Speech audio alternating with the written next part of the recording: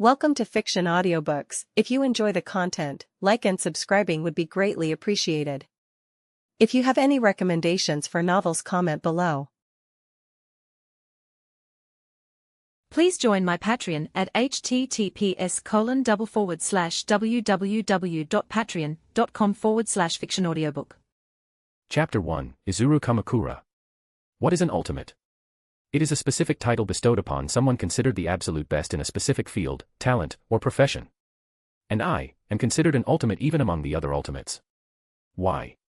Because I possess every ultimate talent possible at Hope's Peak Academy. They gave me the same name as the founder of that academy, Izuru Kamakura. They worshipped me like a god. They gave me the title Ultimate Hope. Tell me, what is hope? That was how it was supposed to go. I was supposed to be liberated from my confinement by Inoshima Junko to encounter something unknown and interesting. So, then, how am I here? I wondered, my blank crimson eyes scanning my surroundings. I was in a typical Japanese classroom. At the neighboring seat, a boy was reclining on his chair at an exact angle of 122 degrees. His left eye was micro-twitching, darting repeatedly toward the girl sitting adjacent to him. I didn't even need my ultimate analyst talent to deduce that every word the teacher spoke was going completely over his head. Boring, I concluded. My hyper-analytic mind fractured into countless streams of thought, my crimson eyes observing the room with a long-held apathy. My ultimate analyst talent scanned every inch of three-dimensional space in my surroundings repeatedly, searching for any irregularity. Yet, nothing. No spatial anomalies. No gravitational fluctuations. No thermal displacements. How was this possible?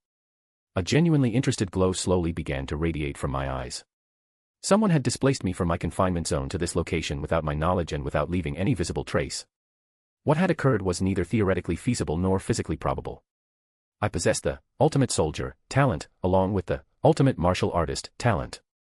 In a physical confrontation with another being, my probability of victory was a fixed 99.78%, with the remaining 0.22% reserved only for those I found too boring to even fight. Someone sedating me was, therefore, out of the question. If it were manipulation on a cognitive level, I possessed the ultimate cognition talent, which made me highly immune to hypnosis, brainwashing, mind control, and cognitive interference. So then, how? An inbuilt kill switch installed during the surgery by Hope's Peak scientists. Another being with similar physiology to mine, having undergone the same procedure. Or something completely beyond my current well of information. Something unknown. Countless theories and hypotheses flashed across my mind, each one being discarded or catalogued as impossible a moment later. I needed more information to reach a more educated conclusion. My thoughts were deep and obscure. Yet, only 9.45 seconds had passed since I became aware of my surroundings. I let my eyes wander as I rose from my chair, instantly drawing the focus of the entire class. My steps began to move towards the classroom door to exit mid-session. Exactly 2 seconds before the teacher at the lectern could open his mouth to reprimand me, I flashed a universal hand gesture indicating I was going to the restroom. Boring. I knew the teacher's reaction without even looking back as I walked out of the classroom. My gaze flicked toward an open notebook on a desk I passed by. The date written on it was January 15, 2004. 2004. Not 2010. Temporal displacement. Parallel timelines. Quantum superposition. Things were getting more mysterious by the second. The first order of business was to locate the computer lab and search for Hope's Peak Academy. I stopped beside a female classmate in the hallway. My long, black hair reached my calves. My voice emerged monotonous and stale as always. Classmate, do you know the way to the computer lab? My question was direct. Yet, the female opposite me seemed not to have heard my words. Her gaze was lost on my face. Her heart rate had increased from 78 BPM to 94 BPM. I could understand her. My face is considered the pinnacle of male beauty. My body is the very epitome of prime genetics. My ultimate breeder talent accepts nothing less, whether in understanding genetics or personally being the pinnacle of a genetically perfect partner. Boring. My words rang out deliberately, snapping her out of her daze. A flush spread across her face. Tea there. She pointed ahead, a little flustered and ashamed of having been caught blatantly staring. I walked in the direction she indicated. My steps synchronized with my heart rate, a constant 45 BPM to maintain optimal body temperature and blood flow for instantaneous movement. I arrived at the computer lab a moment later. It was currently empty. I ignored the silence and sat down at a terminal. Making these ancient computers function would have been a headache for a normal person. But with my ultimate hacker talent, it was trivial. I had already hacked into multiple government databases worldwide and specifically searched for any school going by the name of Hope's Peak Academy in exactly 36.56 seconds. The results caused even my impassive expression to flicker for a microsecond. There was nothing resembling Hope's Peak Academy in this world. I triple-checked just to be sure. The result was identical to the first. This world really did not possess any academy resembling Hope's Peak. Since I had come all this way, I might as well check my current location and the state of the world. Fuyuki City. I knew for certain, due to my ultimate cartographer talent, that my old world didn't have a place by this name, even if the year was currently 2004. Things were getting interesting. I shut the old computer down after deleting my digital trail so it couldn't be traced back to me. Better to be safe. Who knew what dangers lay in this world? I concluded, getting up from the desk and walking toward the exit. My thoughts churned, analyzing who or what had sent me here.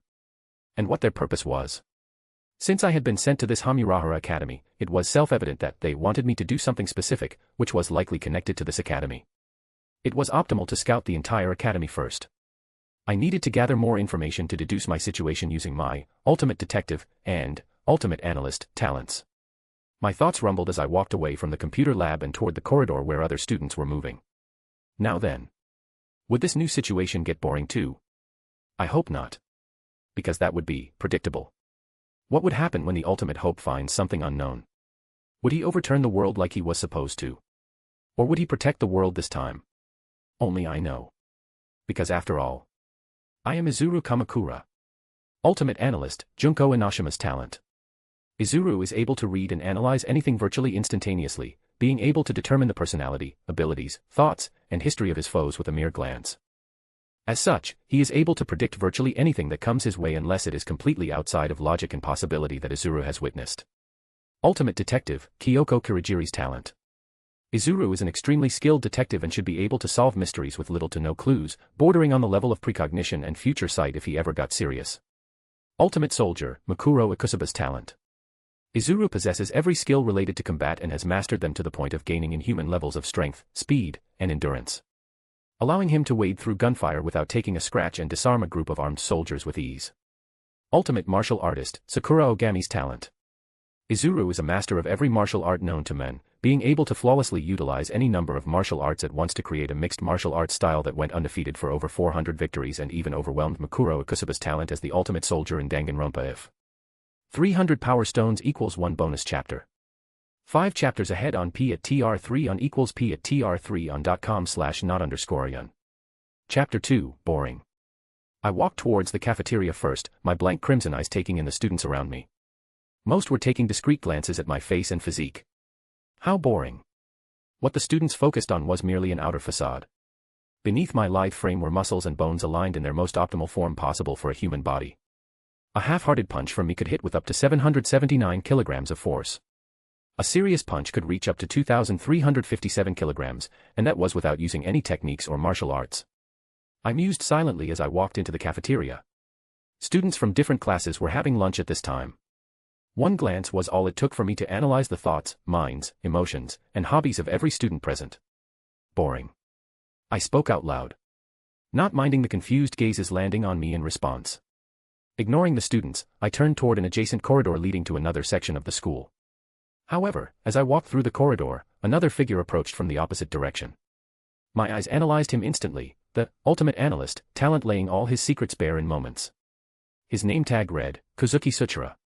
He was a male teacher wearing a dark green suit and a pair of glasses, his face stoic and expressionless. Lean muscle mass built by practicing martial arts. Check. Not even 1 milligram of useless muscle. Check. Soundless footsteps. Check. Consistent 50 BPM heart rate. Check. Estimated punch force. 967 kg. This man was an assassin. A master assassin. Yet, boring. As the distance between us closed, countless plans flashed across my mind. My streams of thought reached the most optimal countermeasure in a second. Meanwhile, I could see the slight stiffening of Kazuki's left shoulder, along with his muscles compressing unto themselves in preparation for a possible confrontation. Just as I knew he was not simple, he too knew I was dangerous. But what Kazuki couldn't know was that I possessed the ultimate assassin talent too. He was a master above thousands. I stood at the very peak of the horizon he breathed under. This was why it was boring. Kozuki might be good. Very good. But he was not an ultimate. Ultimate detective, Talent calculated that the nearest student from here would need to walk for 187 seconds to reach here after hearing any noise. Meaning I had to wrap everything up under that time. Kozuki's steps synchronized with his heartbeat. His presence suppressing itself to the extreme as he drew closer. My steps followed suit. My own heart beating in rhythm with my stride. My presence erasing itself from human perception as I closed the distance. I could have ended it right there. Ultimate assassin meant I could have knocked Kozuki out or broken his neck before the teacher could even react. But that would have been predictable. And I hated anything predictable. As the distance between us became negligible, I finally unleashed my ultimate despair, talent. Bloodlust, the likes of which could drown thousands into lunacy, was unleashed without reservation solely against Kozuki. Come on, Kozuki. Show me what hope is. When all you feel is despair. My presence reasserted itself into his perception. The sheer magnitude of bloodlust and despair radiating from me made even a seasoned assassin like Kozuki freeze. I took one more step. My presence rising along with the motion. The killing intent increasing in magnitude. Kozuki was forced to his knees, sweat dripping down his entire body.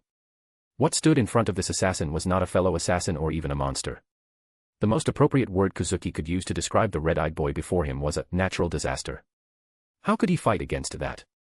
How could he win against that? How could he survive against that? Kozuki was frozen. His body refusing to move. Every instinct screamed for him to stay still to survive. I watched him struggle under my despair. The slight intrigue I felt towards him vanishing like burning embers. Boring. Ultimate despair was reined back in. The moment I did. Kozuki forcefully launched himself up from his kneeling position like a cornered animal finally seeing an opening. His punch headed straight for my Adam's apple to crush my windpipe. Swish. I didn't even need to think. My ultimate precognition, talent acted on its own.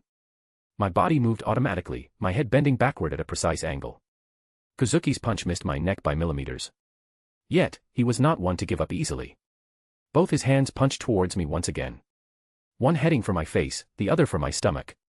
The stance he held was that of Krav Maga. A martial art developed by IDF.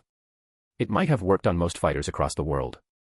Unfortunately, he had used it against someone with the ultimate martial artist talent of being peerless in all forms of martial arts. I lifted my body on one leg. My center of gravity tightened to maintain balance. My other leg reaching Kozuki's chest before his fists could reach me. After all, my legs were longer and had more reach than his hands. My toes pointed straight at his chest, my heel pulled back. His hands had not yet reached me when I released my heel against his chest like a jackhammer. 1-inch kick. Crack. Crack. Kozuki flew back, his spine colliding against the corridor wall. 3 of his ribs were broken, blood dripping from his mouth. Yet, this assassin was not done. He forcefully composed himself and attacked again, this time with a fluid kick straight towards my jaw. Capoeira. I expected nothing less from a master assassin. My hand glided upwards, sliding against his flying foot to tilt it slightly. His kick missed my jaw by a mere 2.45 inches. Teacher Kozuki.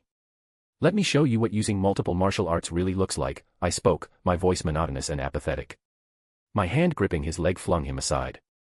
By the time he landed and gathered himself, I was already in front of him. My right fist was already heading for his face. Karate form. He blocked, barely.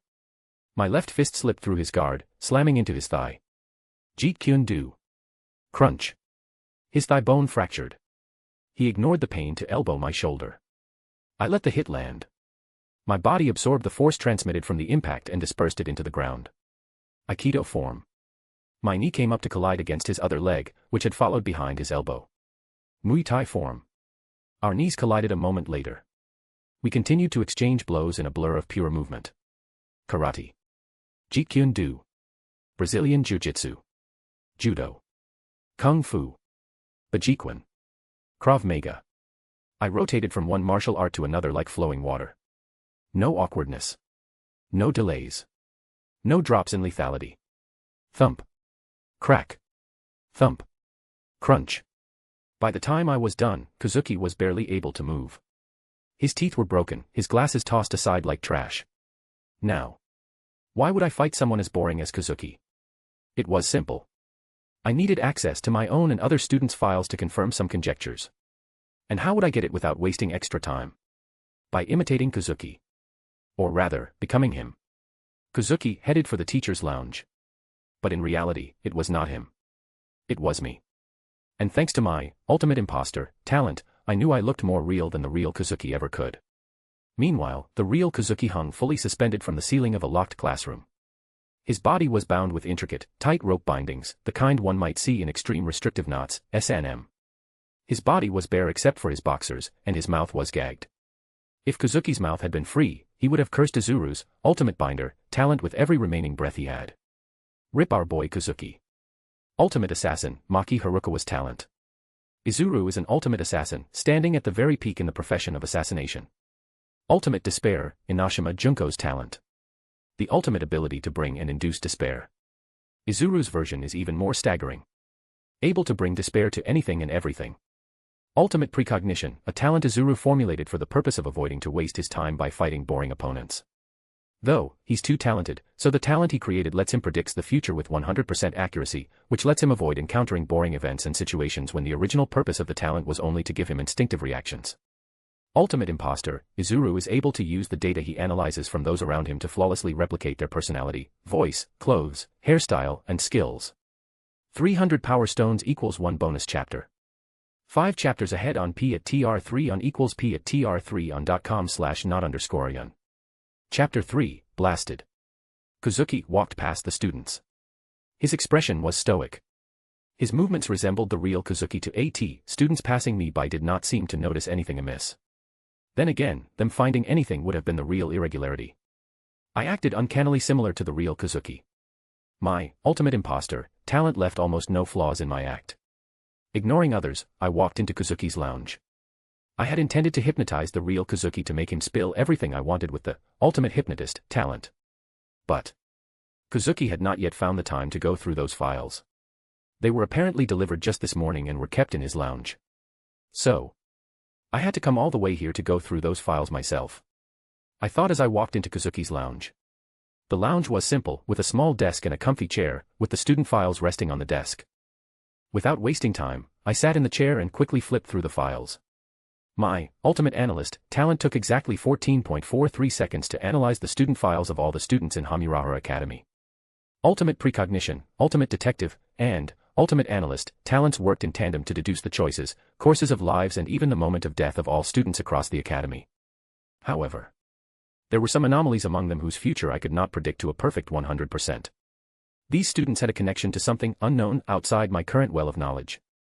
They were Matou Shinji, Matou Sakura, Rin Tosaka, and Shiro Amiya. The Matou siblings came from an ancient family which had existed in Fuyuki for ages.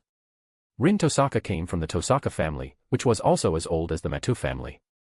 And Shiro Amiya, that boy helped anyone and everyone selflessly. Which, in and of itself, was a huge problem. No human being is purely selfless, because the very nature of humanity is selfishness. So how could a boy be evaluated as someone who helps anyone in need selflessly? My ultimate psychologist talent deduced the current state of mind of Shiro Amiya in moments. Shiro was apparently helping others because his mind had been warped by a very deep trauma. Something similar to facing my ultimate despair. I did not know which trauma Shiro Amiya suffered through and when. But anything which could have a similar effect to my ultimate despair was worth looking into. My thoughts concluded. I walked out of Kazuki's lounge a moment later. My disguise as Kazuki already dissolved away. The next course of action now was to keep an eye on these students and scout the whole Fuyuki city for any more anomalies. The question now was, which should be the first on my agenda? Keeping an eye on these anomalies inside Hamurahara Academy? Or scouting Fuyuki? My ultimate analyst and ultimate detective talents pointed out that keeping an eye on these anomalies first was the logically sound choice. Yet, my ultimate precognition talent pointed me towards another one of my ultimate talents. The ultimate clairvoyant. The original talent of Yasuhiro Hagakure from Hope's Peak. A talent which allowed him to predict the future with a 30% chance of success. My version was a little better than Hagakure's, giving me a 50% chance of success. I closed my eyes, my mind going in a trance-like state. In that trance, I subconsciously took out an eraser from my pocket and flicked it towards the map of Fuyuki stapled on a notice board nearby. My eyes snapped open as the eraser collided with Ryuta Temple on the Fuyuki map and bounced off the board. It's decided. Ryuta Temple it is. I concluded, resolving myself to scout the Ryuta Temple first. 20 minutes later. Ryuta Temple. Isn't this the place where Kazuki lives? I wondered while walking up the stairs leading up towards the Ryuta Temple. Yes. I had ditched the school. What could they even teach me? It would have made more sense if they made me a teacher there instead of a student. Anyway. My ultimate analyst talent worked to analyze everything in my surroundings. My ultimate detective talent refused to be left behind. Deductions of my surroundings running frantically in my mind. My ultimate precognition talent rang silent warning bells from the background. I could feel it. Now that I was close. I could feel something uncannily similar to my own ultimate despair, saturating everything, the ground, the air and every inch of matter the closer I got to Ryuta Temple. Most people wouldn't even be able to notice it.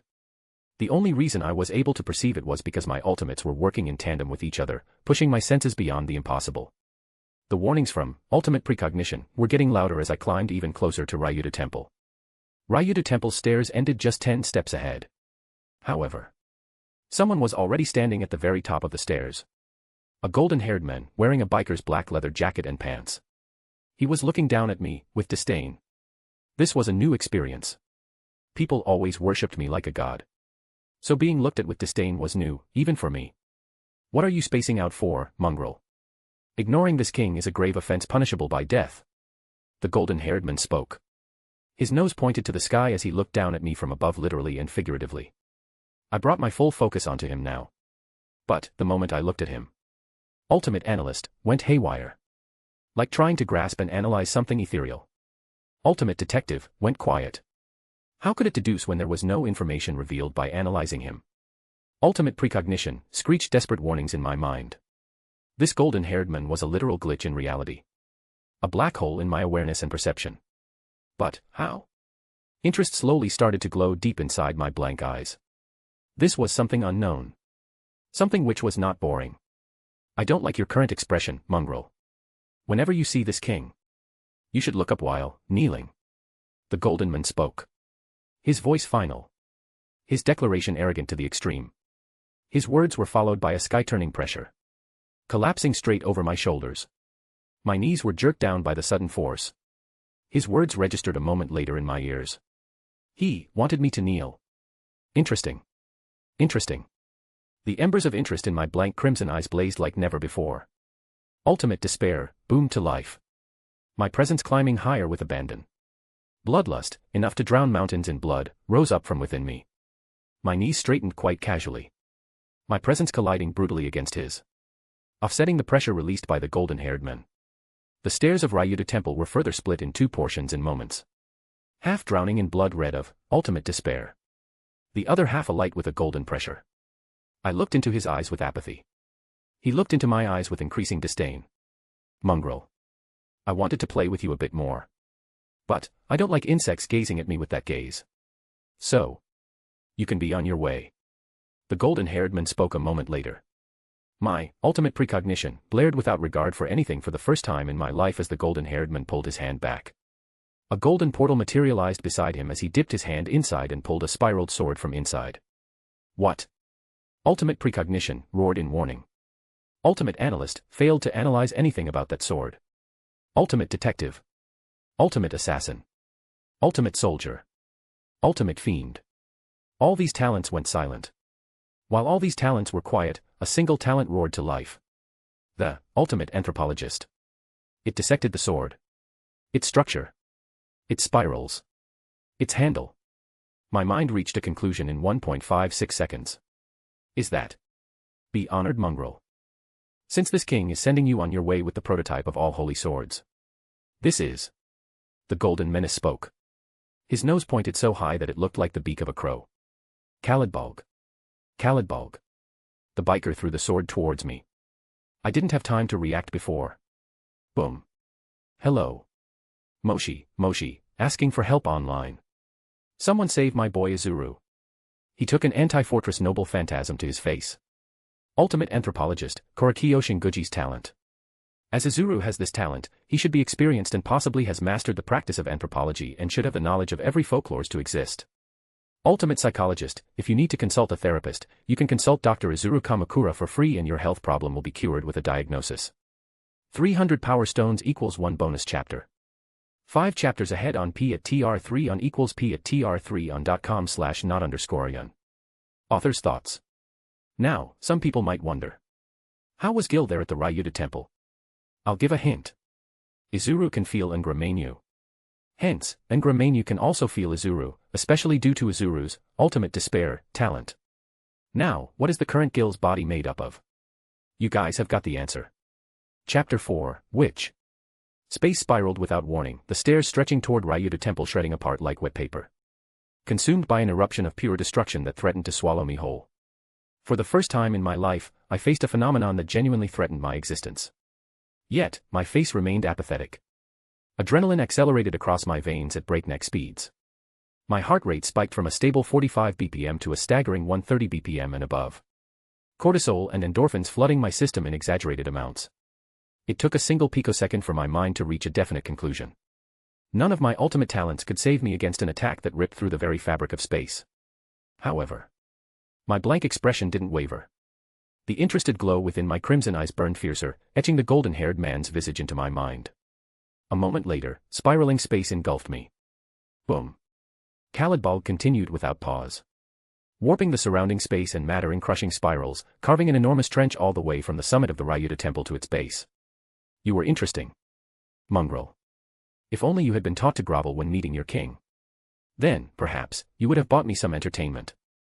Gilgamesh spoke with boredom, the golden portal beside him sealing shut as he finished. He walked away a moment later, rubbing his hands together casually, as if he had merely swatted a particularly annoying insect. In the forest behind Ryuta temple. Space distorted and tore open. Izuru walked out of the vortex of mangled space, minor cuts tracing across his body. I should have died right there. The key word being should. All my talents had shown no path to survival. The twisted space from Kalidbog should have swallowed and pulverized me instantly. But that was the moment.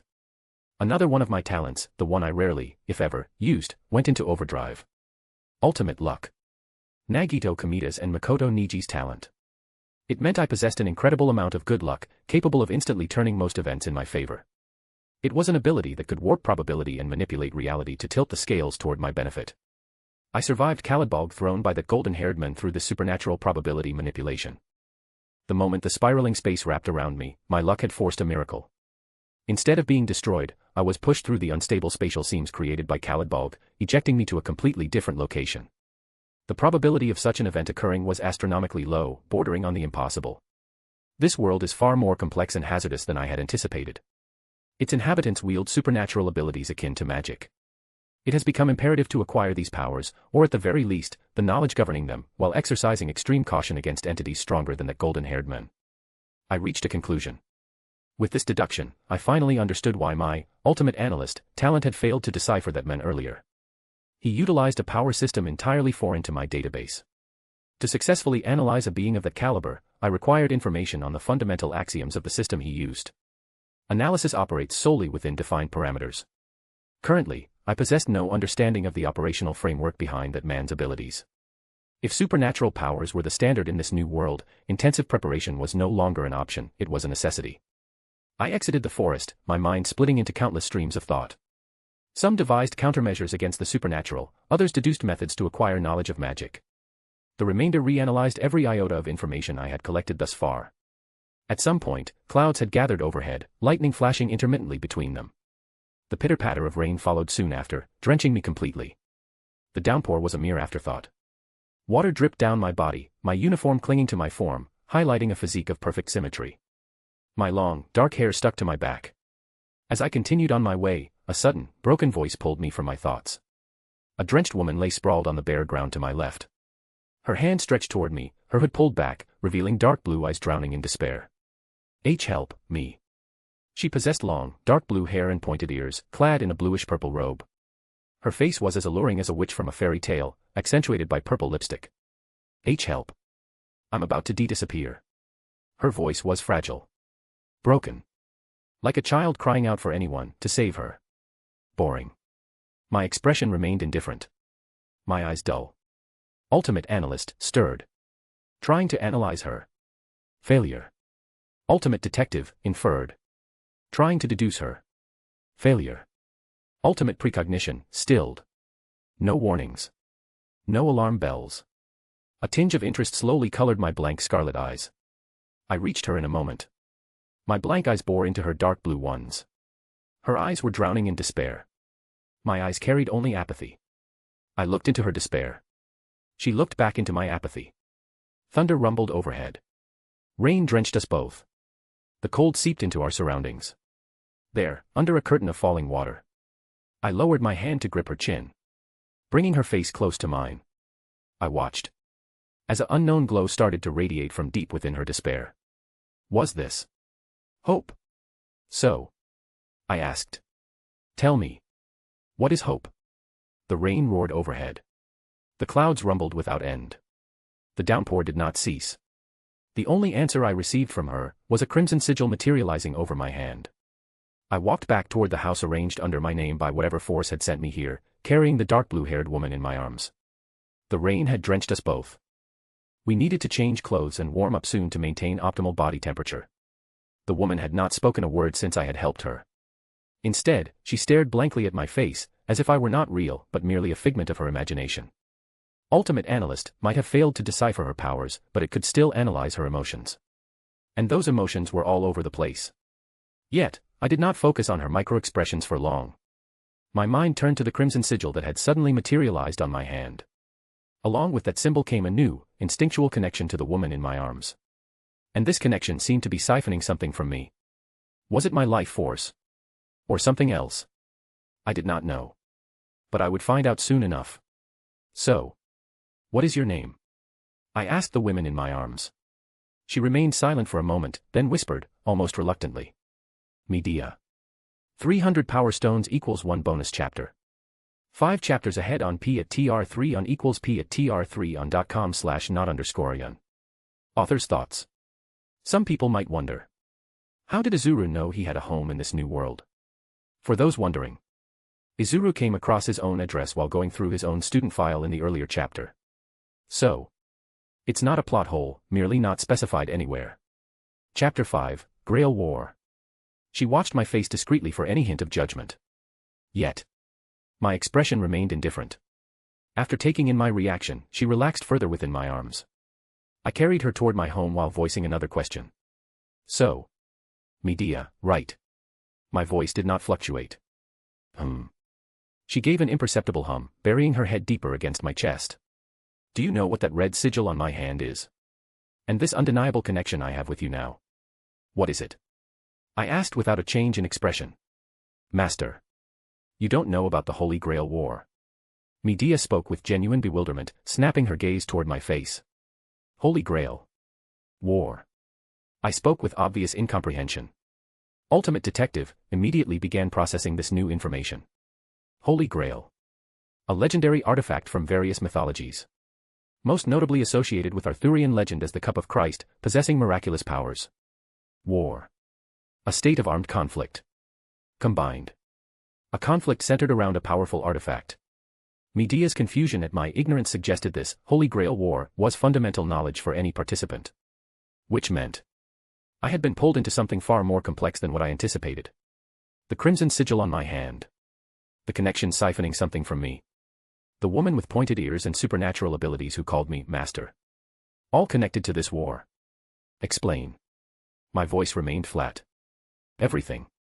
Later. So, I asked a second time for confirmation. A war is about to happen soon, in which servants, or rather, legendary heroes from the past, are summoned to fight alongside their summoner magi against other heroes and their summoners to decide who will be granted a single wish from the Holy Grail. Yes. Master. That thing on the back of your hand is called a command seal. With it, you can order me to do anything, even something against my will. Medea spoke while gulping down the bacon and eggs I'd whipped up for her earlier, though her voice faltered a bit at the last part. Her enthusiasm for food was understandable. My ultimate cook talent meant that the food I created was better than anything, anywhere else in the world. I walked to a nearby drawer, brought out some tissues, and handed them to her automatically. My mind was already running in overdrive. Ultimate Analyst analyzed her words. Ultimate Detective deduced the inner workings of the Grail and the ritual, my mind splitting into countless thought streams, each tackling the new information from unique angles. First of all, Magi. Magus. Humans with awakened magic circuits. Generally hailing from hereditary Magi bloodlines of past eras.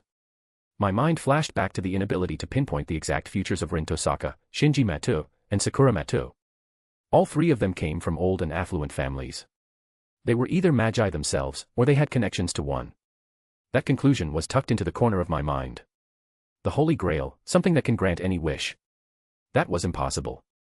The world would have already been destroyed if that were true. I knew humanity deeply along with their selfish desires. If something like a universal wish-granting machine was possible, this whole world would have already witnessed a bloodbath of unprecedented scales.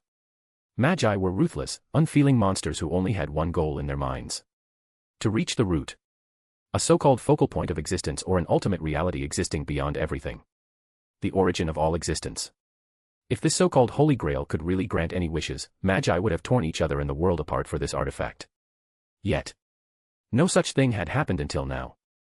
So, either the Magi were fools, or someone was trying to fool the summoned servants and participating masters by making promises like pies in the sky. Conclusion reached. The Holy Grail was a hoax. Now, for the other matters. Servants. Legendary heroes from bygone eras summoned into the present through some incomprehensible magic. That was what caught my attention.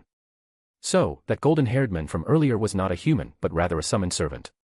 From what Medea had told me, Magi were strong, but not strong enough to wipe a whole area off the face of the map casually. So, that man had to be a servant. Summoned servants were further divided into 7 classes. Saber. Lancer. Rider. Archer. Caster. Assassin. Berserker. Medea was the famous witch of Caucasus from ancient Greece. Also referred to as the witch of betrayal by the masses. I knew her whole story thanks to the ultimate anthropologist talent. As for what I felt towards her. Wariness. Pity. Compassion. No, I felt nothing. You ask why. I could tell from her micro-expressions, along with the lack of warnings from my ultimate precognition, that she wouldn't betray me. At least, not yet. My gaze lingered on her as she continued stuffing food into her mouth, all her witchy or princess-like dignity gone. My other streams of thought returned to the subject at hand. Half of my mind kept its focus on her, while the other part deduced everything with frantic speed. That golden-haired man did not look like he knew any close combat martial arts from the way he held himself. His body was full of openings. Ultimate Analyst might not have been able to analyze his existence, yet it could still analyze his facial expressions and posture, just as it had with Medea. That man had even thrown a holy sword at me. So, he was most probably an archer. That meant there were 5 other masters and servants out there, in the dark. Saber. Lancer. Rider. Assassin. Berserker. And now, I had been dragged into this war. The future no longer looked so boring. But first of all, I had to somehow solve the problem of my own magic circuits. According to a quick check from Medea, my own magic circuits were dormant. The only reason I was able to supply mana, or rather OD, to Medea without collapsing or destroying my own dormant magic circuits was simple. My ultimate adapter talent was at work. My life force was being forcefully converted to mana, OD, by my dormant magic circuits. A forceful drain of mana from my magic circuits would most likely destroy them from the inside with internal damage. Hence, when I contracted Medea, my dormant circuits were put under tremendous pressure. But my body adapted with my ultimate adapter talent. Hence, a small part of my dormant circuits were jolted to life, working overtime to feed Medea with my OD. I had to awaken all of my dormant circuits as soon as possible. And have Medea keep a close eye on me just in case during the awakening. After that, I'll try to learn some basics from her, like body reinforcement and gradation air spells. I'll create something to counter that golden-haired man too. Because if I didn't break that man's jaw during our next meeting, it'd be too boring, right? Ultimate Cook, Teruteru Hanamura's talent. As already stated, Izuru is a perfect cook. He has the capability of creating dishes that greatly dwarf the high-class chefs or top chefs in the world.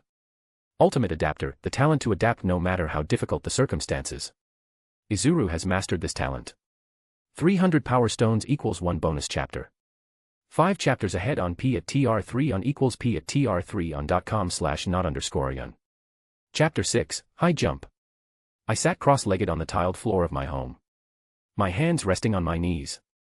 My eyes closed. Medea sat behind me. Her slender, dainty hands pressed against my back. We were about to awaken my magic circuits. She had explained earlier that dormant circuits required an influx of mana to force them open. A simple procedure. You can begin, Medea, I said, my tone flat. Ultimate analyst, prepared to analyze the activation process. Ultimate detective, prepared to deduce the mechanics behind the awakening. Ultimate neurologist, prepared to monitor the physiological changes in my nervous system. I am beginning now, master. Medea spoke, channeling pure mana into my dormant pathways. The world dissolved. Pain, the likes of which would make a lesser being howl, radiated through my nervous system. My expression did not change. Pain. Boring. My dormant circuits roared to life one at a time. 4, 5, 6, 8. I remained still as the awakening accelerated with every second. 8, 10, 15, 20. A metaphysical cry resounded from within me. Like a long slumbering engine booming to life. Vroom. 20, 30, 40, 50.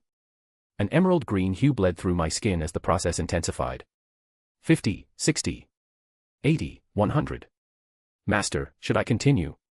Medea asked, a hint of bewilderment in her voice. Even now, some circuits remained dormant. Continue, I commanded. A tremendous surge of mana rushed along my nerves, supernatural strength filling every inch of my being. Medea pushed forward. 100, 105. 110, 120. I stood up as all 120 magic circuits blazed to life. Intricate green circuitry traced across my body. Like a complex power grid carved into my skin. My vision blurred. My awareness slipped into a trance-like state. Ultimate neurologist snapped me back to awareness instantly. This was the limitation Medea had described. Magi required mental triggers to toggle their circuits. Inefficient. I was not like other magi. After all, I was loved by talent. With Ultimate Neurologist, I partitioned a section of my brain, rerouting the neural pathways of my circuits to this new center. Click. The connection solidified. I needed to only think and the circuits would obey. No elaborate triggers. No self-hypnosis. Click. A mental switch flipped. The circuits deactivated. The excess heat dissipated. The green electrical grid receding from my skin. Just like that. I became a magi. Boring. Meanwhile, Medea felt her parameters skyrocket as OD from 120 magic circuits poured into her servant body through their master and servant connection. Medea's current status. True name, Medea. Alignment, neutral evil. Parameters. Strength, E, D. Endurance, D, C. Agility, C. Mana, A+, A+. Luck, B. NP, C, C. Class skills. Item construction, A. Territory creation, A. Personal skills. High-speed divine words, A. Argon coin, not applicable. Teachings of Circe, A. Witch of Caucasus, A. Noble phantasm. Rule breaker, anti-magecraft, C, C. Next day. Hamirahara Academy. I sat at my assigned seat, expression bored. I knew everything the teacher was teaching, even things beyond what the teacher himself knew. Coming to this school was a pure waste of time. Yet, I had come anyway. Mostly to keep an eye on those children with connections to magi families. To check if any had summoned servants. The school bell rang a moment later. Physical education period. I followed the swarm of students towards the playground. So, why have you followed me to school? I questioned inwardly, my face impassive. I just wanted to make sure you're not in any danger at school, master. Medea's voice resounded in my mind through our shared connection. She was following me in spirit form to protect me and conserve mana. Not that I needed it. Suit yourself. But, you better work overtime to set up your workshop at home and find extra time to scout and lay traps all over Fuyuki. I mused inwardly with an unconcerned shrug. Understood, master. She replied in a heartbeat, her voice carrying a tinge of joy. I reached the playground by the time my talk with Medea ended. Other classes were also here. Even the targets I wanted to observe were present. Rin Tosaka. Shinji Matu. Shiro Amiya. My ultimate analyst talent scanned them. Nothing was hidden from me, especially now that I possessed foundational knowledge on magecraft. Rin Tosaka. Trains regularly. Most likely Bajiquan, judging by her posture and muscle composition. Awakened magic circuits. Slight OD leaking from them. Carries jewels. A 92.78% chance of being a magus who uses jewel magic. She had her right hand covered with a glove. High chance that she has been chosen by the Grail to be another master. Though, whether she had summoned a servant at present was uncertain. Shinji Matu. Arrogant. Second-generation rich kid. No foundation in martial arts. No OD leaking out of his magic circuits. His talent in magecraft is at the very bottom. Translated in one word. Trash. Shiro Amiya. Negligible training in self-defense and martial arts. Very scant amounts of OD leaking out of his magic circuits. His magecraft talent is below average. Chances of him being selected as a master by the Grail are really low. Boring. I watched with an apathetic gaze as students from Shiro's class pushed him forward to do a high jump.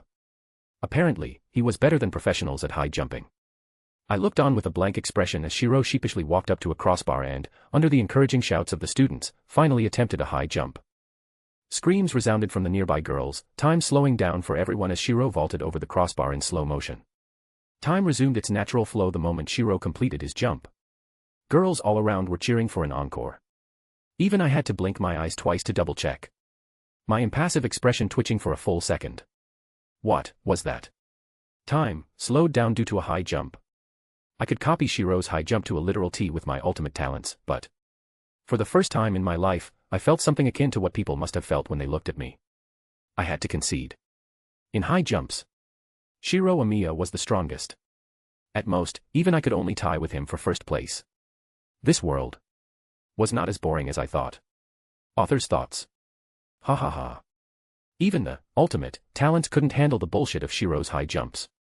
The original Holy Grail War would have ended in a day if Shiro had gathered all the masters and servants in a single place and performed high jumps right in front of them. Everyone would directly get KO'd and become his friends instantly. Ultimate neurologist, Yasuke Matsuda's talent. Yasuke had a broad knowledge and understanding of human psychology and the complexities of the human brain. It's also safe to assume that his medical knowledge also covers variety of other medical specialties as well, not just limited to neurology. Izuru's skills on this field would presumably be higher than Yasuke himself. 300 power stones equals 1 bonus chapter. 5 chapters ahead on P at TR3 on equals P at TR3 on .com/not_yun. Chapter 7, Avalon.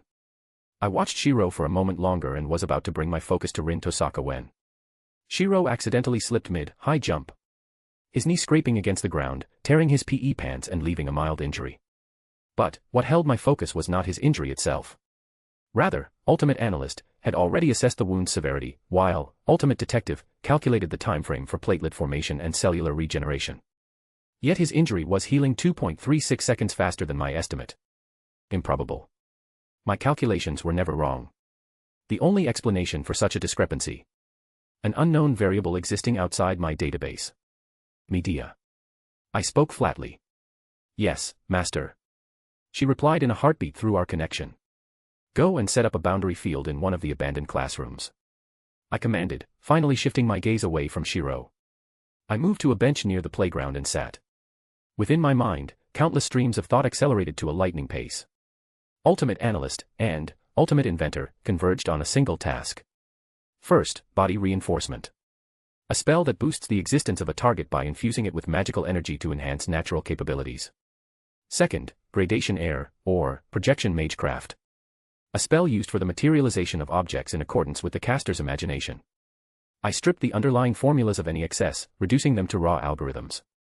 These were then merged and expanded upon using the foundational knowledge Media had provided. 1 attempt. 2. 4. 10. By the 11th iteration, precisely 12.73 seconds later, the synthesis was complete. The result was a new form of body reinforcement. It utilized gradation air to project the biological components of a phantasmal species directly onto my body, theoretically capable of tremendously increasing my base strength. It carried some similarities to shell projection, a rare variant of gradation air. With this new spell, I could possibly project dragon scales across my body, tremendously increasing my physical strength and defense against other magecraft. I required only one final component to stabilize this new magic. Information on a living phantasmal beast and its physiology. I designated the new thaumaturgical spell as Beast Will. Hamirahara Academy. Abandoned classroom. I sat within the dusty room, surrounded by the dormant boundary field Medea had carved into the structure. The classroom door slid open. Shiro Amiya stepped inside, wearing that trademark expression of self-sacrifice. It took him a moment to scan the room before his gaze finally landed on me. He walked forward, bringing a hand to the back of his head with an easygoing smile. "Hello. I'm Shiro Amiya. Are you Izuru Kamakura? I heard that you asked for my help. So how can I help you, Kamakura-san?" He stopped directly in front of me.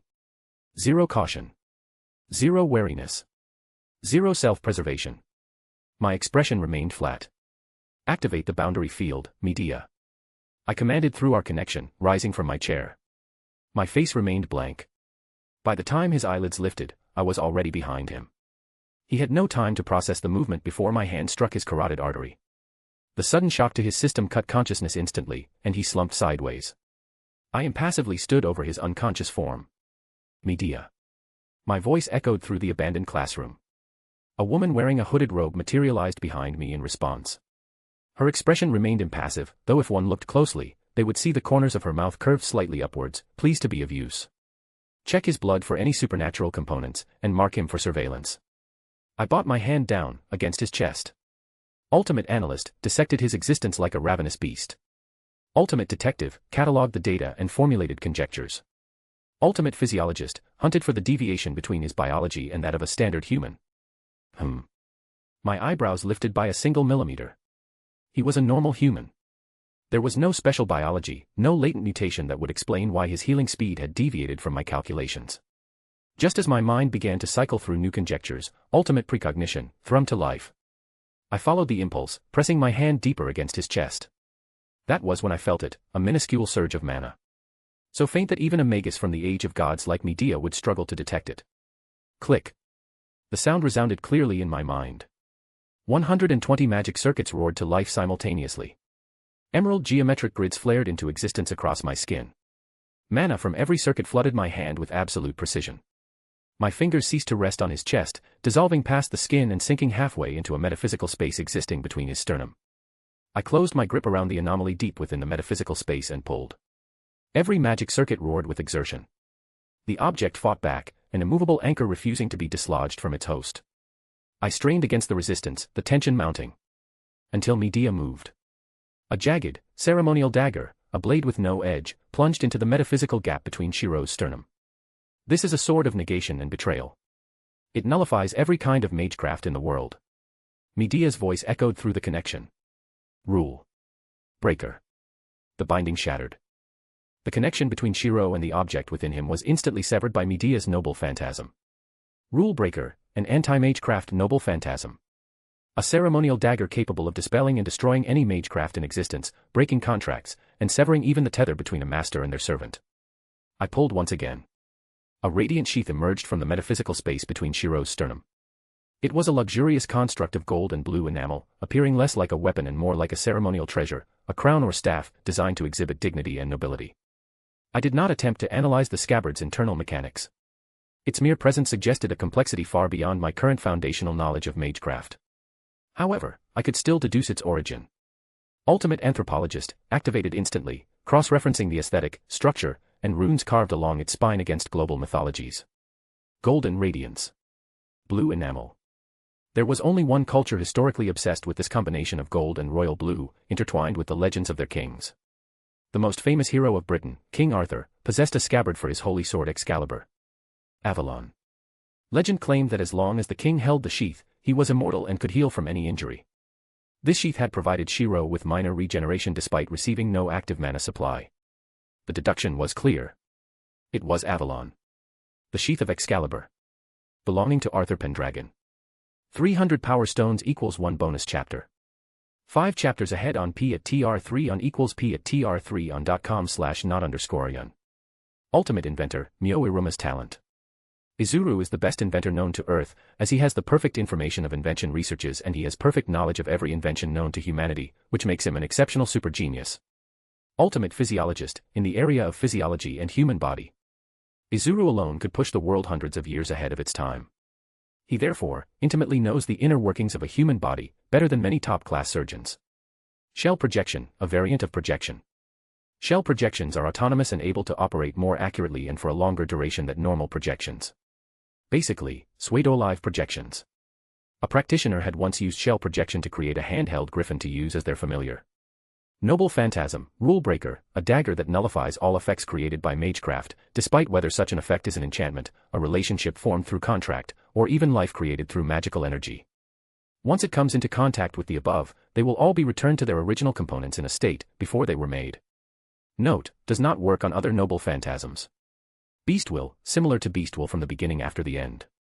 Created by combining body reinforcement and shell projection to project false features like fake dragon scales over a human's body. Author's thoughts. Enjoy. Chapter 8, Endless. I pressed Avalon against my chest. It dissolved into golden particles, integrating seamlessly into my being. Click. My magic circuits deactivated. The emerald geometric grids across my skin receded, vanishing completely. Not even a wisp of mana remained. Medea. Compile all data on Shiro Amiya. Determine how he came into contact with an artifact like Avalon. I spoke flatly, exiting the classroom without a backward glance. Shiro Amiya was a mild curiosity, nothing more. He was intriguing, perhaps, but ultimately predictable. Far more interesting was Medea. A variable capable of betrayal at any moment. Even against me. Subjecting her to life-threatening situations would be a fascinating experiment. I needed to observe whether she would choose to betray me to ensure her own survival, or face death with defiance. Whatever her choice, the outcome would be engrossing. Because what she would choose is unknown to me. After school. Home. I prepared a mouth-watering spread. The ultimate cook talent had ensnared Medea completely. My eyes glanced at her. She sat at the dining table, wiping her purple lips repeatedly in anticipation, her eyes fixed on the dishes with undisguised yearning. Her gaze remained locked onto the plate as I set down a serving of fish and chips, accompanied by roasted chicken wings. I took my seat and watched her eat with ravenous intensity. A flush of joy spreading across her face. Joy, huh? I wonder how that feels. I understand the biological mechanics, dopamine, oxytocin, the neurochemical pathways responsible for the sensation. But experiencing it myself, it would probably be boring. She finished the meal in moments. Her expression settling into contentment, and a newfound spark lit her eyes whenever she looked at me. It was the look one might give a personal 5-star chef, expecting a daily rotation of mouthwatering dishes. Fine. Even animals require incentives to perform. I will treat this as necessary maintenance, feeding her to ensure she remains motivated to give her all in the Holy Grail War. If it compels her to show me something unpredictable, then the effort is justified. I granted her exactly 5 minutes of rest afterwards. So. Medea, have you discovered any clues related to Shiro Amiya and Avalon? Medea rested her chin on her hand, studying me with a thoughtful expression. Master, I've sent my familiars to investigate Shiro Amiya and his background. He was apparently adopted by a foreign magus named Kiritsugu Amiya after the Fuyuki fire incident 10 years ago. She paused before continuing. That Kiritsugu Amiya was famous some years ago as the magus killer. And his Amiya family was known for their time magecraft. I held up a hand, halting her mid-sentence. How did you acquire so much information on them so quickly? The timeline didn't align with standard reconnaissance methods. Oh, that. Medea brought her other hand to her lips, tapping softly against them in a gesture of feigned innocence. I simply captured a rogue magus passing through Fuyuki and had him cough up everything he knew about Kiritsugu and the local history. Tee. I stared at her, expressionless. Did you learn that gesture from television? Yes, master. Isn't that the fashion nowadays? Medea tilted her head, genuinely curious.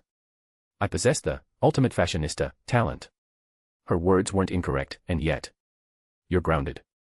My voice was flat. Eh? Medea's voice rose in incredulity, her composure shattering entirely. Fuyuki Cemetery. Late night. The cemetery lay abandoned. Not a single soul nearby. Moonlight cast long shadows between the weathered headstones. So, why are we here again, master? Medea asked, a tinge of disbelief coloring her voice. I stood before a grave marked with the epitaph of Kiritsugu Amiya. How many times must I tell you, Medea? I replied, my expression unchanging. You informed me earlier that Kiritsugu likely died with the Amiya family's magic crest still intact. Within that crest lies the research of progressive heads of the Amiya lineage on time magecraft. A faint glint of interest was shining inside my crimson eyes. My hands gripped the shovel. A moment later, I began to dig into Kiritsugu's grave with expert movements. I possess the ultimate grave robber talent, after all. Time magecraft. I hope it won't be boring. I spoke to the air, my focus entirely on the task before me. Medea watched my actions with mounting shock. She, the legendary witch of Colchis, was now grave robbing alongside her master. I ignored her reaction and continued my work. So what if I was grave robbing? It was worth every second if I could find something unknown. My body moved with fluid grace. I probably looked like a veteran who had robbed countless graves for my actions alone. Pull up. Push down. Throw soil aside. I cycled through these motions without pause. Medea's shock eventually gave way to weary acceptance as she came to terms with reality. Master, you always say that you have every so-called ultimates in existence, right? Her voice grew animated, a new idea sparking in her mind. You should have something like an ultimate prince talent, right? I'll get your work done and even preserve the Amiya magic crest with extra care, if you act like a prince for a day. Her cheeks flushed red beneath her hooded robe, enthusiasm barely contained. I glanced at her for a moment. I did indeed possess an ultimate prince talent. My mind calculated the time it would take me to complete the work alone versus the time it would take Medea to finish it using her magic. Indeed. She could accomplish this in moments. Acting like a prince, huh? Very well. All right. I stopped my shovel mid-motion. Medea squealed inwardly. Having a master like this was a dream for every servant. He could cook. He could fight. He could act like another person altogether, all while being supremely talented in magecraft. And there were still many things she didn't know about her master. Kaya. 5 minutes later. Master, the Amiya family crest appears to be missing crucial parts of its structure. And the magic crest itself has degraded due to age. Medea held a broken crest above her palm, its glow barely illuminating the darkness. I expected as much. With your knowledge and experience, along with my ultimate analyst and ultimate detective talents, we should be able to deduce the contents of the whole crest in due time. I spoke without emotional fluctuation. My prediction about its current state were spot on. Boring. But master, why do you even want this useless crest? Medea asked, genuine incomprehension in her voice. I tilted my head toward the starless sky. Medea, tell me. If you were attacked by a holy sword, what would you do? What about 10 holy swords? 50. Yes, my ultimate analyst and ultimate detective had already deduced the surface workings of that golden-haired man's ability now that I possessed fundamental knowledge of magecraft. That man had opened a golden portal to bring out Kalidbalg. He was not even remotely serious at that time. So, what if he could throw tens? Hundreds? Thousands of weapons similar to Kalidbalg at me? How would I survive? How would I fight back? How would I show him? Ultimate despair. My mind answered in response. What existed beyond every legendary sword? What existed beyond every weapon? What existed beyond every attack? Time. That conclusion showed me the way forward. This was my first project towards transcending the legends of this world. Hence, I name it Project Endless. 300 power stones equals 1 bonus chapter. 5 chapters ahead on p@tr3 on equals p@tr3 on.com/not_yun. Author's thoughts. Armin Kiritsugu would be rolling in his grave. People were flirting while digging his grave. Woo. Woo. I feel for you, my men, Kiritsugu. May you rest in peace after they're done with your grave. Ultimate fashionista, Junko Inashima's talent. As a professional in fashion, Izuru has already decided that a black suit and long hair is the best image for him. Ultimate prince, he'll be your prince, plain and simple. Ultimate grave robber, an OC talent I created. It makes him unrivaled in grave robbing. Professional grave robbers would kiss the ground he walks on if they ever saw him mid-grave robbing. Note. Izuru had lost his emotions during the surgery at Hope's Peak Academy to gain every ultimate in existence. Chapter 9, Feelings. Next day. I reclined with my back against a wall. My arms were wrapped beneath my chest. My expression as uncaring as ever. Medea was getting ready to spend time with me, acting as a prince for the day. To be honest, I really didn't understand her enthusiasm. Was being a prince or princess really something to gush and obsess over? Or was it a fantasy of hers from her days as the princess of Colchis? I could understand human emotions chemically, but these intensive and instinctive reactions. I genuinely had no clue. To me, her enthusiasm was boring. Her dreams were boring. The only reason I was even entertaining her whims was because I had given my word. Ha! How boring.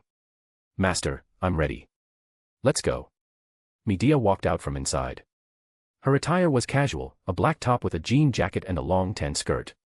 Her expression was composed, though her knife-like ears, which kept twitching microscopically, gave her enthusiasm away. Sometimes I wished I didn't have any ultimate talents. Everything was boring and so predictable with them. Now she would walk up to me and wrap her arms around my right arm. She walked up to me with a slight spring in her step and indeed wrapped her arms around my right arm. I straightened from my reclining position and started to walk out of the house with her in tow. Now she would look left, then right, and then take a discreet glance at my face. She looked left, then right, and then discreetly glanced at my face. Unsurprising. Tell me, Medea, which type of prince would you like me to act as? A pure prince or a tyrant? I asked finally. My voice was blank and my eyes bored. I knew her answer even before she gave it. When I spoke of a tyrant prince, her eyes widened by 1.34 millimeters. I want to experience both, master. Medea spoke without thought. Her eyes sparkled with a childlike glow. Unexpected. I walked with her arms around my right arm. My steps became more dignified and graceful with each passing second. My blank expression morphed into a gentle smile. My eyes veiled themselves with a kind look, their boredom now hidden behind a thin film. So, what would you like to do first, my dear? My voice came out smooth, with a doting undertone. But what I felt inside? Nothing. Utilizing the ultimate prince talent made me appear the perfect prince, but in actuality, it was merely a mirage, a fleeting dream from which one would eventually wake. Medea should be happy now, Wait. Why did she start crying? Did I do something wrong? Even I was left bewildered. For the first time in my life, I didn't know what I had done wrong, nor what to do in this situation.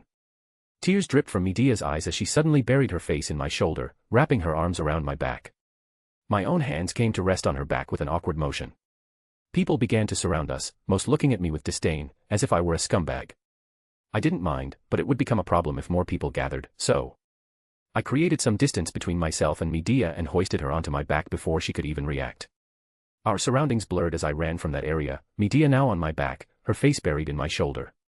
Ultimate Analyst and Ultimate Detective roared to life, trying to analyze and deduce why Medea had started crying abruptly. I kept carrying her across different areas of Fuyuki on my back. From the Fuyuki Bridge to Miyama Town and even the Ainsburn Forest. My mind kept creating and discarding conjectures about her sudden action, my breath steady despite the physical exertion of carrying her. 5 minutes passed. Medea had stopped crying at some point, her focus now on the surrounding scenery as we passed through one area after another. She wiped her remaining tears with her sleeves, her hands coming to wrap over my neck from behind. Her motion snapped me out of my thoughts. I didn't speak to her, rather. I didn't know what to say to her. There was nothing like ultimate counselor in my arsenal of talents, after all. I stopped near a bench inside an empty park in Miyama Town and set her down onto the bench. My steps took me to a nearby convenience store. I didn't stop after stepping inside, reaching the freshwater section in moments. I didn't even look at the cashier as I tossed a coin straight into his register, walking out of the shop with a water bottle and leaving a bewildered cashier behind. I reached Medea in moments and handed her the water bottle before sitting beside her on the bench. Neither of us spoke, an awkward silence spreading across the area. It was finally broken by Medea after some time. I am sorry, master. Her head hung low as she spoke, her voice shaky. Why? I questioned, genuinely curious. Master. You know my story, right? About how I was cursed by the goddess Aphrodite to fall madly in love with that bastard Jason. Medea spoke with obvious pain. Her curse made me someone else, someone revolting and nauseating, otherwise, how could I cleave my own brother into pieces? I tried to do to you what they did to me. For my selfish reasons, I tried to make you act and become like someone you weren't. Her voice choked, self-blame evident in her tone. I still am a repulsive witch. She condemned herself harshly. It took a moment for me to digest her words. My mind didn't even understand half of what she was feeling, but there was only one thing I knew. I stood up from the bench and walked to stand before her, my form towering over her seated figure, her head still hung low. My hand came down to grasp her chin, forcing her face up to look at me. Listen to me closely, Medea. I don't care if you're revolting, repulsive, or even a witch. I don't care about what you've done. I don't care if the world calls you a monster. The only thing I care about is whether you can show me something unknown. I continued. So, tell me, why did you blame yourself when I didn't protest becoming someone else for you? I was mildly surprised. Humans were selfish and power-hungry creatures, they wouldn't care about others if given power over them. Then why? Why did she feel remorse for her actions when our promise gave her enough leverage to justify them? Medea looked into my blank eyes and spoke firmly. I blamed myself, because I care for you, Master. Care? I don't understand. Genuine incomprehension flashed across my face. Medea wrapped her arms around my neck tenderly in response and gently pressed my face against her chest. You don't need to understand, Master. Only feel. I did not reply. How could I feel anything, when the only thing I've ever felt was boredom? 300 power stones equals 1 bonus chapter. 5 chapters ahead on p@tr3 on equals p@tr3 on.com/not_yun. Author's thoughts. Izuru's character needs to be more fleshed out, otherwise, things would get confusing later on with the decisions he'd make and the changes he'd go throughout the Holy Grail War. This chapter was basically to show everyone that having every ultimate in existence does not make you perfect. There are areas in which even Izuru is stumped, an echo of his past humanity before losing his emotions. Chapter 10, Excel. Later. Home. Master, are you certain about this? We haven't fully deciphered the Amiya family crest. Transplanting it onto yourself now might not be the wisest course of action. Medea said, watching me with a distinct hint of worry. We don't have much of a choice, Medea. The Holy Grail War is approaching, and intensive preparation is imperative. I sat on the edge of the bed, my fingers deftly unbuttoning my coat. But Master, transplanting a magic crest without extensive testing is incredibly dangerous. The worry in Medea's tone didn't waver, if anything, her voice edged toward desperation. Don't you know, Medea? Danger is boring. Besides, I possess the ultimate physiologist talent. I will assist you with the procedure myself.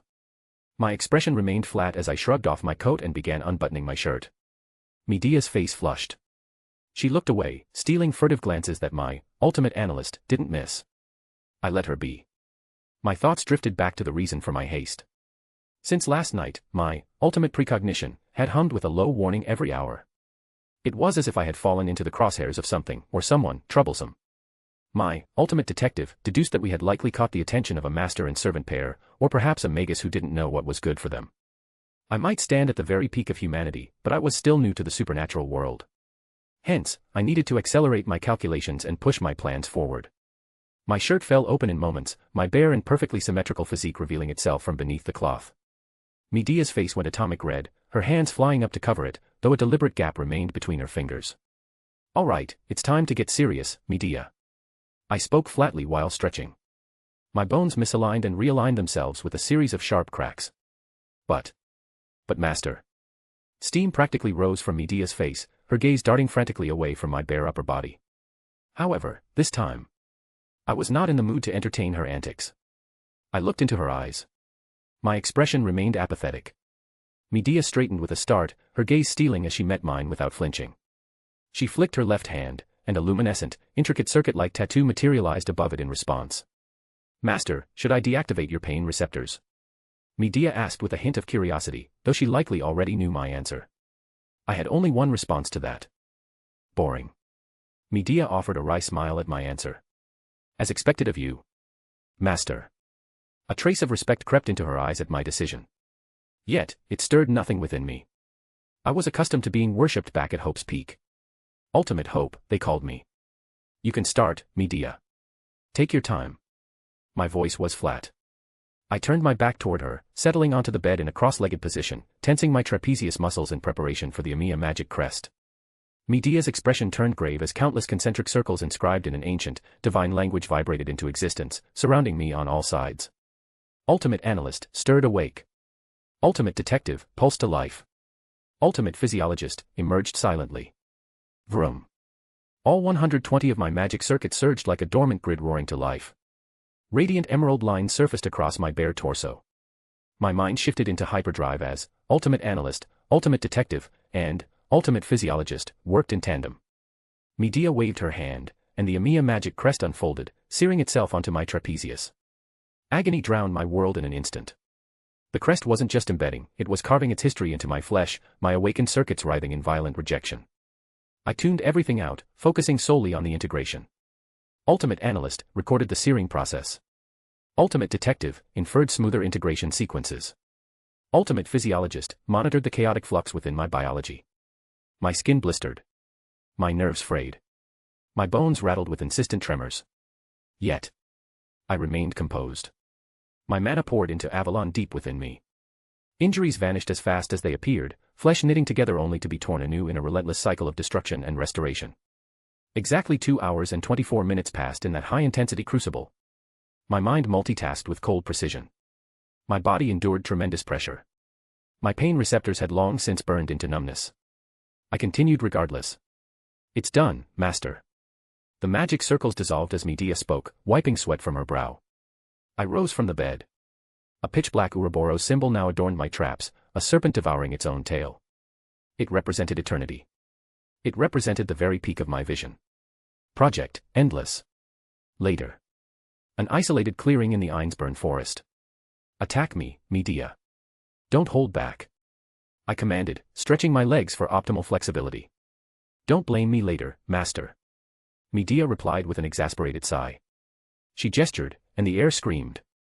Countless magic circles rotated to life, all facing me, charged with tremendous mana. Compressed mana beams erupted toward me. Ultimate Analyst snapped into focus. Click. All 120 of my magic circuits howled with a metaphysical boom. Body reinforcement, double XL. My strength skyrocketed. An imperceptible film, a boundary field, shimmered over my skin. Trajectories were calculated in an instant. Time was dilated. The world moved twice as slow. I took a step forward.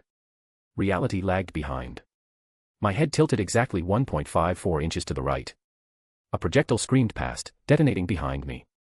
Ultimate precognition. My hand snapped up, punching a beam aside with brute force. Ultimate martial artist. My presence vanished from Medea's perception entirely. Ultimate assassin. She panicked, resorting to a carpet bombardment of the entire area. The air tore apart as I weaved through the storm of destruction with superhuman grace. Soon, however, the density of the barrage became a blinding wall of light. Triple XL. My voice resonated from within the devastation. Boom. The sound barrier shattered like glass. I moved at Godspeed. In a blink, the devastation was behind me. I stood beside her, the battle already over. Medea looked at me with barely controlled shock. Her voice trembling in disbelief. Master, how? Why? How? Why? I looked towards the sky. My answer to her question, simple. Because. I'm the ultimate hope. Izuru Kamakura. 300 power stones equals 1 bonus chapter. 5 chapters ahead on P at TR3 on equals P at TR3 on .com/not_yearn. Ultimate hope. As the subject of the Hope Cultivation Project, Izuru Kamakura gained every talent that had ever been researched by Hope's Peak Academy, only to a significantly greater degree. Author's thoughts. Your boy nearly dropped the ball. I've been writing Izuru Kamakura from the start when it was Izuru Kamakura. Thank God I noticed at last. Amiya family crest, get. Ultimate, talents plus time magecraft equals report for cheating. How is Fate/Ultimate Hope coming along, friends? Reviews would be appreciated. Chapter 11, Von Einsburn. My thoughts were divided into countless streams as I walked back home. One part focused on analyzing the effects of the XL spell, while another was already working to deduce its theoretical opposite. That section of the crest had been destroyed, degraded beyond recovery after 4 years following Kiritsugu's death. Medea followed in her spirit form, trailing me back home in secret. After I'd told her we might have drawn someone's attention, she agreed it was best to avoid any further scrutiny. Back to XL. My ultimate analyst and ultimate detective had concluded that, with my current physical specifications, I could sustain square XL for a maximum of 48.78 seconds before my body began suffering severe internal injuries. I had Avalon to heal the damage, of course. But if this was already the limit, what would happen with double square XL? Or triple square XL? Creating the spells themselves was trivial. With ultimate analyst and ultimate inventor, I could formulate them in moments. The real obstacle was the backlash. If my beast will spell were operational, I could likely manage the strain without issue. But Medea had made it clear. I was nowhere near capable of defeating a mythical creature or phantasmal species, even if we summoned one for me to analyze and complete the spell. A petite girl walking toward me from ahead pulled me from my musings. She appeared childlike, with pale skin, crimson eyes, and long white hair. Her clothing consisted of a collared purple long-sleeved shirt, a light purple scarf, a long white skirt, and purple boots. Ultimate precognition clamored with a grave warning. Ultimate Analyst stirred immediately. My surroundings were scanned and processed at superhuman speed. The leaves and branches swaying in the wind. The groaning metal of the nearby water storage tower. The conspicuous absence of people at the edge of the Einsburn forest. Even those red eyes. That white hair. And that innocent smile carrying something venomous just beneath the surface. Those countless magic circuits lying dormant under her skin. Her lips parted. Her voice reached me a moment later. Big brother. You must be a master, right? She continued, her eyes studying me with feigned innocence. Our magic circuits flared to life simultaneously. Green electrical grids materialized across our bodies, glowing with an eerie luminescence. Can you be a good big brother and die for me? Her voice was sweet. Her tone childish. Yet her words were the polar opposite. Boom. Her question was swallowed by the violent rupture of the sound barrier being brutally torn apart.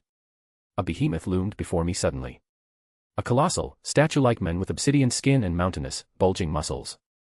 His fist was already filling my vision, rocketing toward my chest with absolute lethality. Master. Run. It's Heracles. Medea's desperate scream tore through our mental link. Don't interfere. My voice resounded firmly in Medea's mind as my hands rose to cross before my chest. Body reinforcement. Triple XL. Time warped as a thin boundary field enveloped my skin. My blood flow skyrocketed.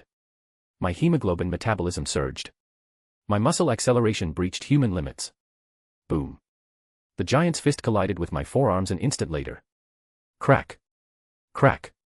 I was hurled backward like a kite with severed strings. Both of my arm bones snapped. 4 of my ribs broke. My spine slammed brutally against the base of the water storage tower in a moment. Master. Medea's scream was anguished. Don't interfere. Instead, prepare a teleportation circle. I spoke while forcing myself back up. Mana poured into Avalon, and it immediately began knitting my severe injuries back together. Boom. Another sonic boom resounded in my ears. Heracles was upon me once more. This time, however, Ultimate Martial Artist rose to the forefront. Ultimate Soldier followed in tandem. Ultimate Precognition refused to be left behind. My right hand shot up to meet his descending fist. Our fists colliding with cataclysmic force. Boom. My finger bones shattered. Veins across my shoulders rupturing as I channeled the kinetic energy from the impact through my torso, redirecting it toward my left arm. Blood sprayed from my pores as I drove my left fist into the giant's stomach, releasing the full force of our earlier clash directly into his core. Boom. Even so, he merely stumbled back 3 steps. Not even a scratch. Ultimate Analyst delivered its verdict instantly. This heroic spirit, undoubtedly a berserker, was hopelessly out of my league. My gaze, however, shifted past him. To the white-haired child standing far behind us. His master. That was his weakness. Square XL. 48 seconds. Time distorted even further as I took a step toward her. My surroundings compressed and expanded. Boom. Boom. I materialized beside the Magus instantly. Sonic booms resounded across the area in my wake. Yet. Ultimate Precognition still blared. Because. Boom. Boom. More sonic booms followed my own. Heracles was right behind me, his hands reaching for me. 45 seconds.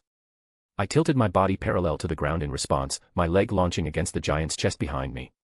Meanwhile, my fist headed for the white-haired and red-eyed Magus ahead of me. Hercules held onto my leg and pulled a moment before my fist was about to land on his master, making my punch miss her face by mere millimeters. Yet, my detachment surpassed even the demigod's madness. 42 seconds. With a sharp jolt, I forcibly dislocated my own hip joint, extending my reach just enough. My fist connected solidly with the crimson-eyed Magus's cheek without mercy, the impact hurling her backward. Roar. A roar of pure fury erupted from Heracles. His grip tightened on my dangling leg, swinging me upward and hurling me away like a javelin. 40 seconds. I rotated midair, dissipating the kinetic force through a series of flips before landing on my remaining functional leg. The giant had already turned away from me, rushing to his master's side. 35 seconds. I observed the mad berserker tend to the white-haired child with a bored expression. Heracles. A demigod. My sole-functioning hand pressed against my pelvis, snapping the dislocated joint back into place with a merciless crunch. How dull. Heracles possessed strength comparable to that golden-haired man, yet he was infinitely weaker. The golden-haired man had no weakness. Heracles, however, possessed a glaring vulnerability, Far more critical than I had anticipated. His master. 30 seconds. I advanced toward the master and servant pair. Though hopelessly outmatched against Heracles, I still pressed forward. With each step, ultimate despair awoke from within me. Death. Destruction. Despair. My very presence twisted into an entity created to inflict despair upon all existence. A suffocating pressure started to radiate from me, drowning the world in pure carnage and bloodlust. At that moment, I posed my question to the demigod son of Zeus. Tell me, Heracles. What is hope? When the only thing I can ever bring is despair. 300 power stones equals 1 bonus chapter. 5 chapters ahead on p@tr3 on equals p@tr3 on.com/not_yun. Author's thoughts. Izuru's ultimate luck seemed to have gone on a strike. First Gilgamesh, now Heracles. Who next? The first Hassan. Nah. That would be too much. Anyway. Thanks for reading. Chapter 12, Why? Heracles did not respond. Instead, he growled in my direction while pushing the white-haired Magus behind him protectively. I tilted my head slightly, genuine confusion coloring my words. Why do you protect her? Is she your hope? An axe sword materialized in the demigod's hand at my question. He hurled it toward me without hesitation. Boom. The massive weapon tore through the air with a thunderous boom. Yet my body had already begun moving before he even released it. The trajectory was calculated. The force behind the throw was identified. The precise moment of impact became clear. 25 seconds. Ultimate precognition guided my movements without conscious thought. I shifted my body sideways, the blade whistling past me by mere inches before burying itself into the trees behind with a resounding impact. I continued speaking as if uninterrupted. If she is your hope, then isn't your hope too fragile? I asked with honest curiosity.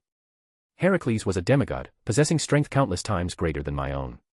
Yet his hope could be crushed by a single finger from me. Why weaken yourself so? Roar. A roar was the only response he gave me. 20 seconds. My ultimate despair was enough to crush his fragile hope. However, he still fought to protect it. It was illogical. It was incomprehensible. It was an error. My mind resonated with a single question at that conclusion. Why? I didn't know. And that was something I had been searching all along. Something unknown. Heracles was boring for having such an obvious weakness, yet paradoxically, he was also an illogical unknown for the same weakness. Medea. How much longer? I questioned through our connection while walking towards the pair. It's done, master. She replied 2 seconds later. Then, at my signal. I replied flatly, my hands still being healed by Avalon, yet I continued onward nonetheless. Boom. The sound barrier tore apart as I reached Heracles once again. The demigod's fist was already heading for me. His speed was faster than mine. His strength was greater than mine. His instincts were sharper than mine. I should not have lasted this long in front of a behemoth like him. Yet. My mind was faster than his. My talent was greater than his. My reflexes were sharper than his. Heracles punched towards me, and I responded in kind. Our fists collided viciously. Boom. My barely healed arm bones shattered once again, though I transferred the force of his punch through my hand, into my torso and down my legs, dispersing it into the ground. Medea. Now. I spoke inwardly at that moment, our fists locked briefly in that motion. A massive, complex magic circle engraved with ancient language screamed to life beneath us. 10 seconds. Both of us reacted instantly. Heracles grabbed his master with his free hand. I jumped backwards out of the circle, disengaging from him. The giant too felt his instincts scream and leapt upward in response, the crimson-eyed child wrapped safely in his arms. Countless magic circles rotated to life above him, bombarding him mid-air with abandon. He was drowned under hundreds upon hundreds of magic circles firing beams simultaneously. As a result, he was pushed back down towards the magic circle which continued to flare to life with each passing moment. 5 seconds. The demigod was still a demigod. He protected his master from the bombardment by letting his back take all of the damage. He was nonetheless pushed back down, however. The berserker caught himself just before falling back into the magic circle, landing mere inches before it.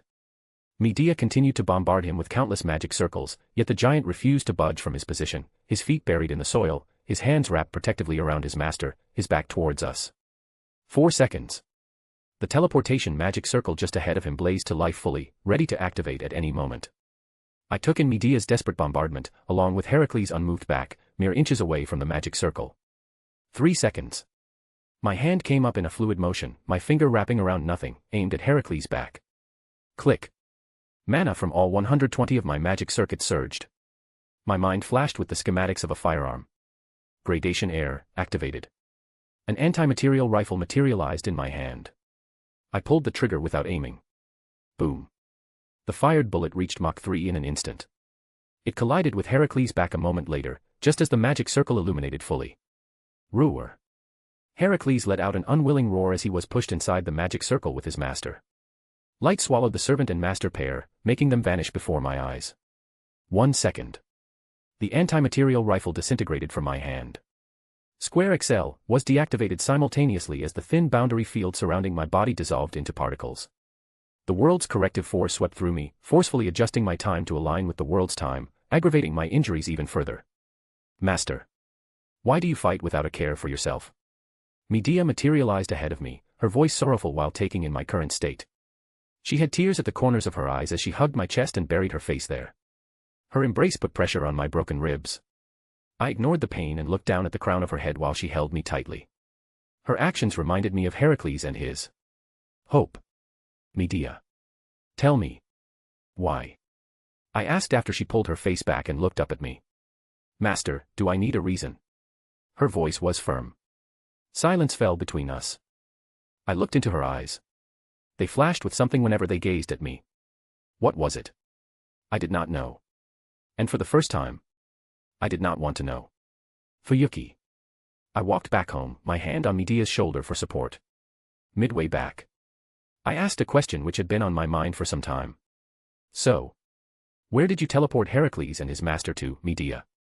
My voice carried a tinge of curiosity as I let her lead me forward. Oh. Nothing important, master. I teleported them straight to the bottom of the Mayan river nearby. Medea answered casually.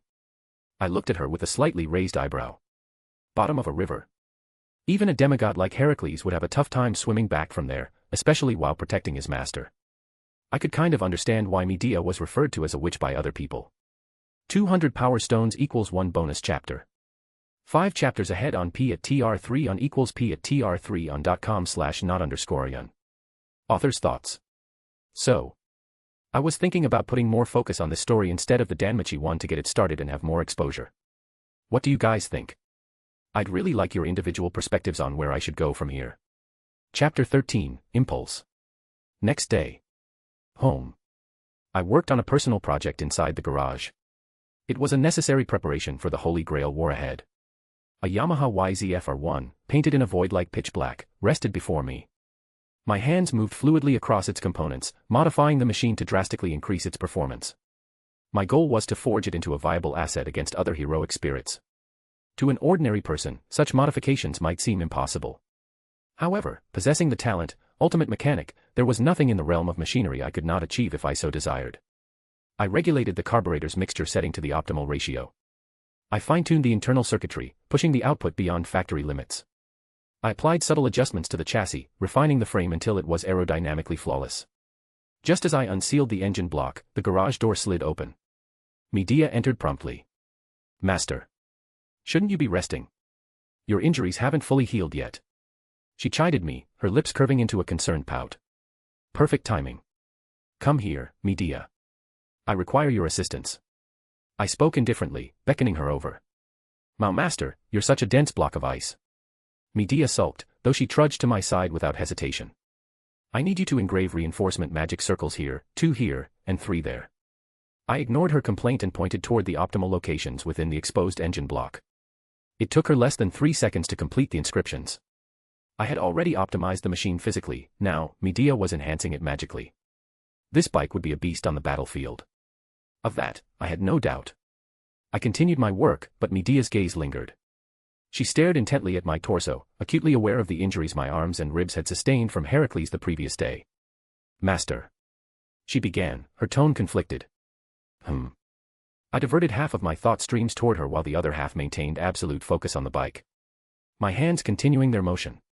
Master. I could likely assist you in summoning another servant by manipulating the Grail. I withheld this information before because I believed I would be sufficient to secure your victory in this war. Medea admitted, her voice laced with self-reproach. But now that I know Heracles has been summoned, along with that golden-haired man you described, I am no longer so certain. And more importantly, I do not wish to see you hurt again, master. She hung her head low, resembling a child awaiting a scolding. My ultimate analyst confirmed that her words contained no falsehood. Medea. I have no interest in winning the Holy Grail or anything of the sort. What I desire is the unpredictable, the unknown. If fighting in this war allows me to experience that, then it will have been worth it. My tone was flat as I finished optimizing the engine. I then remounted the component, reconnecting it to the wider circuitry. Medea's head snapped up at my words, her shock slowly giving way to wry acceptance. She was beginning to understand my nature. Then, master, regarding the summoning. Medea inquired, her posture slightly more relaxed. How soon can you have it ready? I asked, my hand shifting to tune the suspension. It can be done within a day, master. Medea replied without hesitation. Very well. Proceed. I commanded, my expression unchanging. But, master, what of the mana required to sustain 2 servants? Will you be able to handle the burden? Medea asked, posing one final question. Sustaining 2 servants. It will undoubtedly place tremendous strain on my magic circuits. However, at the end of the day, pressure, too, is boring. My emotions did not fluctuate. Sustaining 2 servants would be difficult. But could I handle it? Undoubtedly. Growl. My thoughts were interrupted by a low rumble emanating from Medea's stomach. She wrapped her arms around her midsection in shame, her cheeks flushing pink. I glanced at her for a moment, opening my mouth to speak, but before I could utter a word, she fled the garage. Her steps were flustered, the tips of her pointed ears burning red. I watched her go, then simply returned my focus to the bike. By the way, Medea. You previously stated that a master is limited to a single servant. How do you intend to manipulate the Grail to facilitate another summoning?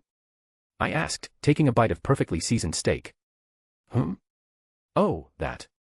It is only possible because you have not utilized your own summoning slot yet, master. My contract with you exists only because my previous master perished. Medea explained. She took a bite of my homemade ice cream, looking as though she might melt in delight from the flavor. Ultimate Analyst dissected her words, while Ultimate Detective unraveled the underlying mechanics. A conclusion was drawn in moments. So, you imply that I can summon a servant provided a slot remains open. This is viable because you were summoned by Atrum, not by me. I questioned, though I had already arrived at the answer myself. Yes, basically. There are some technical hurdles involved, but I will resolve them by tweaking the Grail summoning system, she answered, her focus remaining almost entirely on the ice cream. I offered no verbal response. I had already deduced the entire process regarding how she intended to make the summoning of another servant possible. Next day. Hamirahara Academy. I passed through the school gates. My stride perfectly synchronized with my resting heart rate. Today marked my final attendance at this school, since the Holy Grail War was imminent. Archer, Berserker, and my own caster were known variables. Lancer, Saber, Assassin, and Rider remained unknown. Among them, I knew one would inevitably belong to Rin Tosaka. As for the others, they remained hidden somewhere within Fuyuki. My presence here today served a singular purpose, to investigate the final individual among the 4 who possessed connections to Magi. Yes. Sakura Mato. I walked to my classroom, deposited my bag, and exited moments later. Fortune favored me, Shiro Amiya was speaking with her just around the corner. Ultimate Analyst probed her existence. Ultimate Detective began deducing everything about her. What I perceived left even me momentarily frozen. Imperceptible to the naked eye, every visible inch of Sakura Mato's skin was micro-twitching at an identical rhythm. It was as if something resided beneath her dermis, breathing in tandem with her. Ultimate Analyst shifted to its highest gear. Ultimate Detective accelerated to its maximum pace. Slowly, a comprehensive diagram materialized in my mind, revealing what was, or rather, were, lying beneath her skin. Worms, countless worms were embedded throughout her body, leaving no tissue untouched. For the first time in my life, I felt a distinct tinge of disgust. Not directed at her, but at the individual responsible for this atrocity. From a repressed corner of my psyche, a sudden impulse stirred. To unleash my ultimate despair, right here, right now. Yet, I forcefully suppressed the urge. My hand came to rest upon my chest. My crimson eyes blank. So, I, too, am capable of feeling something other than boredom. 200 power stones equals 1 bonus chapter. 5 chapters ahead on p@tr3 on equals p@tr3 on.com/not_yearn. Ultimate Mechanic, Kazuchi Soda's talent. Izuru is a skilled inventor and a genius mechanic. One of the most successful creations of Kazuchi was his enormous Monokuma robot, which was able to rampage through cities and buildings with ease. Izuru should be able to perform better than what Kazuchi can do. Author's thoughts. You all know who is getting summoned, right? In Fate. The most detestable person is of course Zokenmatu for what he did, and he's going to hell for it. We all wouldn't want it any other way. Note, anyone wondering where Izuru got the bike from? It was there in his house from the very beginning. Chapter 14, Pendragon. Later. I walked out of Hamurahara Academy, filing the matter of Sakuramatu into a corner of my mind. With my primary objective at the school concluded, it was time to summon another servant. I finalized the analysis on my walk home, my strides precise and my mind processing data at accelerated speeds. As for the Matu situation, I would retrieve the answers tonight. Afternoon. Home. Is it ready, Medea? I asked flatly after concluding our lunch. Yes, master. It is ready. Shall we proceed now? Medea asked with a satisfied sigh. The food had been top-notch, as always. Yes. Let us conclude this immediately. We cannot summon a servant if the available slots are already taken.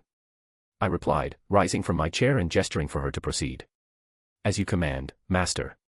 Medea stood gracefully and walked toward the open lawn behind our house. I followed her. Moments later, we reached the clearing connected to the residence, where a red magic circle was engraved upon the ground. Master, you must stand in the center and chant the incantation I provided earlier. Medea instructed, standing beside the circle and looking at me expectantly. In response, I walked forward and stood inside the magic circle. Click. All 120 of my magic circuits fired up with a roar. Countless emerald green lines traced across my body, glowing beneath my clothes. Click. A second click resounded as my circuits connected seamlessly to the summoning array beneath me. I poured mana into the circle ceaselessly, saturating its structure like a raging torrent. Ultimate Analyst, stirred. Ultimate Detective, sharpened. Ultimate Precognition, activated. Ultimate Anthropologist, surfaced. I spoke. Let silver and steel be the essence. Let stone and the Archduke of Contracts be the foundation. Let blue be the color I pay tribute to. Let rise a wall against the wind that shall fall. Let the 4 cardinal gates close. Let the 3-forked road from the crown reaching unto the kingdom circulate. The magic circle beneath me began to radiate a brilliant blue glow, overwhelming the original crimson hue. I hereby declare. Your body shall serve under me. My fate shall be your sword. Submit to the beckoning of the Holy Grail. If you will submit to this will and this reason, then answer. An oath shall be sworn here. I shall attain all virtues of all of heaven. I shall have dominion over all evils of all of hell. Azure radiance submerged my surroundings, rendering the world hazy and ethereal. From the 7th heaven, attended to by 3 great words of power. Come forth from the ring of restraints. Protector of the holy balance. I called out. And she responded. From beyond space and time. The blue radiance exploded outwards, and from within the light came a voice, noble and dignified. I ask of you, are you my master? A young girl in her early mid-teens walked out of the light. She had a slender and petite physique, soft skin, and green eyes. Her blonde hair seemed as if sprinkled with gold dust, a single ahogue rising from it. Her face was elegant with slight signs of naivety. Her clothes consisted of shining armor with a royal blue dress beneath. I looked into her emerald green eyes. She peered back into my blank crimson pupils. Silence fell as both of us looked at each other. I was indifferent. She was dignified. I was, ultimate despair. She represented hope. I ask of you once again, are you my master? Yes. I finally responded flatly. My sword is yours to command. I will give it my all to bring you victory. She replied in a heartbeat, unwavering. King Arthur, right? I asked her a moment after her vow. Yes, master. Though I'd prefer it more if you refer to me as Artoria. She spoke with ingrained elegance. Artoria, it is then. I replied and started to walk back inside, stopping for a moment to point at Medea nearby. This is Castor. She is my other servant. To get along with each other. My introduction was perfunctory, basically to get Artoria up to speed. Master. You can handle supplying mana to 2 servants simultaneously. Artoria asked in worry, her knightly compassion shining through. Now that you mention it, it is putting considerable burden on my magic circuits. Yet, it's not anything grave. I replied after a quick check. Sustaining 2 servants was indeed draining my mana rapidly, but my ultimate adapter talent was already working in the background to make sure I could adapt to it. Master, you have to take care of yourself. Artoria spoke while following me inside, all the while keeping a wary gaze on Medea, walking by my side to prevent Castor from any sneak attacks. I ignored her antics for now. My gaze focused on her status. True name, Artoria Pendragon. Alignment, lawful good. Parameters. Strength, A. Endurance, B. Agility, B. Mana, A. Luck, A. NP, A+. Class skills. Magic resistance, A. Riding, B. Personal skills. Charisma, B. Instinct, A. Mana burst, A. Noble phantasm. The Sword of Promised Victory, Excalibur, Anti-Fortress, A+. Invisible Air, Anti-Unit, C. Meanwhile, Medea was left dumbfounded outside. Did someone just steal my home? Evening. So, Master. Why do you want to exchange swords with me again? Artoria asked, a hint of disbelief on her dignified face. Her armor was gone, the royal blue dress beneath it now fully visible. I just wanted to know if the legendary King of Knights could hold out against me for some time in a sword exchange. It might be slightly interesting. I replied without expression, throwing a sword towards her. Are you sure about this, Master? Artoria asked one last time, catching the sword mid-sentence and holding it with a perfect stance. I'm sure, I replied without expression. A barely imperceptible tint of interest blazing within my crimson eyes. Why would I not be sure? I had the ultimate swordsman talent. I was just curious which would be superior.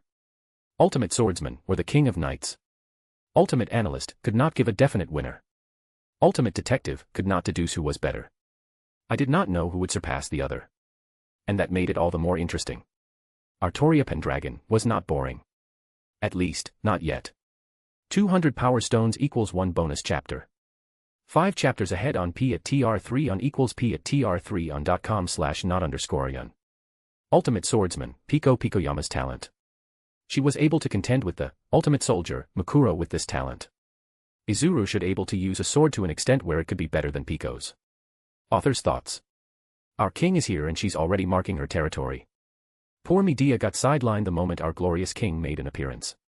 Who do you think is better suited to be with Izuru? Medea or Artoria? Or maybe, both. After all, only children choose, adults take it all. Chapter 15, VROOOOM. Let's start.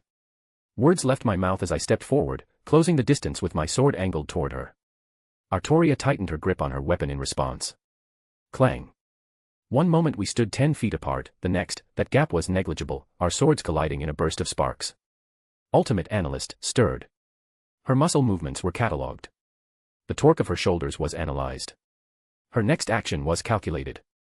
I swung my blade at the precise point. Ultimate analyst, determined would be unblockable, my calculations concluded she would be 0.47 seconds too late to intercept. Yet. Clang. Steel met steel once more. My analysis had been proven wrong. It took but a moment to deduce the anomaly. It was her instinct, A. I moved faster in response. The tempo of our battle escalated, the speed of my swings climbing to an exaggerated pace. Diagonal slash. Horizontal cut. Vertical slice. Thrust. However. Clang. Clank. Clang. Clank. Artoria's blade arrived late every time, yet she continued to block my attacks perfectly. I altered my footwork, oscillating between countless variations to break her rhythm. She adapted instantly. Her center of gravity shifted, her hips and core drawing strength from the ground to stabilize her defense. Our swords collided in a whirlwind of steel. Every swing of hers was blocked, every swing of mine was parried. Sword fought against sword. Ultimate analyst clashed against instinct, A. I deduced her future. She peered into mine through intuition. Present fought against present. Future fought against future. I aimed a strike at her blind spot, yet her sword was already there to greet it. She launched an attack from just beyond my field of vision, yet my sword was waiting for her. We moved around the surrounding lawn incessantly, our blades intersecting in a ceaseless conversation. Crimson eyes and emerald pupils remained locked onto one another. Clang. Clack. Clung. Clack. Clang. If my sword was ultimate, hers was king. We continued to move. We continued to converse. We continued to fight. I did not know when night fell. Time passed without my notice, a phenomenon that only occurred when things were not boring.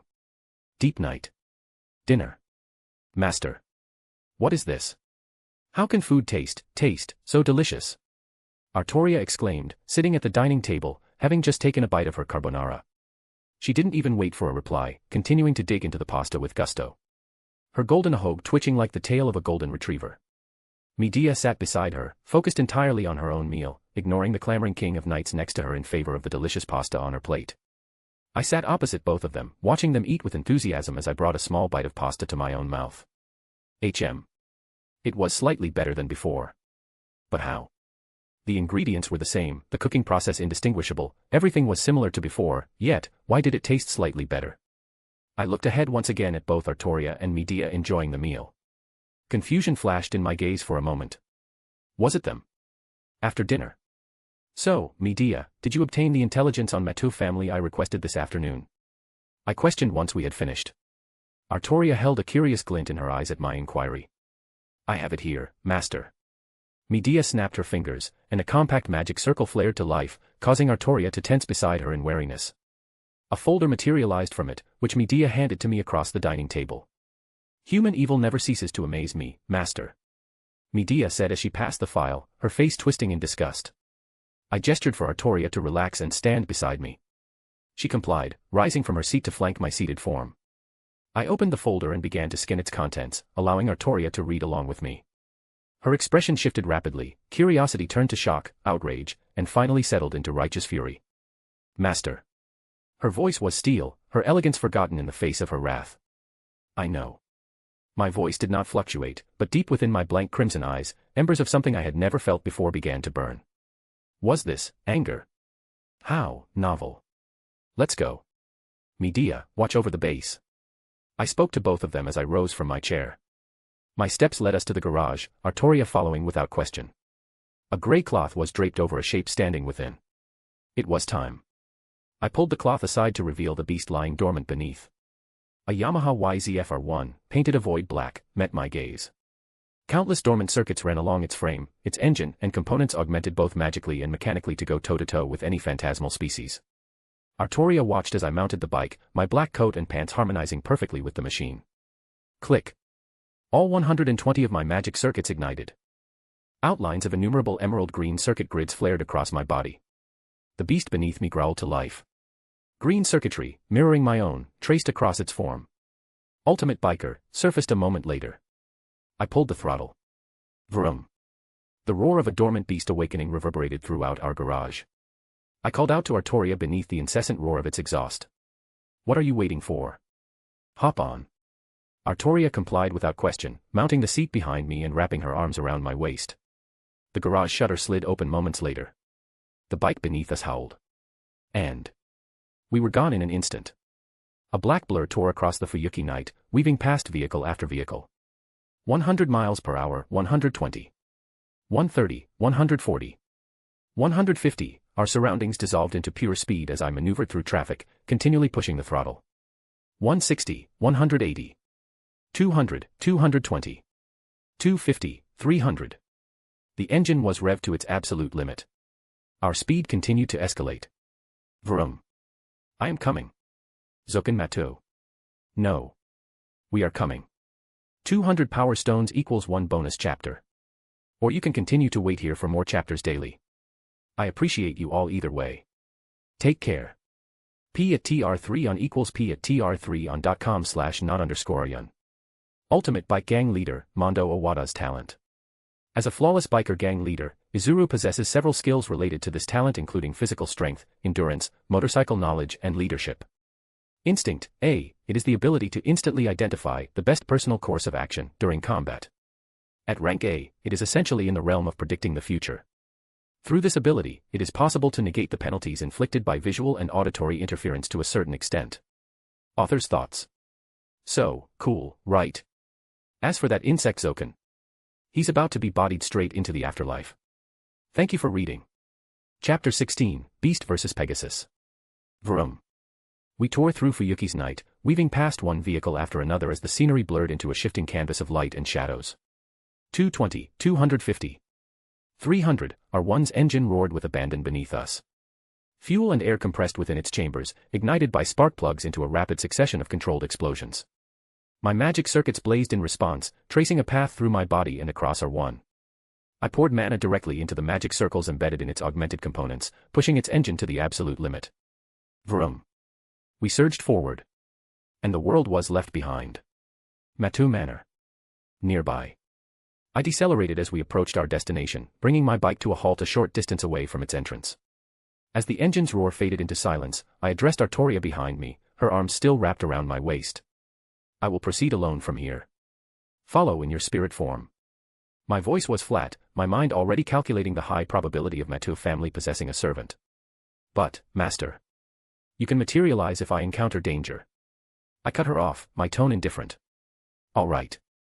Artoria fell silent for a moment, then dematerialized from behind me to follow in spirit form. I twisted the throttle, and R1's tires rolled forward once again toward Matu Manor, this time at a controlled speed. Just as I was closing in on Matu Manor, I applied the brakes, bringing R1 to a sudden stop. Ahead of me stood a blindfolded woman. She possessed very long purple hair reaching her lower back, accompanied by a tall and statuesque build. Her figure was mature, curvaceous, and athletic. A choker was wrapped around her neck, accompanied by a black, form-fitting bodysuit with detached, long black sleeves and black thigh-high boots. A unique pair of weapons resembling giant metal stakes attached to long, retractable chains rested in her hands. I studied her blindfolded face. She looked back at me with uncanny precision. We spoke in unison.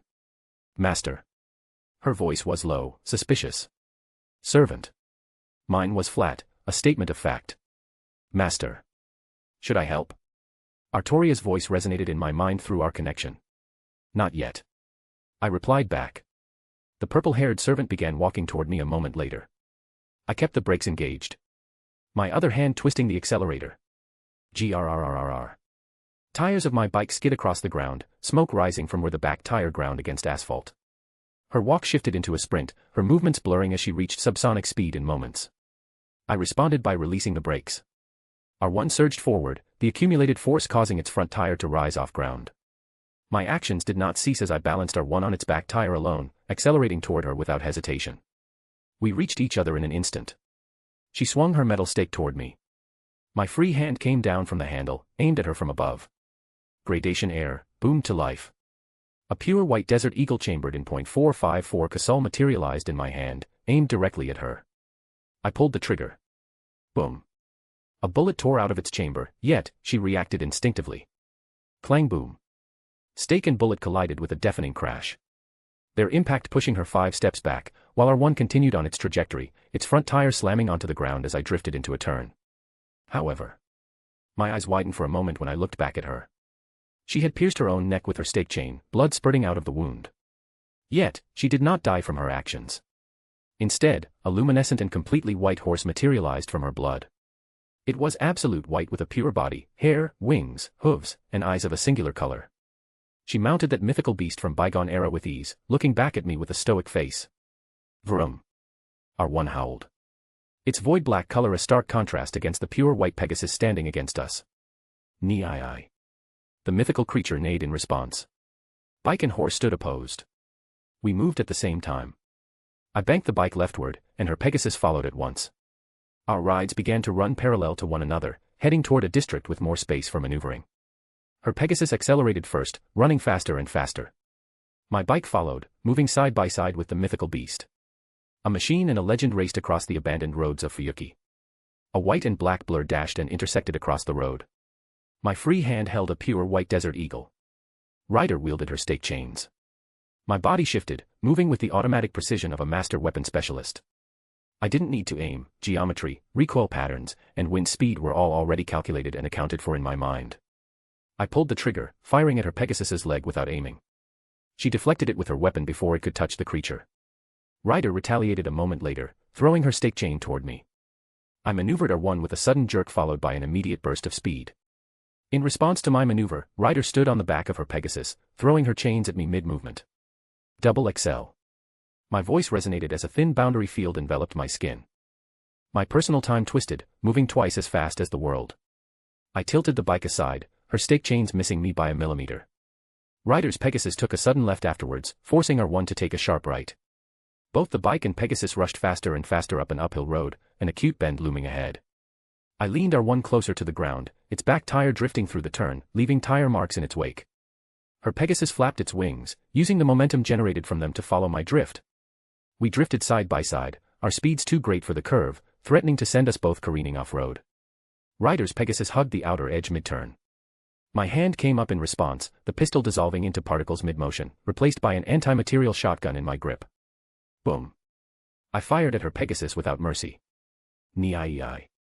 The creature cried out as it and Ryder were knocked off the turn, blasted away by a point-blank anti-material shotgun shell mid-drift. Meanwhile, the recoil pushed my bike back on track, stabilizing my drift. Any normal being would have been finished by a fall from that height. Yet. I knew. It was not over. Sure enough. The sound of wings flapping soon echoed in my ears. A white Pegasus flew back up, its wings spread to their limits. Ryder gazed down at me from her Pegasus back, a faint curve on her lips. I looked back up at her. My expression remained unchanged. Her Pegasus soared across the sky. Our one roared on the ground. Our night was far from over. 200 power stones equals 1 bonus chapter. 5 chapters ahead on p@tr3 on equals p@tr3 on.com/not_yearn. Author's thoughts. This was my first time writing something like this. How was it? For anyone wondering, Medusa is a rider, so she can summon a Pegasus to ride if she wants. As for her noble phantasm Bellerophon, it's the saddle used in tandem with a Pegasus to force that mythical beast to attack, since Pegasus are generally mild-natured and don't attack anyone. Chapter 17, Riding. I watched with apathy as her Pegasus glided overhead, my bike following on the road below. She was out of reach for the moment, yet, when had something ever truly stumped me? My hand twisted the throttle fully. Vroom. Our one roared, its suspension straining under tremendous pressure as I took a steep left onto an ascending road. The path wound continuously across mountainside, curving like the rings of a screw. I pushed our one to its very limits, drifting through the relentless uphill turns. Ultimate Analyst and Ultimate Biker worked in tandem. At a sharp bend, our one's rear tire hugged the very edge of the pavement, mere centimeters from being thrown aside. Ryder mirrored my movements, her Pegasus beating its wings with even greater force as it ascended higher alongside the mountain road. Air tore apart as I carved my bike through relentless twists. Artoria. I reached out through our connection mid-turn. Master. Her reply was instantaneous, she had been observing in spirit form. You possess the riding skill, correct? My voice remained stable, indifferent to the world spinning around me. I do, Master. Her voice was confident. Can you handle this beast? I asked, cutting straight to the point. Absolutely, Master. She spoke firmly, a hint of excitement underlying her tone. On my signal, then. I replied, my mind split in two, one half conversing with her, the other solely focused on handling our one. My hand straightened its handlebars as I finally crested the mountain's peak. A plateau lay ahead, bordered by railings, the road beneath me widening into a scenic overlook. Ryder and her Pegasus hovered, directly ahead. I did not apply the brakes. Instead, I let my bike continue toward them, riding on its momentum from earlier. Our one was forcefully pushed into overdrive as I applied structural reinforcement to the already augmented beast beneath me. Vroom.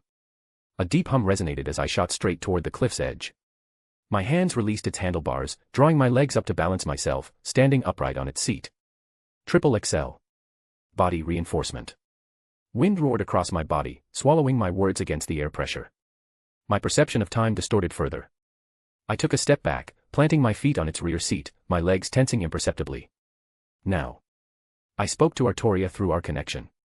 She materialized on the rider's seat in an instant, her hands forming over the grips, fingers already pressing the brakes. My tensed legs sprang at that same moment, launching me upward, straight toward Ryder and her Pegasus. Meanwhile, Artoria brought our one to a sliding stop at the cliff's very edge just as I reached Ryder and her mount. Ultimate Analyst, Ultimate Detective, and Ultimate Inventor awoke simultaneously. The concept of Artoria's invisible air flashed across my mind like a blueprint. My thoughts accelerated.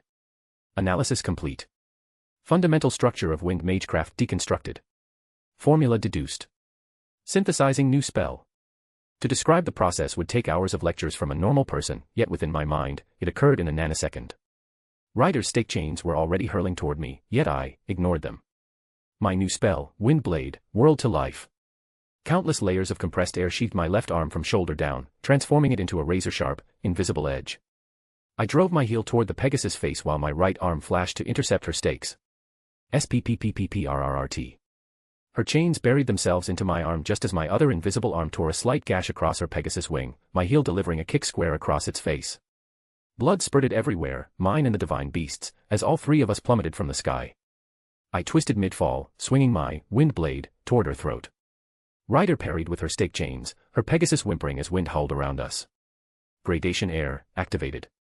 A pitch-black 13mm anti-freak combat pistol materialized in my free, bleeding hand. I trained the muzzle on her as we plummeted below. However, just before I could pull the trigger, she began to dissolve before my eyes, her Pegasus vanishing alongside her. Her master had recalled her using a command seal. My assessment took but a moment. I was now the only one free-falling toward certain death. Ryder and her mount had been forcibly summoned back. I gazed at the ground rushing up to meet me at terminal velocity. My expression remained unchanged. Bored, even. Yet, before I could resort to extreme measures, Artoria's voice echoed in my mind, sharp and urgent. Grit your teeth, master. I complied instantly, crossing my arms over my chest. Strike air, hammer of the Wind King. Her incantation rang out just as I neared Earth. A mass of compressed wind slammed into me from the side, violently breaking my descent. Its sheer force shattering my arms. R1's roar followed immediately. Vroom. I flew sideways as Artoria drove R1 down the steep incline, having launched off the cliff edge just moments after me, calculating the angle perfectly to intercept my fall. My body moved fluidly midair, landing securely in R1's passenger seat. Disregarding the screaming agony of my fractured arms, I wrapped them around Artoria's waist to steady myself. My chin came to rest naturally against the curve of her shoulder as our surroundings blurred into a stream of indistinct colors. Artoria guided R1 with a single hand, her grip on the throttle absolute. Her other hand reached back, fingers brushing against my skin to cradle my face, pulling me closer. Master, for a moment, I truly thought you were going to die. Her voice wavered, a rare fracture in her usually stalwart demeanor. She rubbed her thumb across my cheek, not merely for comfort, but to verify I was physically there, solid and real. I closed my eyes for a moment, my heartbeat finally starting to calm down. Drive carefully, I murmured, my voice maintaining its usual flat indifference. Don't crash us now. Even as I spoke, my ever-active mind noted a discrepancy in my own emotional state. Beneath the calculated apathy, beneath the dull gray of my existence, a strange warmth flickered. It was a phantom sensation, euphoria. A lingering high from the dance with death I had just performed, something I hadn't felt in forever. Artoria didn't let go, her hand remaining pressed to my face as she steered R1 down the road, wind whipping through her golden hair. And I let her. For the first time in a long, long while, I allowed myself to simply rest. It was just me, her, and the roar of our bike. Vroom. 200 power stones equals 1 bonus chapter. 5 chapters ahead on P at TR3 on equals P at TR3 on.com/not_yearn. Riding, B, since knights are soldiers who are proficient in mounted warfare. She is able to control modern machinery like motorcycles and automobiles in a similar fashion to mounts. The riding skill is applicable because they are treated as modern mounts. This ability allows her to completely understand the controls of all ridden equipment both known and unknown to her. Basically, even if she doesn't know the actual function of a button, she is able to understand the effect it will have once pressed. Strike air, hammer of the Wind King. Strike air is the act of releasing the binding on the compressed wind layers wrapped around her Excalibur. Instead of gently dissipating, the pressurized wind is fired forward like a projectile or a shockwave. It is essentially a long-range, invisible cannon blast of pure air pressure. Author's thoughts. So, how was it? It took a whole day to write and refine this chapter. I had to do deep research on bike components, motorcycle dynamics, and even go as deep as researching how all the components of a bike work and interact with each other.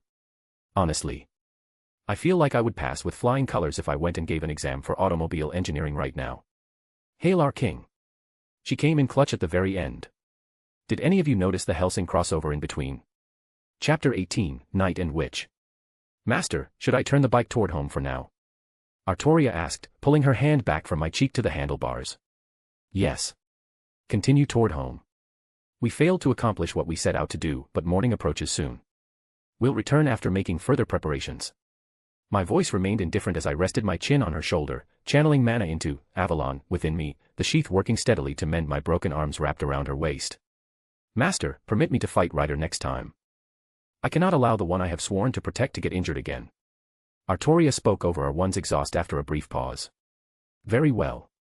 Next time, you will handle Ryder, while I deal with Zokenmato. Familiar boredom crept back into my voice. My mind split into 3 parts mid-conversation. One spoke to her. Another poured mana into Avalon to heal my injuries. The last analyzed my battle with Ryder earlier. Meanwhile, our bike roared back toward home. We were midway back, riding through the Shinto area of Fuyuki when I spotted a shopping mall still open. I looked at the mall, then lifted my chin from her shoulder, tapping her arm to garner her attention. "Yes, master?" she asked. "Stop at that mall for a moment. We'll get some groceries and modern clothes for you." My words were flat as I glanced at her royal blue dress, certainly out of place in the current era. Artoria complied, stopping our one close to the complex. I dismounted from behind her and stretched my arms overhead. They had healed significantly from the earlier damage. Meanwhile, my mind catalogued the fact that Avalon healed me proportionally to my proximity to Artoria. "Is this your first time in a mall?" I asked despite knowing her answer, as my steps carried me toward the entrance. "Yes, master. While the Grail provided me with the necessary knowledge of this era, I have never physically visited one," Artoria replied, following a step behind me. We entered moments later. Its interior was deserted at this hour. Ultimate Analyst and Ultimate Architect activated in tandem. The building's structural layout was instantly analyzed and modeled within my consciousness. A 3-dimensional schematic of the entire complex materializing in my mind. I had no need to inquire about directions now. I guided Artoria directly to the 4th floor, turning left past the shuttered storefronts. There it was. A clothing shop, still open. "Master, I've never chosen clothes for myself before. Can you help me with choosing something?" Artoria asked with confusion while holding mismatched clothes in her arms. I looked at her actions with my arms folded beneath my chest. My eyebrow twitching imperceptibly. As I predicted. The famous King of Knights from Britain struggled with choosing clothes. My hands unfolded from beneath my chest as I walked up to her, taking the clothes from her arms to slide them back into their places. I glanced back at her afterwards. The art of aesthetics was simply another equation to solve for someone like me. My hand swept through the racks, calculating color palettes, fabric textures, and body geometry in microseconds. I selected a crisp white shirt, a navy blue skirt, and black tights. I handed them to her and spoke. "Try them. I'll be back in a moment, master." She looked at my offered clothes and felt her cheeks flush, a slight stumble in her words. I watched as she retreated inside the changing room and waited for her to return. She emerged some time later, looking elegant and classy. Her hands fidgeted with the hem of her skirt as she looked up at me, uncharacteristically shy. "How do I look, master?" she asked, her voice steady but her eyes searching for approval. Something seems to be missing." I did not answer immediately. Instead, I reached out to a nearby display, plucking a royal blue ribbon from the shelf. "Come here." My hand gestured for her to approach. She stepped forward, hesitant. I took the ribbon and looped it around her collar. Her breath hitched, and she squirmed slightly under my touch. "Don't squirm too much." My voice was focused as I tied the ribbon in a stylish knot. "Master." Her squirming intensified, her cheeks flushing crimson. "All right. Done." I pulled back after settling the ribbon and began to circle her, nodding in approval mid-movement. We exited the mall. Artoria walked in her new attire, moving with a bit more confidence than before. I held a grocery bag in my left hand. Meanwhile, my right hand toyed with a blank debit card. Acquiring currency was a triviality for me. Using Ultimate Programmer, I had bypassed the security protocols of several international banks, diverting funds into offshore accounts protected by encryptions 50 years ahead of current capabilities. In short, I basically had unlimited money. Boring. We reached R1 as I handed the grocery bag to Artoria. I mounted the bike a second later, Artoria sitting behind with the groceries. R1's engine ignited. Destination, home. Home. Master. You have returned. Medea approached the entrance, her pace eager, her expression bright. However, her gaze quickly landed on Artoria, or rather, Artoria's new clothing. Saber and Castor locked eyes. Umph. They turned away from each other in perfect synchronization. Artoria, I have to protect Master from her. Medea, I have warned Master about her. Artoria, he is my master. Medea, he is my master. I walked past them, ignoring the palpable tension in air. My mind already cataloging the data on Ryder, synthesizing new countermeasures. Medea's eyes lit up as she spotted me. She rushed forward, blocking my path. Master. Master. You were gone for so long. My mana reserves are nearly depleted, perhaps you could replenish them. Mouth to mouth. A second voice interjected before I could respond. Do not listen to her, Master. She attempts to take advantage of you. She utilized no abilities today, her mana should be ample. Artoria glared daggers at Medea. I will not let anyone exploit my master. A mocking chuckle escaped from Medea. Heh. Do not feign such purity, Saber. I know you have kept master within your line of sight since the moment of your summoning. How dare you, witch? Artoria's voice rose in outrage. How dare you, knight? Medea bristled at the witch. Meanwhile, I walked past them, tuning out the noise. The Holy Grail War had begun. Yet, a mini Holy Grail War was currently ongoing in my home. 200 power stones equals 1 bonus chapter. 5 chapters ahead on P at TR3 on equals P at TR3 on .com/not_yearn. Ultimate Architect, AOC talent I created, consider it as Izuru having very in-depth knowledge about physical structure creation. If he was given the time and manpower, he could probably build a space elevator, similar to the Tower of Babel from Legends. Ultimate Programmer, Chihiro Fujisaki's talent. As an expert programmer, Izuru can create artificial intelligence programs that are extremely sophisticated, to the degree where the AI can implant someone's memories into another AI form, basically an incomplete form of immortality. Author's thoughts.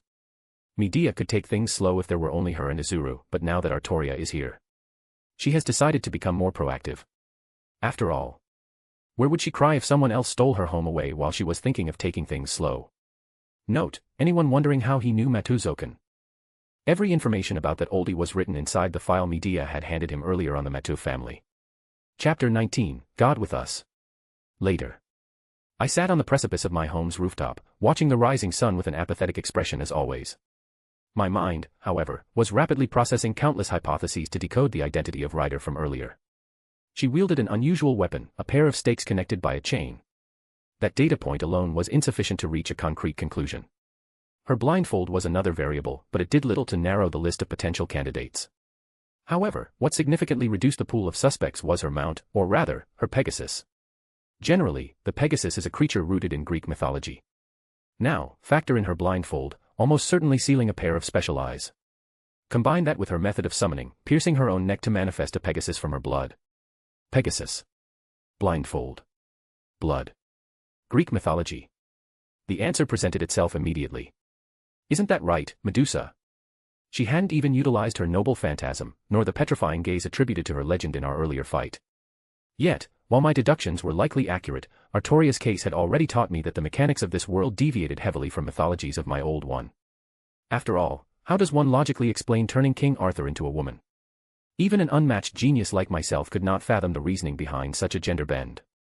I will have to dive deeper into this world's mythology to understand more, hence reaching a valid conclusion. My thoughts had barely concluded when Medea walked onto the rooftop, coming to a gentle stop beside me. I glanced at her, she looked back with slightly flushed cheeks. A single eyebrow of mine rose imperceptibly in question. Master, about that mana recharge from earlier. I really need some, since my mana supply has lessened from the moment you summoned that night. She continued. I have already created what you requested earlier, Master. Most of my mana was depleted in the process, so I'll need your assistance with a refill. Medea's voice carried a note of giddiness. Furthermore, Castor's pupils dilated microscopically when she mentioned the mana depletion. Her left index finger twitched, a stress response she likely wasn't aware of. Half-truth, then. The project was complete. Her depletion was real. But her urgency was manufactured.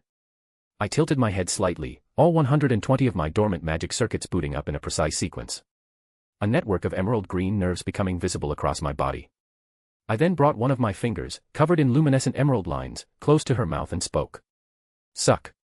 My voice was apathetic as I watched her latch onto my finger, sucking voraciously, her saliva coating my finger while my mana flowed into her at an accelerated rate. It was a novel experience for me, yet, it would likely become tedious soon enough. I ignored her ministrations, my mind once again turning toward the Matu family and Holy Grail War. My line of thought, however, was interrupted once more as Artoria walked onto the rooftop with a bottle of juice in her hand. Her eyes widened slightly upon witnessing Medea's actions. Color flooded her cheeks as she finished the juice in a single gulp and ran toward Medea, her words accusatory. Unhand master. You devious witch. How dare you lure me away with a carton of juice just to take advantage of my master?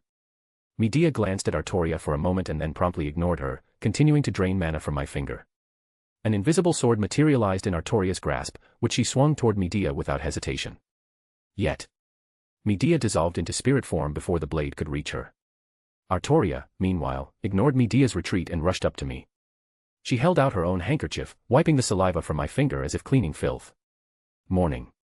Medea guided us to an underground area beneath our house that certainly hadn't existed prior to this. It was her workshop.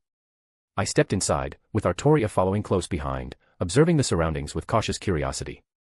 My gaze, however, remained fixed on Medea as she led us deeper. Several tables were lined with beakers and test tubes containing unidentified substances. Magic circles inscribed in an ancient language were carved throughout the area. I didn't scrutinize their formulae in depth, yet the sheer density of mana embedded within them was tremendous, even by my standards. We passed by various strange contraptions and unfamiliar objects, finally coming to a halt before a study table. Resting atop it was a wooden box, heavily engraved with magic circles. Medea approached and opened it with a casual swipe of her finger. She retrieved the object within and presented it to me with evident pride. Master, I dare say these are among the finest mystic codes I have crafted. The mystic codes of other magus would pale in comparison. She spoke, stealing glances at me in search of approval. I ignored her seeking gaze to focus on the items in her hands. They were gloves. White gloves, the backs of which were emblazoned with incredibly complex magic circles. Master, I have engraved and superimposed 158 magic circles on each glove. They range from shock dampening to force absorption and amplification arrays. With these, your body will seldom be injured even when clashing with physically superior opponents. These circles will absorb and store the kinetic force from collisions, allowing you to release the stored energy later for a charged attack. Medea, perceiving my focus, provided a brief rundown on them. Artoria examined the gloves and asked curiously, Master, what is written in the center of those gloves? Between the circles. Both Medea's gaze and my own were drawn to the words written in a coded script, nestled between the magic circles on each glove. It reads Gott mit uns in German, meaning, God is with us. I listened to her explanation while taking the gloves from her hands and putting them on. They adjusted themselves to my size, becoming skin-tight in moments. My blank gaze fell upon those words. God is with us, huh? My mind drifted toward the past. Countless researchers from Hope's Peak flashed across my memory. Some had worn devout expressions. Some had been consumed by greed. Some had looked upon me covetously. Others had sought to control a god under their thumb. If they could create a god, could they not control one? All of them sped past my mind in rapid succession. After they had passed, my gaze finally landed on Medea. Her eyes did not carry greed, devout belief, or a need for control. Medea's pupils were filled only with trust. It was the same action, people worshipping me like a god. Then, why? Why did I not feel the slight tinge of disdain I usually experienced at such worship? My gaze shifted to Artoria, who was curiously examining my new gloves, then flashed back toward Medea. Her gaze did not waver. God. I'll be your god. Just this once. 200 power stones equals 1 bonus chapter. 5 chapters ahead on P at TR3 on equals P at TR3 on .com/not_yearn. Note, the Izuru Kamakura /Ultimate Hope project was a project to create an artificial god. For a successful surgery, the surgeons even went as far as removing parts of Izuru's brain responsible for emotions. In fact, they went even further to lock all of his memories before the surgery in a corner of his psyche. In the end, they indeed successfully transplanted every ultimate talent inside him, creating a godlike being who could do anything and everything. Yet, due to his emotions being surgically removed, and his overwhelming talent of knowing literally everything, he became a being who was perpetually bored. Author's thoughts. Enjoy. Chapter 20, Golden Fleece. Afternoon. Home. Shall we, then? I questioned, sliding on a pair of black aviators. My hands were adorned with white gloves, or rather, mystic codes crafted by Medea from earlier. Medea stood opposite to me, her hooded purple robe in place. Countless magic circles lay dormant beneath the fabric, ready to erupt with tremendous mana at her discretion. Artoria stood beside us, her combat attire pristine. The armor covered her torso, arms, and legs, shielding her vitals from harm. My question was met with firm, silent nods from both women. I proceeded to the garage, my steps halting beside Meyer 1. I cast a glance at its rear seat before looking back at my servants. Understanding my unsaid query, Medea quickly interjected. Master, you must let me ride with you this time. Since last time, you took Artoria with you. She stated, stepping forward to run her hand appreciatively over our one's rear seat. Master. Do not listen to her. Allow me to ride with you, as Bifo. I cannot show favoritism to one servant over the other, it would only foster dissatisfaction. Therefore, you will follow in spirit form, Artoria. I cut Saber off, my voice flat and logical. She did not reply immediately, though her cheeks puffed out imperceptibly in a pout. I mounted the bike. Medea settled herself behind me with practiced ease, her arms wrapping around my waist and tightening her hold as our one rumbled to life. Once comfortable, Medea cast a glance back at Artoria, a smug expression painting her features. In response, Artoria gnashed her teeth in impotent rage. Unable to endure Medea's gloating any longer, she dematerialized into particles of light. The garage shutter ground open as our one pulled out, Artoria trailing invisibly behind. I adjusted my aviators, they matched my dress code impeccably. I had my innate sense of aesthetics to thank for that. Einsburn Forest. Have you secured this location, Medea? I asked while surveying the clearing surrounding us. Artoria and Medea stood beside me, each preparing for the deadly clash to come. Yes, master. I've laid down 18 compound boundary fields layered atop one another in this part of the forest. Even an excellent magus would not know what is happening inside. Medea replied, gazing one last time toward her enchanted robe. Artoria, and you. I brought my gaze to the King of Knights, who was stretching her limbs nearby. I am ready, master, she replied instantly, her eyes serious and stance battle-ready. Very well then, Medea. I spoke, pulling my aviators down to reveal my blank crimson eyes, the radar-like circle in my irises focusing on her. She didn't respond verbally. Instead, she activated a seldom-used skill of her own. Argon Coin. A skill which manifested a certain golden fleece from the legends of Argonauts. It contained the legend, if thrown on the earth, a dragon will appear. However, Medea did not possess the knowledge nor the expertise to summon a dragon, essentially rendering the skill useless for most. Keyword, for most.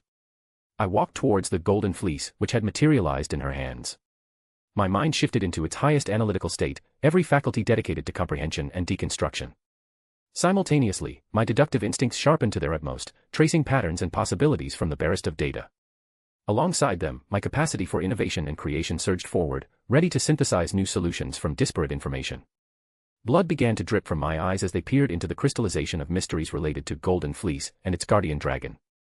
Avalon rumbled in response, immediately working to heal my brain and mind of the damage caused by looking into the very essence of an ancient mystery. I pressed on without stopping as blood vessels across my eyes continued to burst. The Golden Fleece was analyzed. Methods of summoning shared by Medea were referenced and optimized for ease, components from the servant summoning ritual integrated into it. Finally, simulations ran inside my mind. 1, 2, 4 times. 24, 27, 32 times. 52 times. Done. After 52 continuous attempts and simulations, I finally deduced and created a summoning spell suitable for use with the Golden Fleece to summon, or rather, project, a dragon from the Age of Gods. Medea and Artoria both rushed to my side the moment I finished. Castor cleaned my left cheek with her robe, while Saber cleaned my right cheek with the soft padding of her gauntlet. It is done. We can project a dragon to the present for some time now. I ignored their actions, my voice flat as I confirmed our readiness. We took a brief 5-minute break, during which I taught Medea the new summoning spell I had created. Master, you created this in such a short time. How? Medea was shocked after I explained the spell to her. Even a magus from Age of Gods like her was left questioning reality at my feet. My answer to her question. Boring. She directly took mental and emotional damage at my answer. It took Medea a moment to compose herself afterwards. But, Master. Even with your spell, we will at most be able to summon a projection of the weakest dragon kind. There is no guarantee that the projected dragon will be a true dragon or merely a half-breed, she noted after some thought. It is fine. I can study the dragon's physiology to complete my beast will spell and optimize it later for better output. I replied, removing my aviators and storing them inside my gloves via the spatial storage magic circles engraved on them. Spatial storage circles was merely one of the many magic circles engraved onto this mystic code. It made things convenient. I looked toward Medea, who had thrown the Golden Fleece onto ground. She followed by chanting incantations in divine words, utilizing my newly created spell. Epsilon sigma pi omicron upsilon kappa upsilon beta epsilon rho nu tau omicron nu upsilon rho alpha nu. You who rules over the sky. An intricate magic circle etched itself into existence beneath her. Sigma epsilon pi alpha rho alpha kappa alpha lambda. I beseech thee. Its components were pitch black, devouring the surrounding light like a black hole. Sigma pi sigma tau epsilon tau omicron upsilon delta epsilon sigma mu omicron tau omicron upsilon pi alpha rho epsilon lambda theta nu tau omicron. Break through bindings of the past. Our surroundings began to shake with persistent tremors, silence drowning out everything else. Nu alpha epsilon kappa delta eta lambda omega theta epsilon sigma tau omicron pi alpha rho nu. To manifest in the present. A silhouette loomed above the magic circle, possessing colossal wings and an enormous form, its height reaching even higher than a 4-story building. Alpha Phi Upsilon Pi Nu Zeta Omega. Awaken. Her final words were followed by a sky-turning, sea-draining pressure toppling towards us. I looked ahead as a mythical creature from legends materialized in front of me. My expression remained apathetic. I walked towards it with my hands in my pockets, my question echoing across the clearing. Will you be boring too? 200 power stones equals 1 bonus chapter. 5 chapters ahead on p@tr3 on equals p@tr3 on.com/not_yun. Author's thoughts. Time has come for Azuru to fight against a dragon and complete his beast will spell. He had concluded that it was becoming imperative to increase his base strength to even have a chance against other heroic spirits. Dragon versus Ultimate. It'll be a blast. Hold tight. Take care. Argon coin, it is a skill which manifests the golden fleece. Basically a very valuable hidden treasure of Calcus, and while there is nothing special about the fleece itself, there is an anecdote that a dragon will appear if it is thrown on the ground. The exact reason isn't known, but it seems people have mixed up the golden fleece with the dragon that used to guard it, making the story feel like some kind of satire. While it is capable of summoning the original Calcus dragon that guarded it, Castor does not have the knowledge or skill to summon a phantasmal beast, so it goes unused during the original 5th Holy Grail War. Chapter 21, Impossible. An onyx-scaled dragon materialized ahead of me, its wings spread wide, towering over the surrounding trees and foliage. It possessed a sharp snout, countless razor-sharp teeth gleamed between its jaws. Its eyes were slitted, characteristic of reptiles. The creature bore 2 sleek arms ending in long, sharp claws. Its legs were muscular and elevated, similar to a raptor's. A tail extended behind it, coiling across the ground with considerable length. Intricate blue circuits traced across its form, illuminating the onyx-black scales and creating a striking contrast against its natural appearance. Accompanying the dragon's arrival was a roar so devastating it drowned out everything else. Roar. A sky-toppling, sea-inverting pressure assailed us. The countless compound boundary fields Medea had engraved over this section of the forest shuddered from its mere presence alone. Its pressure further attempted to immobilize us. In response, I took a step toward it. Ultimate despair, ground awake within me. My presence surged with reckless abandon, escalating from a burning match to a blazing inferno. Another step, and the ground beneath me was dyed blood red. Pain. Anguish. Misery. My entire existence distorted into a being synthesized to induce despair even in the unfeeling. Our surroundings bucked as ultimate despair waged war against a mythical dragon. My steps did not pause, because they never would. Every single magic circuit beneath my skin surfaced across my form, covering me from head to toe in emerald circuitry. Body reinforcement. Triple XL.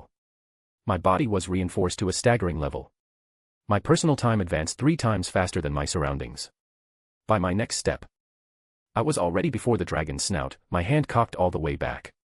I gazed into its widening draconic eyes, my own crimson eyes blank. Magic circles flashed across my glove as boom. I struck its face at the speed of sound. It was launched backwards, my punch achieving nothing more than humiliating and irritating it. The beast roared in rage, its wings beating, its jaws reaching for me. Yet I did not dodge. Why? Because mana burst. Artoria's voice was followed by the sound of a tremendous impact. Boom.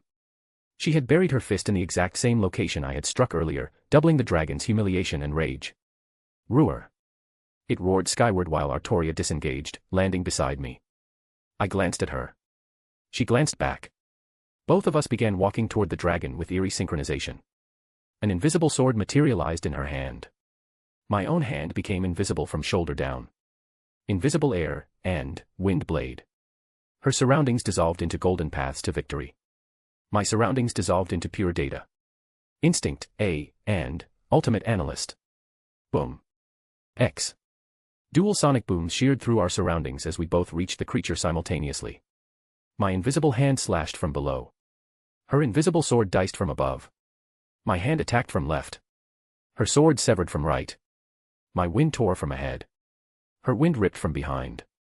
A tempest of lethal winds engulfed the dragon within seconds, cuts raining down from every possible direction, shallow wounds opening across its body. And the finisher? Countless magic circles rotated to life above it, bombarding it relentlessly without regard for mana cost or environmental damage. Yet, a dragon was still a mythical creature. It enclosed itself within its wings, then jerked them open with a colossal impact. Artoria and I were thrown aside like kites with severed strings. Even the magic circles bombarding it from above were shredded apart like paper. The dragon continued by flapping its wings, beginning to hover above ground.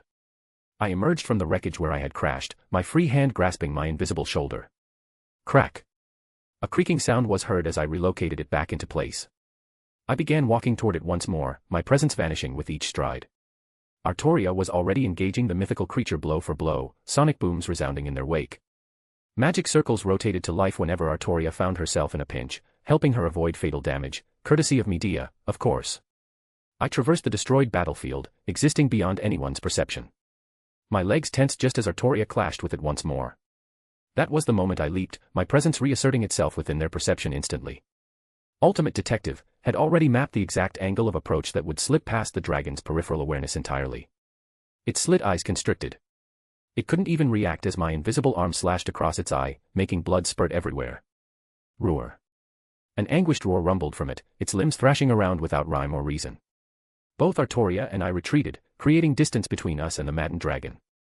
We watched as its single functioning eye fixed upon us with hatred, a blue light flashing from within its chest.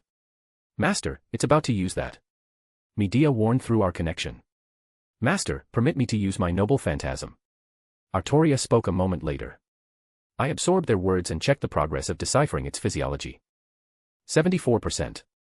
I then turned my focus to ultimate precognition, which had begun ringing warning bells just moments ago. Interestingly, it was not warning me about the dragon. It was warning me about other beings closing in on us. Undoubtedly other servants. It seemed even intensive preparations couldn't conceal the titanic fluctuations of two servants battling a dragon. My mind raced into overdrive as countless known and unknown variables were factored in, plans numbering in the thousands being created and discarded in mere moments. Mid-planning, my eyes flashed towards my only visible glove. The magic circles on its back were glowing with accumulated force from our continuous clashes. Master. Artoria urged. Master. Medea cautioned.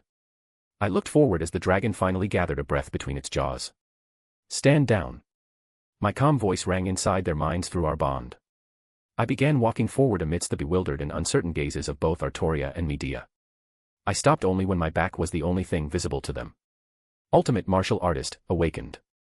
Every martial art ever conceived by human hands, striking, grappling, internal, external, condensed into a single point of understanding. My weight settled into my rear leg. My hip aligned with my spine. My shoulder dropped by a fraction of an inch. A perfect stance. Not copied from any single school. Synthesized from all of them. Today, I'll show you both what it means to stand at the horizon of martial arts. My measured voice echoed in their minds, causing both of their jaws to drop at what I was about to attempt. Roar. With a final roar, the dragon released a condensed beam of pitch-black energy toward me. Similarly, magic circles on the back of my white glove illuminated like a pack of chained beasts finally freed. Embers of crimson and black engulfed my hand. And I punched. Boom. Everything went white. Taking a dragon's strongest attack head-on. With bare fists. Everyone considered it impossible. But nothing was impossible for me. After all, I was the ultimate hope. 200 power stones equals 1 bonus chapter. 5 chapters ahead on P at TR3 on equals P at TR3 on .com/not_yearn. Mana Burst, it is a signature skill of Artoria that allows her to instantly infuse and release massive amounts of magical energy into her weapons and body, vastly increasing her strength, speed, and defense. This ability enables her to fight head-on with monsters, enhance her combat prowess, and release devastating energy blasts. Author's thoughts. I was, after all, the ultimate hope. No cap bro got hard carried by his gloves. As for the result, it's coming next chapter. Anyway. Enjoy. Chapter 22, Bombed. Everything was drowned under a flash of white. The trees in our surroundings crumbled like fragile toothpicks, and the ground beneath us shattered like glass. Even the sky above dimmed for a moment. When visibility returned, a large chasm was revealed, stretching from the dragon all the way to my position. My hand remained frozen in a punching motion toward its strongest attack, blood dripping relentlessly down my arm. Every bone in my hand was broken. Every muscle in my arm torn. Every vein in my limb shredded. Yet, it was worth it. Why? Because. Dragon physiology, 100%. Yes. I had finally deciphered a dragon's physiology to complete my Beast Will spell. I poured my leftover mana into Avalon, as the sheath started to heal my grave injuries. My hand would be out of commission for some time. However, what was even more pressing was that our last clash had ruptured the complex boundary fields Medea had overlaid across this area. Meaning, if the fluctuations of our battle before were like music played through headphones, now they were blaring through a connected amplifier. Every single servant across Fuyuki could now pinpoint our exact location without difficulty. I looked towards the dragon ahead, then to Artoria and Medea behind me. My gaze swept over them to peer beyond this part of the Einsburn forest. They were closing in on us. Fast. Matu Manor. Rider, I want you to go and hunt that master down. How dare he even think to compete against my servant? How dare he? Shinji roared like an entitled brat, slamming his hand against a nearby table. You couldn't even handle a magus like him. What kind of waste are you, Rider? He spat the words toward Rider standing beside him, his tone laced with disdain and contempt. Go. Get me his head. Don't bother coming back if you can't. Shinji concluded, tearing a page from his book of false attendant in his impatience. Tosaka Manor. Rin Tosaka was about to step out of her manor when a man materialized beside her. He possessed white hair swept backwards, along with gray eyes, and tanned skin. He wore body armor consisting of a black, sleeveless shirt with silver accents and a metal plate on his collar, paired with black pants. Master, I sense the fluctuations of 2 or more servants fighting. Should we investigate? He asked, gazing in a specific direction. Who dares cause trouble just before nightfall on my turf? Let's go check it out, Archer. Rin spoke, resting her hands on her hips, her eyes narrowing in barely veiled irritation. Both Archer and his master headed toward Einsburn Forest. Einsburn Manor. It seems someone is making quite a commotion near our manor. Shall we greet them, Heracles? Iliasville von Einsburn spoke, swinging her legs while sitting upon a swing. Rawa. Heracles stood ahead of her, his eyes already fixed on a specific part of the nearby forest. All right. We'll head there after one last swing. Ilya continued to play on the swing, alone. Berserker and his master soon headed toward that particular part of Einsburn Forest as well. Fuyuki Church. Do you feel it in the air, Lancer? That malice, that despair, that... Oh. Pardon me, I nearly lost myself for a moment. Kirii Kotomine's composure nearly slipped after instinctively sensing the malice from a certain, ultimate despair. Don't you want to go check it out? There will surely be worthy warriors there for you to duel against. Kirii further attempted to incite Lancer. You don't have to persuade me, Kotomine. I was going to check it out anyway. Lancer spoke as he walked out of the church, a crimson spear resting across his shoulder. Fuyuki Streets. Gilgamesh was strolling through the streets of Fuyuki with his hands casually buried in his pockets when he snapped his gaze toward Einsburn Forest. The people around him blinked, and in that instant, he was already gone. Only his words lingered in the air. Mongrel. You just went from an interesting ant to a slightly more interesting ant. We don't have much time. Other servants are closing in on us, fast. I projected my thoughts directly into both of my servants' minds. What should we do, master? This dragon is nowhere near perishing as of now. Medea pointed out through our connection. I am certain that I can kill it with my noble phantasm, master. Artoria shared her assessment. I looked at the nearly recovered dragon ahead. My mind had already formulated a surefire way to evade further confrontation, and avoid greeting every master-servant pair all at once. Medea, assume your spirit form and follow us discreetly. I commanded while walking toward an area just outside our previously set bounded fields. Question marks practically flashed above both of their heads, yet they followed instinctively. I did not clear their confusion, instead, my hand brushed some foliage aside to reveal our one parked there. I mounted it in moments, my singular working hand igniting its engine. Medea and Artoria both looked at me, then back at the dragon starting to advance toward us. Castor wisely dematerialized, while Artoria mounted our one's back seat with practiced ease. Vroom. I twisted the throttle, speeding away at top velocity. The dragon watched us escape with wrath. Its wings flapping with abandon as it took flight, chasing after us with a personal vendetta. I maneuvered our bike through the complex terrain, a dragon hot on our tail. Medea, can you lead me directly toward a master and servant pair? I projected my question into Medea's mind mid-maneuver. Understood, master. Medea replied instantly. I jerked R1, changing direction to head straight for a master-servant pair. The dragon continued its pursuit from above, a new breath attack building within its maw. Finally. Trees and foliage were swept away as we broke onto a road. Hey, Archer. Why did we have to walk all the way here? And on a service road, no less. Rin complained, pulling a face as her twin tails swayed with the motion. Because, master, we are dead broke. You spent all your money on jewels for magecraft, so we don't even have enough money to use public transport. Archer replied, keeping his gaze on the Einsburn forest ahead. I don't know, you could have carried me here instead, right? Rin suggested, tugging on one of her twin tails. If you wanted to spill your guts afterward, sure, you could have just told me. I could have knocked you out and carried you like a sack of potatoes. Archer said, his voice dry. Vroom. Their conversation was cut short by the resounding roar of a motorcycle approaching from ahead. Master. It's a servant. Stay behind me. Archer spoke with sudden seriousness, stepping in front of Rin as he instantly projected a bow alongside a knocked arrow. Master, a master-servant pair is just ahead. Medea notified me through our connection. I twisted the throttle even further in response. Vroom. Our one's exhaust howled as we reached a service road just outside Einsburn Forest. Meanwhile, the dragon above us had nearly finished charging its breath attack. I ignored it, my gaze locking onto the master and servant pair ahead. It was Rin Tosaka and her servant. Tosaka's servant held a bow, aimed directly at us. I watched as he loosed the arrow straight toward us, our one continuing to barrel toward them.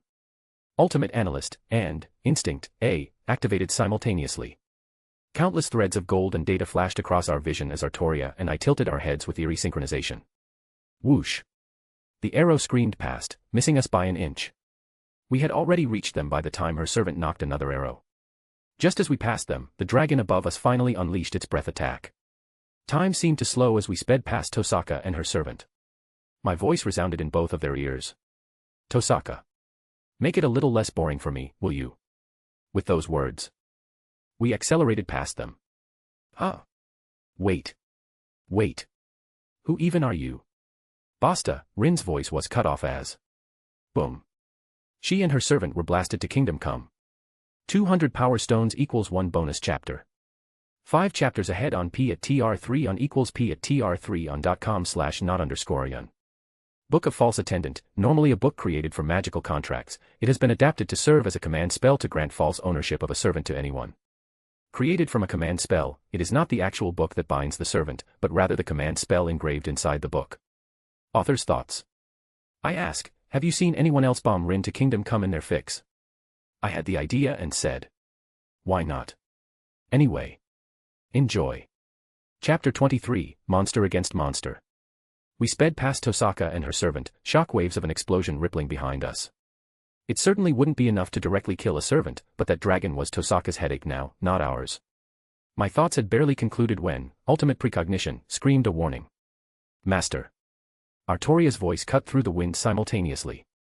A crimson lance hurled toward us like a meteor, embedding itself into asphalt just inches before our one's front tire. I reacted instantly, squeezing the brake. Our one pitched forward, momentum lifting its rear tire into the air before gravity slammed it back down with a heavy thud, bringing us to a violent halt. Master, multiple servant signatures are closing in from all sides. Artoria reported, her tone grave. An invisible sword shimmered into existence in her grasp. A servant and her master, huh? A blue-haired, red-eyed man strode toward us from the front. He was clad in deep ultramarine full-body tights, accented by gray metallic pauldrons and a plate guarding his lower abdomen. The crimson spear wrenched itself from ahead of us and flew back into his hand with a familiar weight. So this was Lancer. I didn't have a moment to catalog his parameters before another presence made itself known. From our left, a purple-haired servant approached silently. Medusa. Rider. Oh. Another servant. And a looker, at that. What do you say, lady? Up for grabbing a bite after a satisfying fight. Lancer grinned, casting a glance toward the newcomer. My eyebrow rose imperceptibly. My mind instantly filed Lancer under Playboy category. From that behavioral data, I deduced his most critical weakness, women. Ryder, for her part, ignored his flirting entirely, continuing her silent approach toward us. So, which one would you prefer to fight, Saber? I asked, my eyes already scanning and archiving the surrounding terrain, calculating trajectories and environmental advantages for our inevitable clash. I will fight both of them, master. You are injured and in no state to combat a servant. Artoria stated firmly, dismounting our one. Her posture was impeccable, her expression deadly serious. A three-way duel, huh?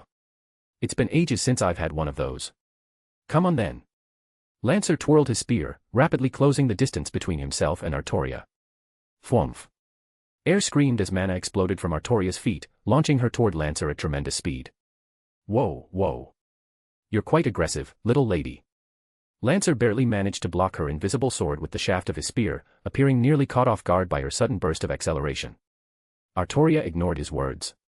Her invisible blade flashed toward Lancer from countless angles, each strike carrying lethal precision. Clang. Clink. Clang. Sparks erupted across their surrounding battlefield as a crimson spear and an unseen sword collided in a symphony of violence.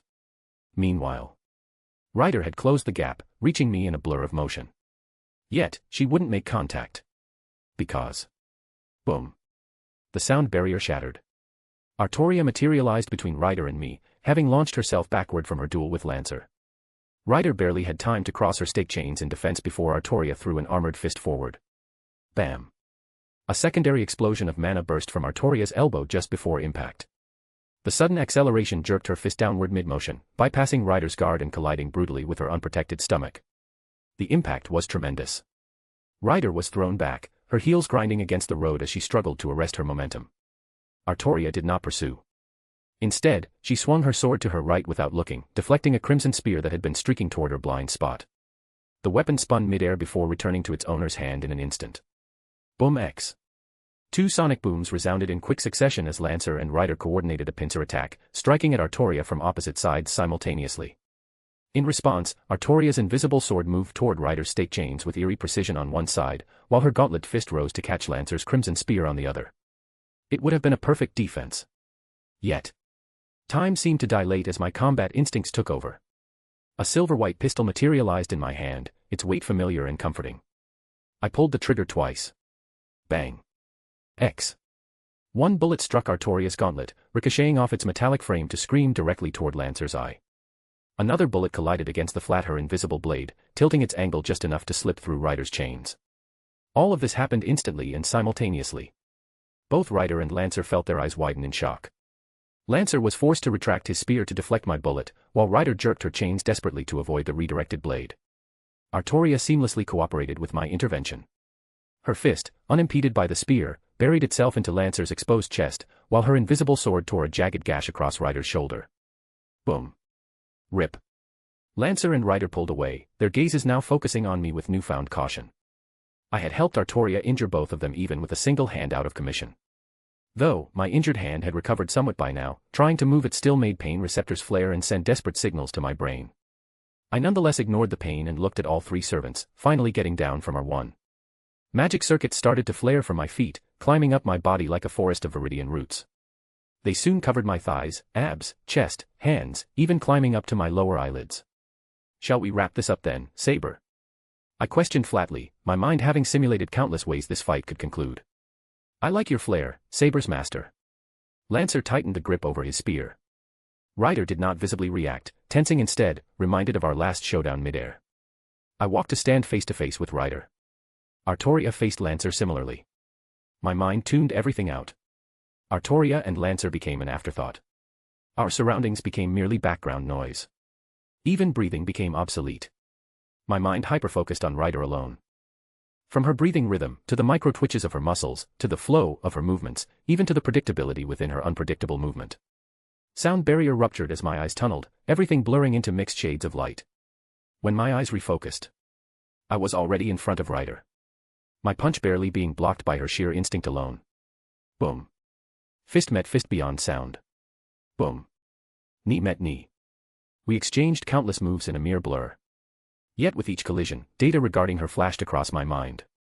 I kept dissecting her whole existence, cataloging everything that made her Medusa. Her breathing pattern. Muscle density. Reaction speed. Chain trajectory preferences. Blind spots. Long black and purple-violet hair intersected as we fought without stop, targeting each other's vitals without mercy. She favors her left side, compensating for the shoulder wound. Her chains respond 0.3 seconds faster to high attacks. She anticipates linear patterns. I altered my attack pattern mid-exchange, incorporating circular trajectories that violated her expectations. Whoosh. My elbow grazed her ribs. Whoosh. Her knee brushed my thigh. Both superficial. Both testing. Her blindfolded eyes looked at me, not with fear, but with something closer to recognition. You're not human. She stated flatly between exchanges. A statement. Not a question. My reply was just as flat. Neither are you. 200 power stones equals 1 bonus chapter. 5 chapters ahead on p at tr3 on equals p at tr3 on.com/not_yearn. Author's thoughts. I thought about trying to write a large chapter in 2 parts. Do tell me if it hits or is a nah. I'll follow your suggestions. Enjoy. Chapter 24, Not Human.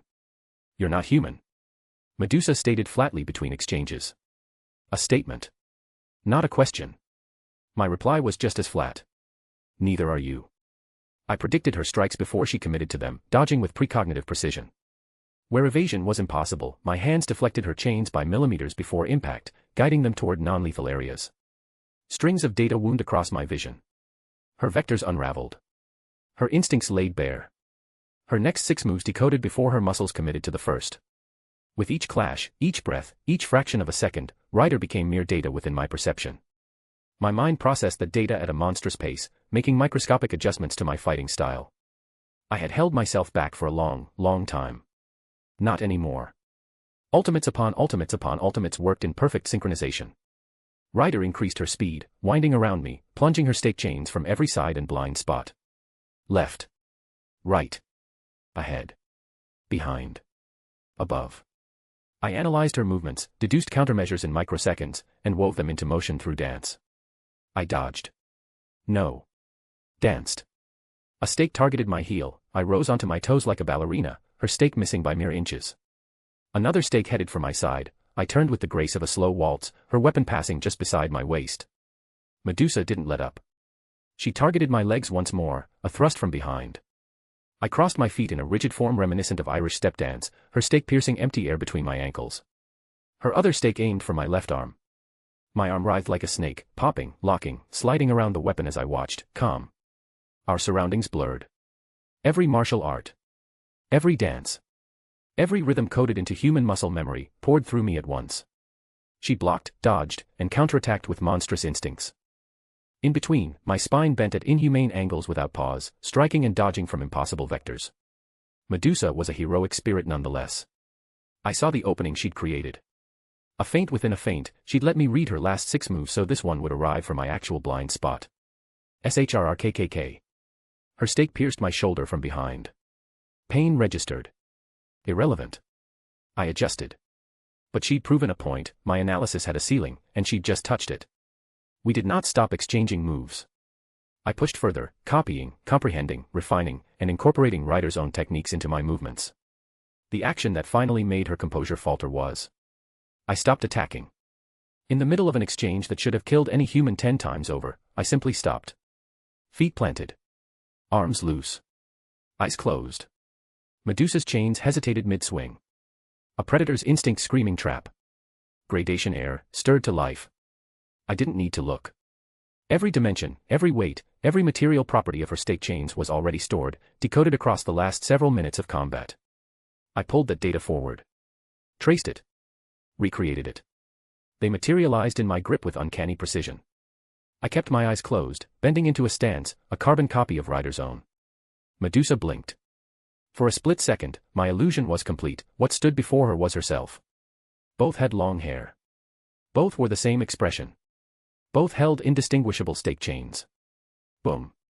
Wind drag screamed against me as I surged forward, denying her a single moment to process the surprise. Stake chains met stake chains. Clang. Clang. Clang. Clang.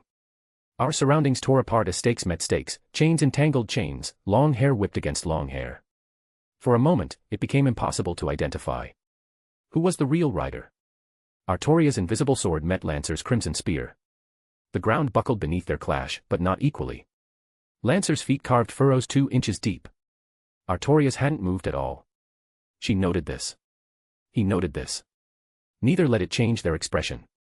Golden threads shimmered at the edge of Artoria's vision, paths to victory, laid bare by instinct honed over a lifetime of battle. Chop. Thrust. Draw cut. Her invisible sword curved along a path that made victory inevitable. Yet. A crimson spear rose from below, severing the thread with brutal efficiency. Clang.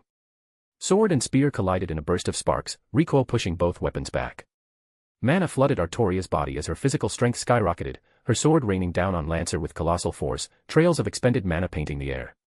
Lancer blocked every attack, but the ground beneath his feet had begun to crater from the impact. As her next swing met his guard, Lancer released his spear entirely, tilting sideways to let her blade pass harmlessly. Artoria watched, composed, as the golden threads in her vision vanished in vast numbers. Lancer seized the instant her muscles were committed mid-swing. He snatched his falling spear from below and launched it at her face without hesitation. One hand released her invisible sword, intercepting the spear mere inches from her nose. Screech. Gauntlet and spear shaft collided with a screech. She used the residual momentum to guide his weapon above her head, letting it pass near her scalp. Lancer created space, his spear spinning back to a stop in his grip. Artoria leveled her invisible weapon at him. "Little lady, you're not bad." He twirled his spear. Anything less would be disgraceful for a knight. Enough warm-up, then. Yes. Boom. Continuous sonic booms ripped around them. Both servants moved well beyond the speed of sound. A deeper part of the Einsburn forest. Raka. Heracles glared at the figure ahead, shifting Ilia behind him protectively. "Mad dog, why do you block this king's path? Do you not want to keep your little master alive until this king decides to send both of you on your way?" An arrogant voice resounded across the clearing. A golden-haired man wearing a black biker jacket over a white shirt walked toward them with utter disregard. Each step he took forward, Heracles took one back, shielding Ilia behind him like a cornered beast. "For daring to destroy this king's mood with your ugly face. You can leave your limbs behind and crawl back like a worm." A single golden portal opened behind him. A noble phantasm peered out from within. 1 divided into 10. 10 became 100. 100 became thousands. Thousands of different noble phantasms were trained on Heracles instantly. Even the demigod son of Zeus, even under mad enhancement, felt an instinctive, bone-deep danger. Meanwhile. Roar. A tragic roar resounded as another sword with dragon-slaying attribute pierced into the beast. Countless swords protruded from its onyx-black scales, its intricate blue circuitry beneath them dim and lifeless. "Finish it off, archer." Rin screamed. Half her twin-tail was gone. Burns striped her forearms. A cut above her left eye blurred her vision with blood. She'd stopped counting wounds after the 7th one. She wanted to curse the entire ancestry of that black-haired, red-eyed master who had sicked this creature on them. Archer did not reply. Instead, "I am the bone of my sword." He pulled his bow back fully, a spiraling sword slowly tracing into existence, knocked and aimed straight at the dragon. It thrashed in response, sensing mortal danger. Yet, it hadn't even reacted properly when Archer released the sword. His voice rang out a moment later. "Khalidbalg." Space spiraled. Everything was torn apart. Instantly. 200 power stones equals 1 bonus chapter. 5 chapters ahead on p@tr3 on equals p@tr3 on.com/not_on. All the unknown talents Azura used in this chapter. Ultimate dancer/pop sensation, he'll dance for you, with his silky and fabulous hair, making you fall in love with him without exception. Ultimate gymnast, Akane Owari's talent. As a skilled gymnast, Izuru has an enhanced body, strength, agility, and endurance, but this doesn't matter as he is stronger than the original holder of this talent by a tremendous amount. Archer's skill used in this chapter. Khalidbalg 2, Fake Spiral Sword. It is a modified version of the original Khalidbalg using reinforcement. He projects it to be used as an arrow rather than a sword, with the improvements aimed to make use of it as an A-rank broken phantasm. He chants the first line of Unlimited Blade Works incantation before firing it and, despite being renamed with the 2, he still only chants Khalidbalg to activate it. Author's thoughts. All hail our bro Shinji for nerfing Ryder so hard that even Izuru can go toe-to-toe with her. Anyway. How was it? I hope it was a blast. Chapter 25, Unknown to Struggle. Ryder and I moved with uncanny symmetry, our stake chains crashing against one another. Clang. Clang. Clang. She swung her stakes from the side. Mine moved to intercept, blocking and intersecting hers with mechanical precision. My eyes were closed. Ryder's were hidden beneath a blindfold. Neither of us used sight. The speed of her stakes continued to escalate, countless variations introduced mid-exchange. My own followed her new movements with that same flawless accuracy. Uncountable simulations of her possible actions ran through my mind, cross-referenced against air displacement, subaudible muscle locks, and the subtle tremors her movements left across the ground. Even so, I could only match her monstrous instincts. Not overwhelm them. If copying only Ryder was not enough, then... Clang. Mid-impact, I allowed her strike to overpower mine, letting her force the stake away from my grip. It spun aside from my hand, drawing a faint twitch at the corner of her lip. Yet. Boom. Black and crimson flared across my glove as the magic circles woven into it released their accumulated force. My fist buried itself in her stomach, my motion reminiscent of Artoria's mana burst. Her instincts allowed her to tense her abdominal muscles a fraction of a second before impact, dissipating half the force. The other half still landed like a battering ram. Crack. She was pushed back regardless, her heels skidding against asphalt, a choked grunt escaping her throat. I was about to press my advantage when... Crush. A crash resounded beside us. Dust and smoke erupted from that point of impact, forcing all parties to disengage. Artoria and I regrouped in an instant. My gaze locked onto the unidentified form beside us while Artoria kept her guard up against both Lancer and Rider. Wind swept through, clearing the smoke and dust, revealing what lay within. 4 pairs of eyes landed on it simultaneously. Artoria inhaled sharply. Lancer's eyebrows rose. Rider said nothing, but her stance shifted. It was Heracles. His hand and leg had been severed cleanly, blood spurting from his stumps at an alarming rate. Even then, he tried to crawl away, his remaining intact hand wrapped securely around that white-haired child master from earlier. She appeared unconscious, her face bloodied, her eyes shut. Master. Is that Heracles? The berserker you told me about? Artoria's voice resonated through my mind via our connection. Yes. It's him. I replied back in a heartbeat. But, Master, who could do something like this to a berserker? A thread of caution wove through her tone. From all the data I have collected on the participating servants thus far. I paused deliberately. It can only be him. Sound of footsteps followed my conclusion. Thud. At the first sound, my ultimate precognition screamed, not with vague dread, but with a cascading avalanche of death flags. Every possible future branch within the next 3 seconds ended in annihilation. Retreat left. Death. Retreat right. Death. Stand ground. Death. Attack. Death. Thud. At the second footstep, nerves of every servant present went taut. Myself included. But where their instincts could only scream danger, mine had already mapped its radius, calculated its intensity, and concluded that survival hinged entirely on distance from its source. Thud. By the third step, sky above us vanished beneath hundreds upon hundreds of golden portals. Noble phantasms, crystallizations of countless heroes' legends, peered out from within each gate. Their sheer presence made gravity intensify, air grow heavy, and the earth beneath us quake. Mongrel. It seems you're doing quite well. Have you forgotten this king so soon? An arrogant, disdainful voice rang out from behind Heracles. Last time, you were an ant. Now. You're a slightly bigger ant. He continued, utterly unconcerned. His gaze then shifted to Artoria, a single eyebrow raising. Saber. It seems you were summoned once again by the Grail. How long has it been? 10 years. Artoria froze for a moment as recognition set in. Do you know him, Artoria? My question cut through her mind at that instant. Yes, Master. He is the king of heroes, Gilgamesh. She replied after composing herself. Gilgamesh. King of Uruk. Mesopotamia. I sought confirmation. Yes. She affirmed. So. What do you say, my dear? Have you changed your mind about my proposal from 10 years ago? Gilgamesh pressed. Before she could reply, another voice cut him off. Hey, Archer. I was having a duel with Saber, you.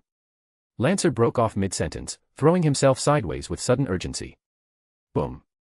A moment after his evasive maneuver, a noble phantasm tore across the sky and detonated at his previous position, erasing it from existence entirely. Hound, did this king give you the right to open your mouth? Gilgamesh's voice followed a beat later, his disdain palpable. Everyone present went on edge.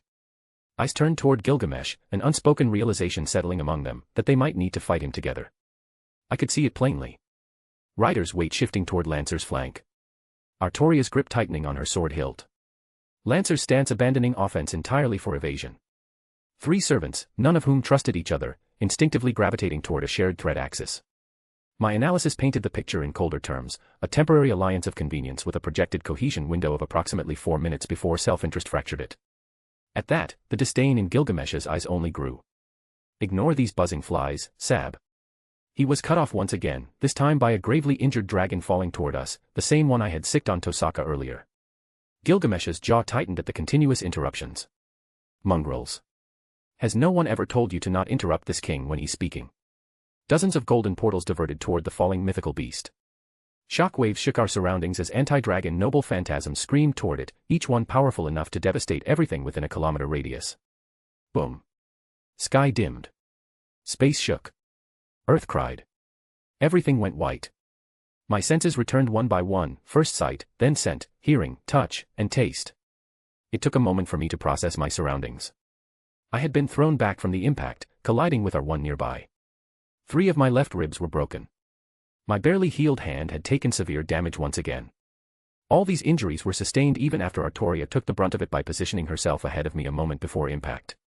As for the dragon, it had already disintegrated into nothing. Silence fell over our surroundings. It was broken seconds later by a grumbling voice. Archer, why did you launch that dragon in this direction after using Khalidbalg? We could have finished it off with just one more attack. Rin Tosaka walked toward us, looking worse for wear. Archer walked beside her with minor injuries across his form, nothing life-threatening, though his face twisted into a grimace the moment his gaze snapped toward Gilgamesh. Gilgamesh looked back with equal parts scorn and haughtiness. Faker. You're here too. Guess that only means Caster and Assassin are missing. Oh wait. A rat is scurrying around here. Several golden portals diverted toward a specific area near me, exactly where Medea lurked in her spirit form. Archer crossed his arms over his chest, observing with a hint of curiosity. Master, should I show myself?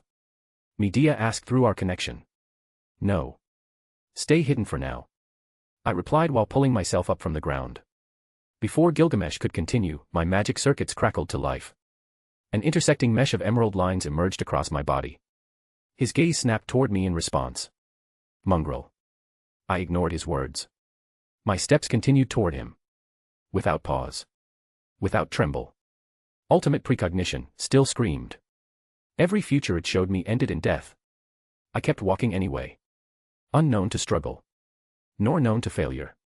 200 power stones equals 1 bonus chapter.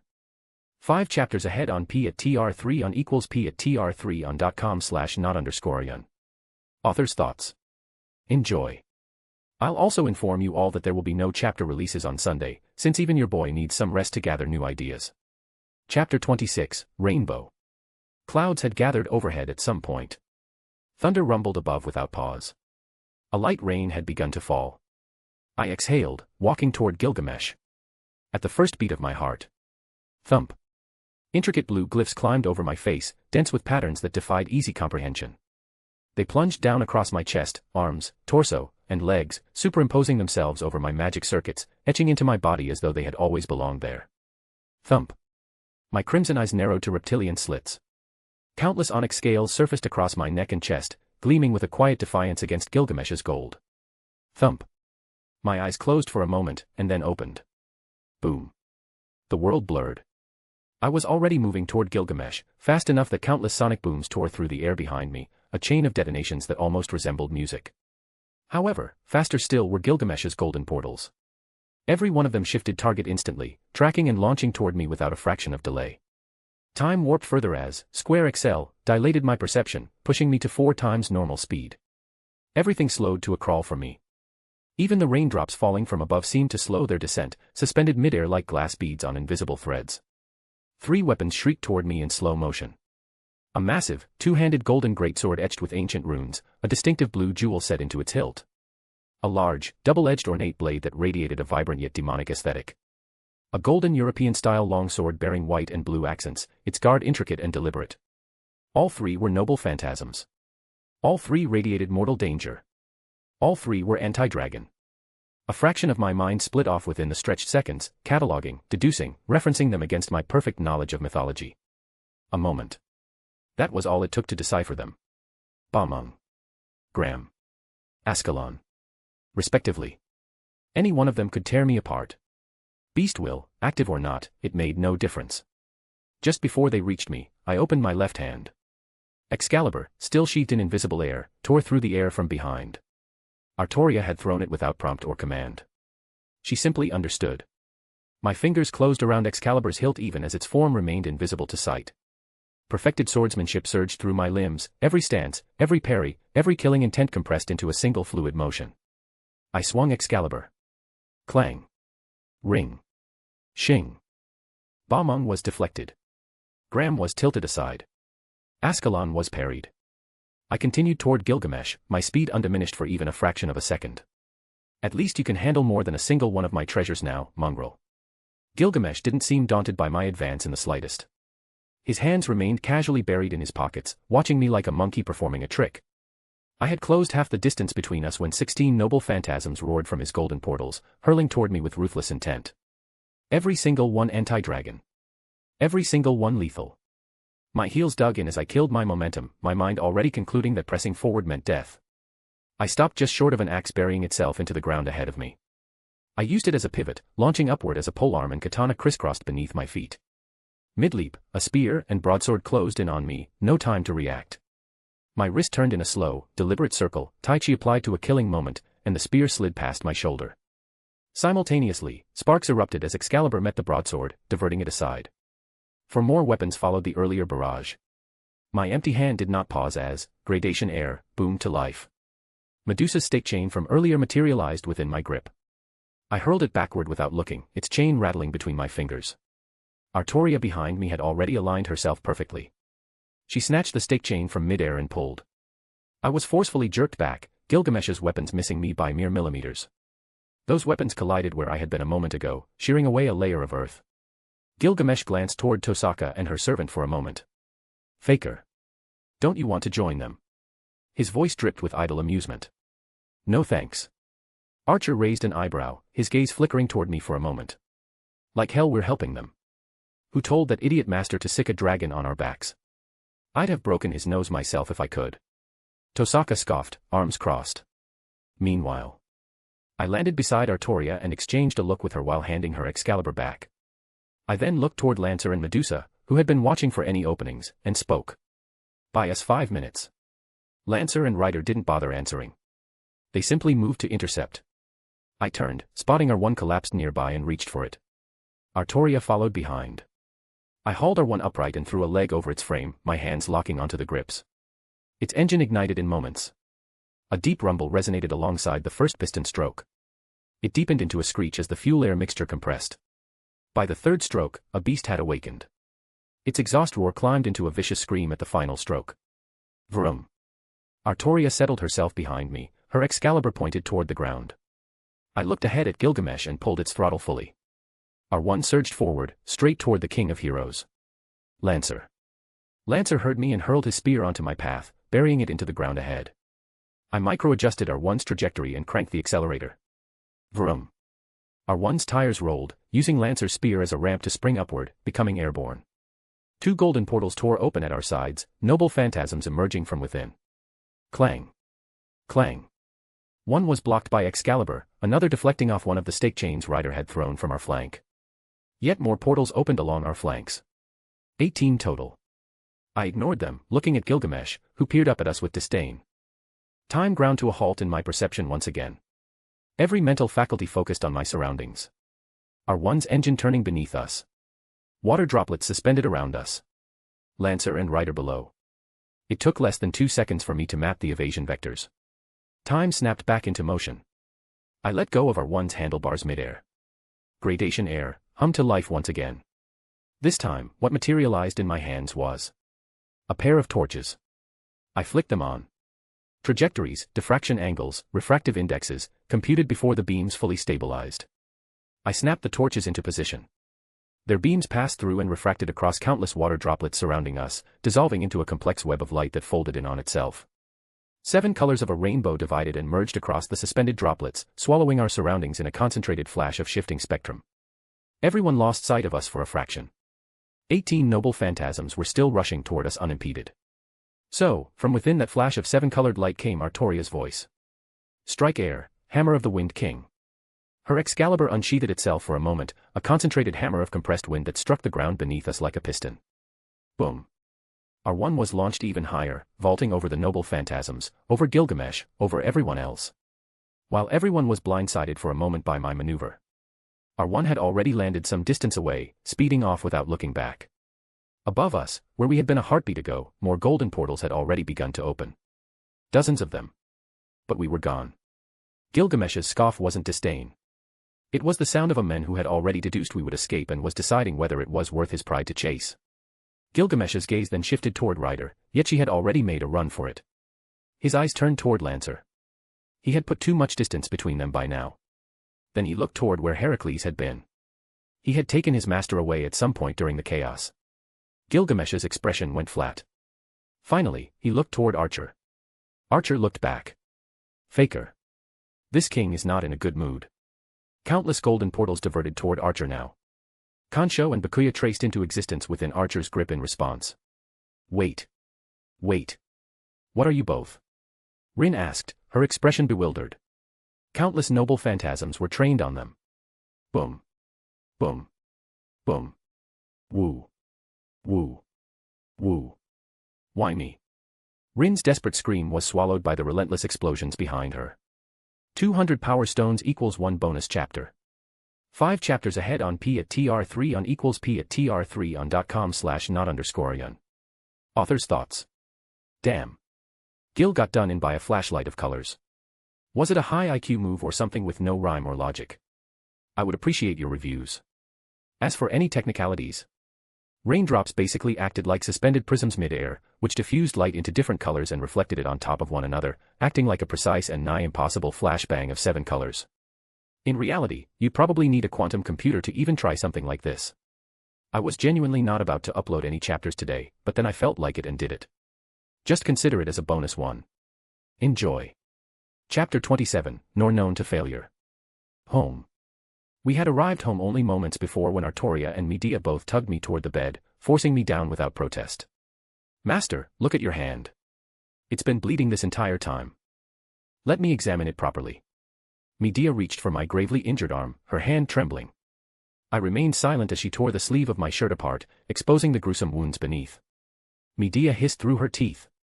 Strips of muscle hung loose, pale against the exposed bone where it jutted through in 2 places. Blood ran warm down my wrist and dripped off my knuckles in a steady rhythm onto the floor. Artoria heard the sound and looked over. Her composure cracked, for just an instant. That limb was a hair's breadth from being completely pulverized. However, both of them also noticed that my injuries were healing. Naturally, that was due to Avalon residing within me. Other options existed. A robotic prosthetic. A regenerative compound. I allowed Avalon to handle it instead. The alternatives would take time. My line of thought was interrupted as countless magic circles sprang to life around my arm, accelerating the healing process. I looked at Medea, intensely focused as she poured her magic into mending my arm. Then at Artoria, who was carefully checking the rest of my body for any other serious injuries. There is no need to take it so seriously. It is merely an arm. Both of them snapped their gazes toward me. Medea's jaw tightened. Artoria's eyes flickered with something complex, and for a moment, the room smelled of iron and ash and wet earth, and it was not this room at all. Countless battering rams slammed against a fortress's wooden gates. People fought all around, sword against sword, blood mingling with blood. Men roared. War cries. Desperate screams. Dying gurgles. It was a siege. Artoria walked over a carpet of corpses, her soldiers and enemies alike. Her expression flat. Her eyes unfeeling. Bedivere followed behind. My king, your arm is wounded. Please, allow me to stem the bleeding. Bedivere spoke from behind, gazing at Artoria's injured arm with barely perceptible worry. Her expression did not change. Her steps did not falter. There is no need to take it so seriously. It is merely an arm. Her voice carried no emotion, like an unfeeling machine. Bedivere froze in place at her words. She did not notice. Continuing onward toward another victory. I watched with a slight tilt of my head as Artoria slowly took my uninjured hand between both of hers and looked at me. Master, you must take care of yourself. Her eyes trembled, golden lashes fluttering. Do not become like me. She tightened her grip slightly. I do not like it. My silence was more hollow than any confirmation could ever be. Become. I already was. Artoria had brought a soup, in her words. It was a slush of alternating colors, with fragments of uncooked vegetables floating in between. And now, she was aiming a spoonful of it straight at my mouth. I looked sideways at Medea, who had slightly curled lips, while she wrapped a bandage around my healing arm. Master, come on, eat quickly or it'll get cold. Artoria insisted, pushing the spoon closer to my mouth. My gaze landed on some bubbles spurting out from her soup. Are you sure this is edible? I asked, my voice apathetic. It's edible, master. Back during my time, even the Knights of the Round Table tasted it and couldn't stop themselves from singing praises. Artoria brought her free hand to her waist, puffing her chest out unconsciously. I took in her posture and the spoonful of soup hovering before my mouth. Even with just the smell and appearance alone, I could pinpoint so many mistakes in it that my mind had to consciously search for any redeeming qualities it might possess. If she had told me it was a secret formula to assassinate someone via poison, I would have believed it. Nonetheless, I still opened my mouth and let her feed me. Artoria eyed me after I had swallowed it. "Master, how was it?" she asked. I did not reply. Instead, I pulled a handkerchief from my free hand and cleaned my mouth. Had she focused on my hand, she would have seen it tremble imperceptibly. It was acceptable. I put my handkerchief away. Silence fell. Who made this? You alone, Artoria, or Medea as well? My words broke the silence, my face turning toward Artoria. It was all me, master. She replied while scooping another spoonful to feed me, her voice carrying a faint expectation of praise. You're grounded. I spoke without emotion. Ah. Artoria blinked. Then blinked again. The spoon hovered in place, forgotten. Hee. Master, I'll paste a signboard just outside our kitchen, King of Knights not allowed entry. Medea did not let the chance slip by. My gaze shifted toward her. You're grounded too. Huh. Her fingers spasmed, tightening the bandage around my arm before she frantically loosened it. Sometime later. Medea had curled against my leg, her head resting against it, her purple-blue hair fanning across the bed. Artoria lay beside me, her eyes fixed on the ceiling. Master, could we win? Against someone like the King of Heroes? Medea's voice carried a thin current of uncertainty. The memory was still fresh, Gilgamesh, reducing Heracles to a broken thing crawling on half his limbs. Then fighting saber, lancer, and rider without a single drop of sweat. To Medea, Heracles was one of the strongest souls she had ever known. Even under madness enhancement, that truth held. Seeing him reduced to that state had shaken something inside her. She had walked alongside him once, both of them Argonauts. I heard the fear beneath her words. Artoria turned her gaze toward me as well. In response, my hand came to rest on Medea's head. I observed the action as though it belonged to someone else. My eyes. Blank. Or perhaps not blank at all. When I spoke, there was not a single particle of uncertainty in my voice. Tell me, how could I lose? When the only thing I've ever understood is victory. 200 power stones equals 1 bonus chapter. 5 chapters ahead on P at TR3 on equals P at TR3 on .com/not_yun. Unknown talents referred in this chapter.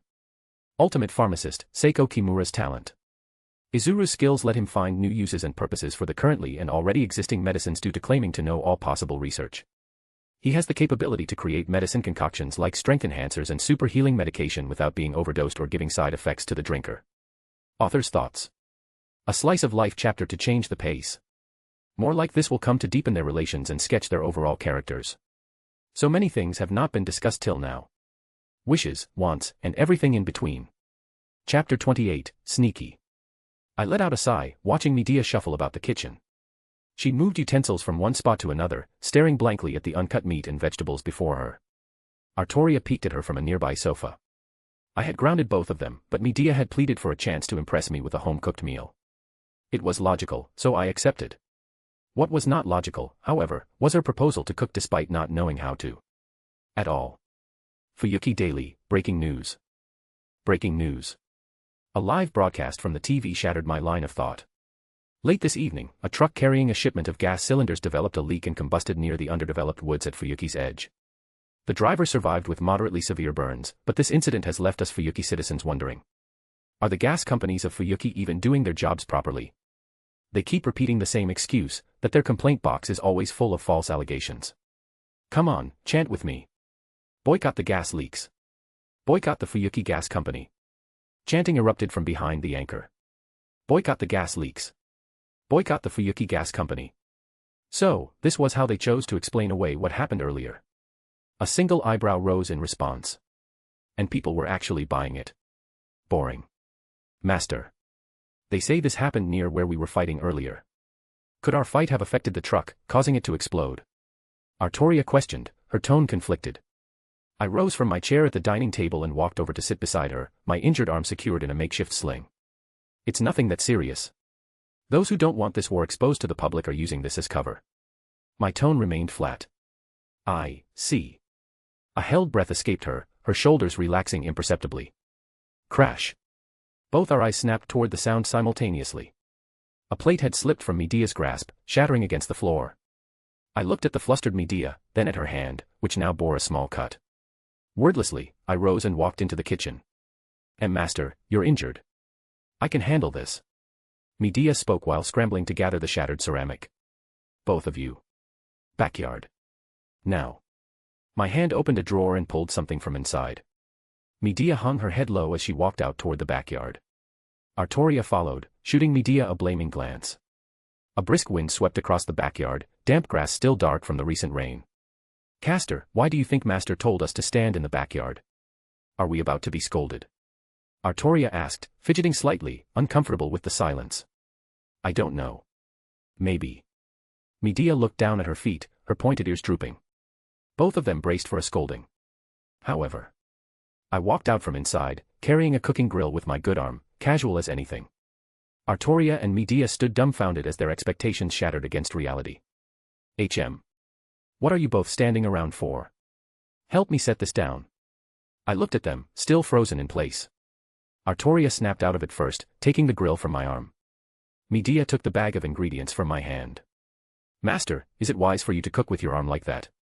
Artoria asked after setting the grill down, her eyes drifting to my sling. I can make the best food even with one arm. My reply carried no boast or pride. It was simply a fact. Now, Artoria, bring an outdoor table from inside. Medea, bring some chairs with her. I spoke while pulling out a can of charcoal lighter fluid, giving it a precise shake. 2 sprays, and the grill bed was evenly coated. I brought my gloved hand closer to the grill. A magic circle on its back flashed just as I snapped my fingers. Embers ignited with the snap, kissed the charcoal below, and blazed into full flame within seconds. I let it rest for a moment, then reached into the bag for generous cuts of raw meat, chicken, and cheese.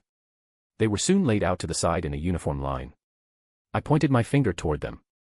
Wind blade, activated, sheathing my finger in compressed, invisible air. Slice. Dice. Chop. With that invisible extension, I cut every ingredient into perfect proportions. I then combined them into a marinade, prepared on the spot. By now, Artoria and Medea had already set up the table and chairs behind me. A single glance confirmed they were watching my motions with fascinated expressions. Master, you merged your magecraft with cooking. Medea couldn't hold back her curiosity any longer. Meanwhile, Artoria beside her was having an existential crisis. Using something similar to invisible air to cut meat and vegetables. Artoria looked like she'd been stabbed. Is it something out of the ordinary? It's quite simple. I answered Medea mid-work, my voice casual. Master, every other mage would probably have a heart attack if they saw you use your talent for magecraft on something like cooking. Medea wore a wry smile, already accustomed to my behavior. Does it matter what other mages say? I don't care. Why would I care for people whose every action, every choice, and even death would be known to me with a single glance? That made both of them fall silent. I continued, skewering the ingredients and setting them on grill. The coals were too slow. Triple XL, activated as a boundary field, slowly enveloped my skin, pushing my time to move 3 times as fast. This time, I didn't stop.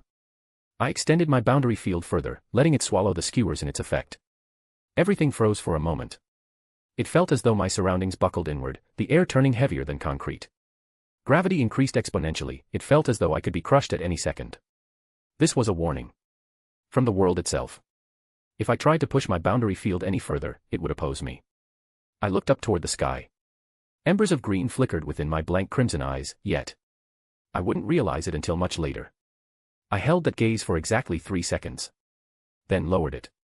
Not yet. Silence fell. The skewers were done. Master, it's so good. Medea's composure had completely abandoned her between bites. Numb. Numb. Numb. Artoria was too busy stuffing her face to pay attention to anything around her. Master. Numb. You're the best. Words like these slipped out between mouthfuls. I watched them tear through my cooking with gusto while taking a bite of my own. Better. I was packing the leftover ingredients while Artoria had already taken the grill back inside. Medea stood beside me, helping.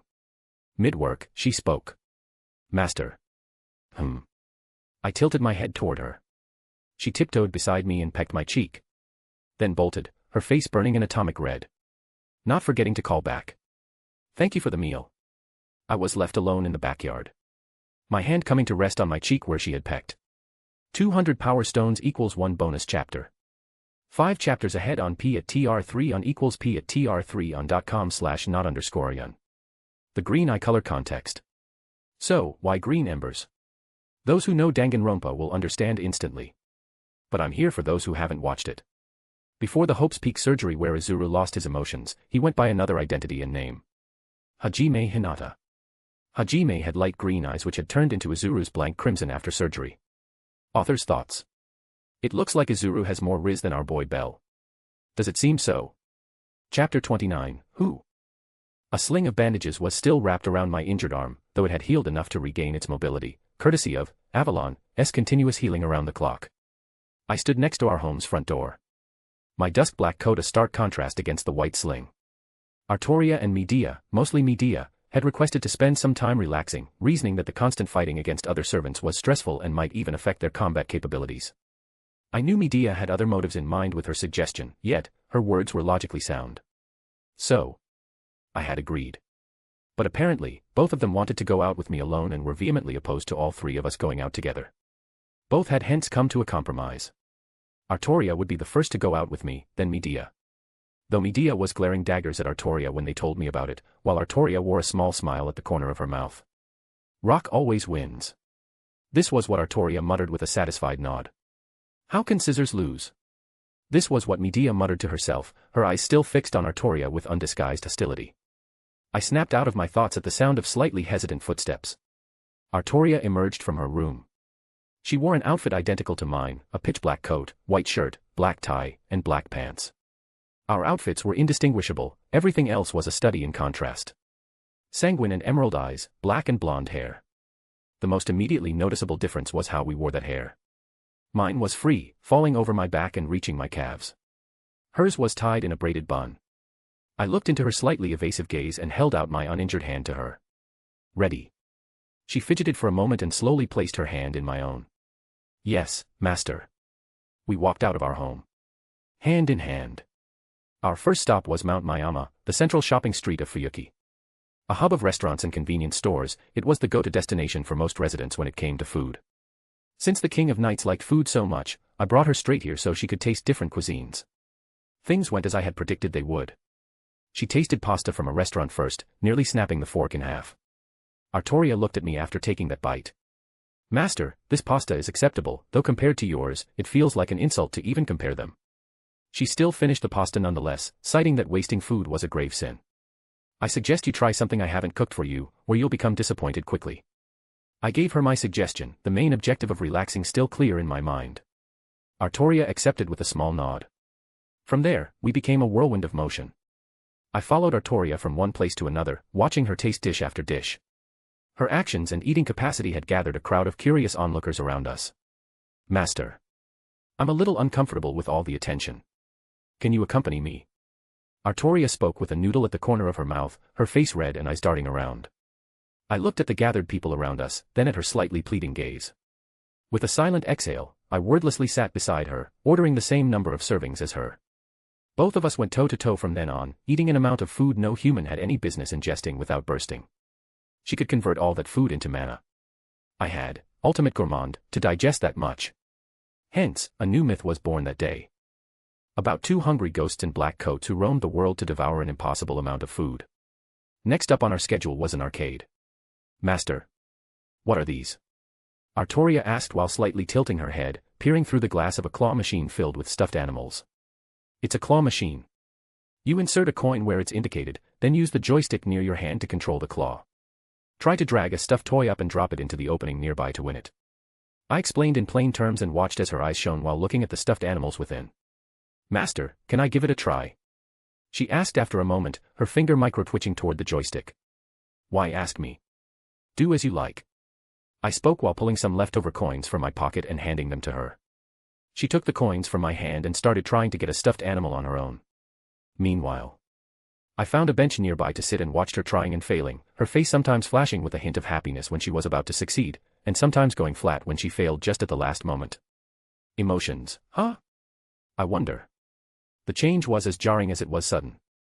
One moment I was looking at Artoria. The next, her blonde ahobe turned brown, her hair turned spiky. Her coat dissolved into a white shirt, her tie turned deep green. It was not Artoria at all. It was a man. With grass-green eyes. A wide smile radiating joy spread across his face while he played the same claw game. Who was he? I did not blink, yet everything dissolved from my awareness anyway. Artoria was back where she was before the change, continuing to try to get a stuffed animal. A faint pressure lingered at the base of my skull, the ghost of an impression that shouldn't exist. My mind went into overdrive. A magus trying to use magecraft on me? Improbable. A noble phantasm of a heroic spirit? Possible, but highly unlikely. An unknown side effect of the surgery? Again possible, but with a slim chance. If not those, then it might be related to my master. Can you help with this? A tiny fraction of my mental faculty split off, bringing my focus back to her. Artoria was pointing at the claw machine with a small pout. I got up from the bench, letting my other thoughts continue their line of reasoning as I walked forward. This is how it's done. My whisper landed in her ear as I came to stand behind her, my frame covering her smaller one, my hand coming to rest over hers on the joystick. Artoria froze for a moment, looking left and right in a fluster. Look ahead. I let my chin rest on the crown of her head, forcing her gaze forward. A coin was inserted into the machine, and the joystick came to life. Ultimate Gamer emerged silently. My hand over hers on the joystick moved with the grace of someone who had never lost. Its claw didn't drift or waver, it traced a clean diagonal line, as if the machine wanted to give up its prize. Artoria watched with a curious expression as the claw closed around a stuffed animal and pulled it up. I rolled the joystick with her hand beneath mine. The claw moved over to a small opening and dropped it in a moment later. Artoria let out a silent cheer. Soon, a stuffed lion was cradled in her arms. Thank you, Master. A pure, genuine smile flashed across her face. It was the most radiant smile she had worn since her summoning. 200 power stones equals 1 bonus chapter. 5 chapters ahead on P at TR3 on equals P at TR3 on.com/not_yun. Hajime Hinata physical description. Hajime has short, spiky brown hair with a prominent ahogue and sharp green eyes. He wears a simple white button-up shirt with his school emblem, a dark green tie with a unique pattern, dark blue jeans, and red and white sneakers. New talents mentioned in this chapter. Ultimate Gourmand, an OC talent I created. He is unmatched in eating a large amounts of food. Ultimate Gamer, Chiaki Nanami's talent. Izuru is able to play games flawlessly as he has this talent, he will definitely win a game no matter how impossible it is. He is also extraordinary at making strategies in a game. Author's thoughts. Friends, am I getting better at writing slice of life and romance chapters? Fun fact, there actually exists a place in the original Fuyuki with the name Mount Mayama, which is indeed a shopping and food district. This is the last slice of life chapter. The war continues from here on out. Chapter 30, Sky High. I sat alongside Artoria on an elevated bench at a scenic overlook, the living city of Fuyuki spread out beneath us. My eyes remained blank, while Artoria clutched a stuffed lion to her chest with a faintly protective grip. The sun set behind us, its final rays bathing our surroundings in an amber glow. Master. I feel happy. Thank you for that. Her grip on the toy subtly tightened. We shared a meal. We explored different places. We even played with the claw machines at the arcade. She cast discreet glances my way as she spoke. You even helped me win this little lion. Her fingers moved to her stuffed lion's cheek, pinching the fabric with quiet affection. I remained silent, allowing her to speak her mind. She trained her gaze forward, watching people moving through the streets of Fuyuki far below. Master, I once felt innately connected to dragons. But I grew more fond of lions after caring for a lion cub for a month. Her hand stroked the stuffed animal in her arms as if it were a real pup. No, it would be more accurate to say I don't harbor any special fondness for the species itself. Rather, I cherish the happiness I felt when that cub grew attached to me, when a bond formed between us. She paused. That cub used to be so energetic. It would often bite and scratch me. She brought the stuffed lion's cheek to her own, rubbing them together affectionately. I glanced at her. For the first time since we had met, she looked less like the iron-willed, ruthless king of knights, and more like a girl her age. Yet, as she lowered the toy back to her lap, her expression flashed with something akin to pain. I just wish I had been able to stay with it until the very end. Silence fell between us. I possessed every talent humanity had to offer. The culmination of infinite potential. Yet, even with all that, I couldn't reach back and change the past. At least, not right now. Night fell. The time for relaxation was behind us. Now, it was time for war. Artoria and I reached back home promptly. Midway back, I took off the bandage sling, my hand already healed fully by now. I then walked inside our house and stepped over to the main hall. Medea was sprawled across a sofa there, her hand shifting through channel after channel on the TV. Medea. She jolted up at my call. Master. Her voice carried a sullen edge as she gazed at me and Artoria, her jealousy palpable. Get ready. I'm opening door number 008 and taking it out. I spoke, glancing at the clock once. Master. Her pupils constricted. All jealousy and other emotions vanished from her face, replaced by a grave expression. But, you said earlier that you wouldn't take that thing out until we were facing grave danger. She quickly got up from the sofa, her eyes darting left and right in caution. We're not in any grave danger. I'm simply starting to get bored with the Matu family matter. So I've decided to wrap everything up tonight. I watched calmly as Medea's jaw slowly dropped at my words. What are you talking about, Master? Artoria asked curiously. Medea continued after a moment, ignoring Artoria entirely. Master. You're about to unleash that beast, just because you're getting bored. I walked toward our garage, my silence louder than any affirmation. Artoria followed behind and asked once more. What were you both talking about earlier, Master? You'll know in a bit. It was better to let her experience it rather than trying to make her understand. I reached a pitch-black door at the very corner of our garage. Countless dormant magic circles were engraved across its frame. My hand came to rest on its surface. Intricate gears shifted from behind as my mana signature, biometrics, and even current mental state were scanned, only allowing entry when everything matched. I walked inside, my steps echoing through the darkness. Luminescent magic circles mounted on the ceiling awoke in synchronization with my footfall. Artoria walked in with me, looking around with a hint of wonder. A pure white corridor stretched before us as far as the eye could see. On either side, doors ran alongside the corridor, each engraved with unique numbering, from 001 to 010 and even further. Master, when did you create something like this? Artoria touched a door to her right and asked, intrigued. This was a small side project Medea and I had put some focus on, even before the Holy Grail War began. I moved ahead, coming to a stop in front of a door denoting 008. We named it Project Infinite Armory. Medea insisted on the prefix. I didn't care enough to argue. My biometrics and mana signature were once again scanned. Click. Clink. Click. Gears shifted and clicked into place. The door opened. I walked inside, and Artoria followed. Everything within was obscured by darkness. However, soon, a luminescent magic circle flickered alive from above. Inside, a green cloth was draped over something angular and bulky, a sleeping behemoth waiting to be awakened. I looked toward it. The Matu matter has been on my back burner for long enough. It is time to finally resolve it. You've made sure that Sakura Matu is at Shiro Amiya's residence? I asked while driving a container truck. Medea sat beside me. Yes, Master. I've checked thrice. She is indeed at the Amiya residence currently and will probably spend the night there. Right now, only Ryder, Zoken, and Shinji Matu should be at the manor. She spoke while glancing at Artoria, who was riding our one ahead of us. Master, are we really going through with this? Won't this be tantamount to declaring war against every other master in Fuyuki? Medea asked once more, her tone worried. Her fingers tapped against one another. Declare war. It's already war, Medea. She fell silent at those words. We soon reached a raised, forested area a considerable distance from Matu Manor. Artoria brought our one to a halt. My foot hit the brake, stopping the container truck behind her. I turned off its headlights and vaulted down from the truck, reaching for its container. Artoria and Medea followed me, watching as I opened it. Inside the container, a massive shape sat shrouded under a heavy, green tarp. Artoria, help me haul it down. Body reinforcement, activated. Even with it, the sheer weight of this behemoth groaned against asphalt, ground tearing beneath us as Artoria and I dragged it from the container. Medea and Artoria stood off to the side afterward, the King of Knights looking curious, while noise-dampening magic circles were already spinning to life near Medea's ears. I finally pulled the green cloth aside to reveal a towed artillery piece with a long barrel, distinctive titanium stabilizing spade feet, and innumerable grooves and magic circles enchanted across its pitch-black body.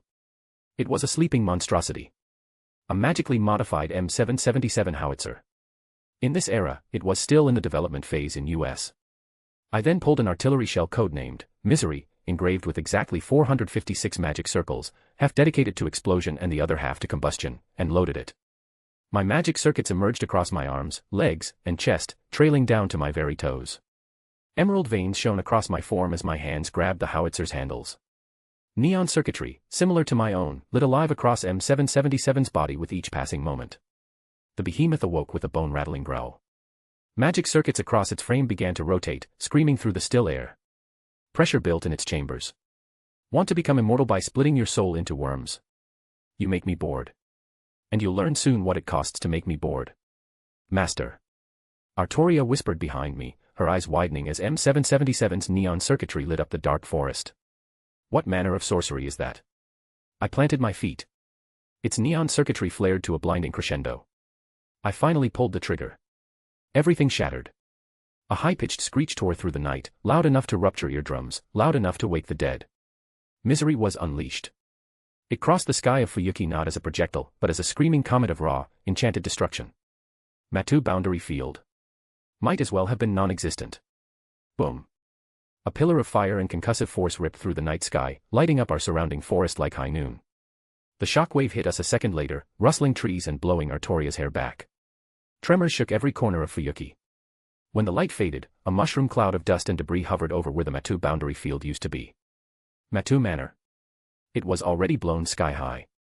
200 power stones equals 1 bonus chapter. 5 chapters ahead on p@tr3 on equals p@tr3 on.com/not_yearn. Author's thoughts. People were asking for a flamer for Zoken. A flamer I delivered. A fricking 4 tons one. Don't worry, we didn't blow Rider sky high along with Zoken and Shinji. Maybe we did. Anyway. A wild rider incoming soon, but I'll have to do it in a way that doesn't make Izuru's team more overpowered than they already are, and I have a perfect idea for it. Note, anyone curious where he got the howitzer from? Well, he created it using Ultimate Mechanic and Ultimate Inventor. I'll also inform you all that there will be no chapter releases on Sunday, since even your boy needs some rest to gather new ideas. Chapter 31, Reactions. My children, what brings you to our church at this late hour? Kirii Kotomine asked, his expression compassionate as he looked down at the 2 drunk men before him. Father. My wife left me for some younger, handsome guy. How am I supposed to keep living? One of them choked out, slumping heavily onto a nearby pew. Come on, Tom. Get your shit together, man.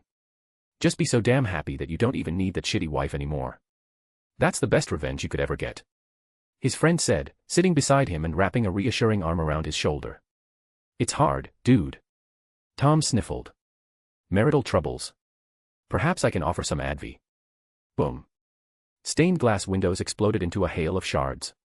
The entire church lurched and violently shook, throwing the 2 men from their seats as they clung to each other in blind terror. Even Kirii had to brace himself to keep his footing. Stepping over the chaotically scrambling men, he moved calmly toward the church's exit. Striding out into the night, he looked up at a sky illuminated by a massive mushroom cloud of dust and debris rising in the distance. Kirii's expression went utterly blank. His eye twitched. Once. Twice. As a tremendous shockwave of mana washed over him, the corner of his mouth twitched upward. Ha. Ha. Ha. Sound tore from his throat unconsciously, a subtle crack in his composed facade. By now, his smile had turned deeply unsettling. His shallow chuckles stretched, distorting in his chest before transforming entirely. Ha ha ha ha ha. Kirii's laughter grew, louder and louder, echoing like madness against the quiet silence left after that blast. At the same time. Why can't I find any servants or masters tonight? Lancer wondered aloud, walking through abandoned streets and rarely visited areas. Have they all decided to take a day off while I'm out here searching without rhyme or reason? He gazed around, rubbing the back of his head with his spear's shaft. Guess I'll have to key. Boom. A deafening blast resounded. Lancer snapped his spear toward its source as ground began to quake beneath him, the surrounding walls shedding layers of old mortar and rust. His footing slipped for a moment, sending a loose rock bouncing straight into his open mouth. He choked, flailing on the ground frantically after letting his spear clatter from his grip. Cough. Cough. The rock lodged in his throat was finally spat out after a deep, labored struggle. Who was the bastard who set off such a massive explosion? His voice trailed off as the silhouette of a mushroom cloud bloomed across his vision, lighting his surroundings in muted orange. Similarly. Iliasville hummed a low tune while walking through an empty park, already fully healed from her earlier injuries. Big brother, don't blame me for targeting you. Your servant is the weakest against my berserker. After all, she continued on, her steps cutting straight toward Izuru's home. Boom. She was launched upward by a sudden shockwave as Heracles materialized and wrapped his arms around her, turning his back toward the impact. Slides, swings, and merry-go-rounds around them trembled violently. A mushroom cloud soon became visible to them. Iliasville glanced at it from between Heracles' arms and muttered. Which servant unleashed their noble phantasm? Or was it that golden hair? Her face went white at the memory, shaking her head to banish it from her thoughts. She looked at the devastation behind her, and then toward the path leading to Azuru's home. Her grip tightened over Heracles' arm as she pointed toward the path ahead. Go, Heracles. Full speed ahead. Roarark. Heracles responded with an unintelligible growl, moving toward Azuru's home. Fast. Simultaneously. Ow, ow, ow. Rin hissed while pressing a cold compress against her still swollen eye. She had mostly healed from her earlier injuries. Now, only this small bruise remained. Master, are we not going on any reconnaissance rounds today? Archer asked from beside her, wiping dust from a shelf. We're going, just let me get this over with. Rin pressed the compress deeper with annoyance, hissing once again. Why are you crying like a child, Master? It's just a bruise. Archer glanced at her, and one of his eyebrows rose. What do you know? I'm hissing, not crying. As if someone like me would cry from just this much. She glared at Archer with her uninjured eye. Say that after properly wiping tears from the corner of your eye. Archer's voice carried a sarcastic edge. You. Master, you should act composed in all situations, or your blood pressure will spike. He ignored her outburst and continued. I am so going to bash your head in, Archer. Rin had barely finished her sentence when the floor buckled beneath her feet. Boom. She stumbled. Her compress hit the ground. From the study, a cascade of porcelain shattered against hardwood, her father's antique collection raining down in pieces. Archer was already at the window. Rin followed, her uninjured eye catching a glow first. Then the pillar of smoke. Which bastard has lost his mind? Some time before impact. Useless. Useless. I told you not to come back if you couldn't get me that master's head. How dare a worthless thing like you show me your face? Shinji roared at Ryder and hurled a ceramic vase at the wall beside them. Crash. How will I prove myself to grandfather now? Won't he feed me to worms just like Sakura? No. No. He'll give me a last chance. Yes, he'll give me a last chance. He trembled with both fear and a desperate need to prove himself. I'll have this useless thing use her boundary field at Hamurahara Academy tomorrow. The rules can go to hell, I'll have her devour everyone at school. Then a whole district. Then another. His hand dragged through his seaweed-like hair, a smug smile spreading across his face. I will win this war. I'll get the best magecraft talent from the Grail, and grandfather will finally have to look at me with approval. Just thinking about it made him giddy. I will win. No. Shinji closed his free hand around nothing, already imagining a golden cup resting between his fingers. I have already won. Boom. Boom. Across Fuyuki, an echo still hung in the air. Gilgamesh watched from an elevated position, a golden chalice filled with wine in his hand. Nice fireworks, mongrel. He paused, taking a sip. Keep entertaining this king, and I might just leave your ashes intact. 200 power stones equals 1 bonus chapter. 5 chapters ahead on P at TR3 on equals P at TR3 on .com/not_yun. Author's thoughts. How was this chapter? I wanted to try creating a reaction chapter outside of Azuru's POV. Would you like more chapters like these? Or nah? Have a nice day to everyone who reads this. See you all at the next chapter. Blood Fort Andromeda. This is the temple of blood that surrounded the shapeless isle which was the home of Medusa and her sisters.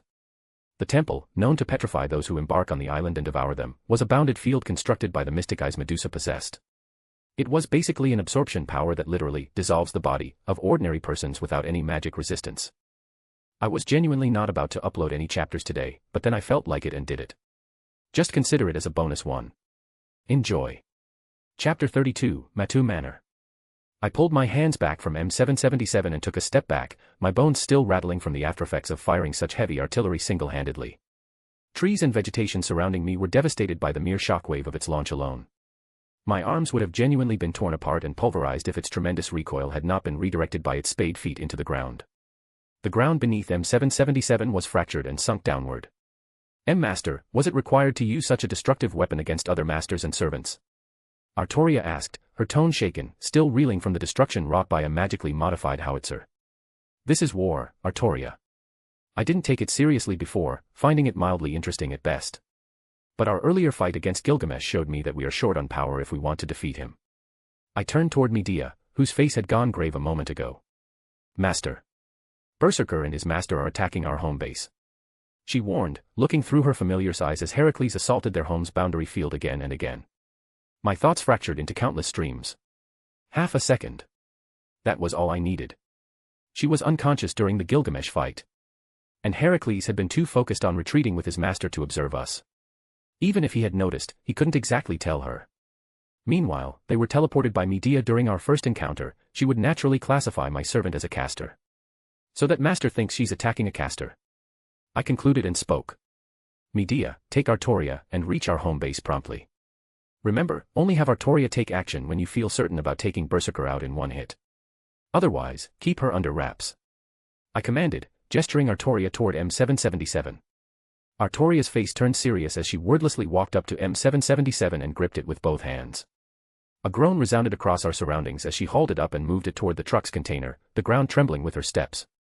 Have Artoria drive and inform me through our connection if you need anything. I walked toward our one parked nearby and vaulted over its seat, igniting its engine to life in moments. Master, where are you going? Medea asked over the exhaust. Did you think our bombardment would be enough to defeat a servant like Medusa? She paused for a moment, her eyes widening slightly. You mean Ryder could still be alive? After all of that? Incredulity marred her voice. No. She is still alive. I twisted R1's throttle, already concluding that Medusa would indeed be injured, but not finished. Vroom. Won't other servants and masters be there, then? A slight crease of worry marked her brow. Intricate blue glyphs surfaced over my fingers around the handle, expanding toward my arms and shoulders. Master. I can't leave you to face other servants alone. Artoria returned after settling the howitzer, her tone brooking no room for argument. Can Medea handle Heracles alone? Even with home advantage. My crimson eyes had narrowed into slits by now. Artoria felt her heart skip a beat, whether at my question or something else, I didn't feel the need to know. Besides, I still have 3 command seals. I'll summon you over if I'm truly in need. Onyx black scales materialized across my neck mid-conversation. Master. Both said it at once, their voices overlapping in identical worry. My response was flat as always. Why worry? Vroom. It's boring. R1's tires rolled forward, my surroundings blurring as I left behind a pair of shaken heroic spirits. Archer, we need to investigate, the Matu mansion is in that direction. I hope it's just my mind overthinking. Rin's voice was serious as she frantically put on new clothes to investigate the tremendous explosion. Archer was unusually silent as he looked out the window. If Rin had paid more attention to him, she would have seen his grip was hard enough to leave cracks across the window frame. Let's go, Archer. Rin spoke after readying herself, walking toward the Tosaka Manor's exit and ignoring the cluttered ground. Archer followed her wordlessly, his red cloak billowing more than normal. Lancer sprinted across rooftops, his speed mounting with every stride, arms pumping in a blue blur. His surroundings dissolved into mere shades as he vaulted over rooftop after rooftop, heading straight for the site of explosion, his path cutting directly toward the Matu Manor, or rather, what remained of it. Kiriai's voice resounded in his mind mid-stride. Lancer, I want you to find out who caused this explosion. A pause.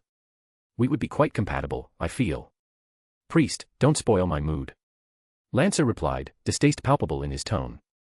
Scenery tore apart as R1 surged down a slope. I wrenched the accelerator further, pushing it beyond what should have been possible.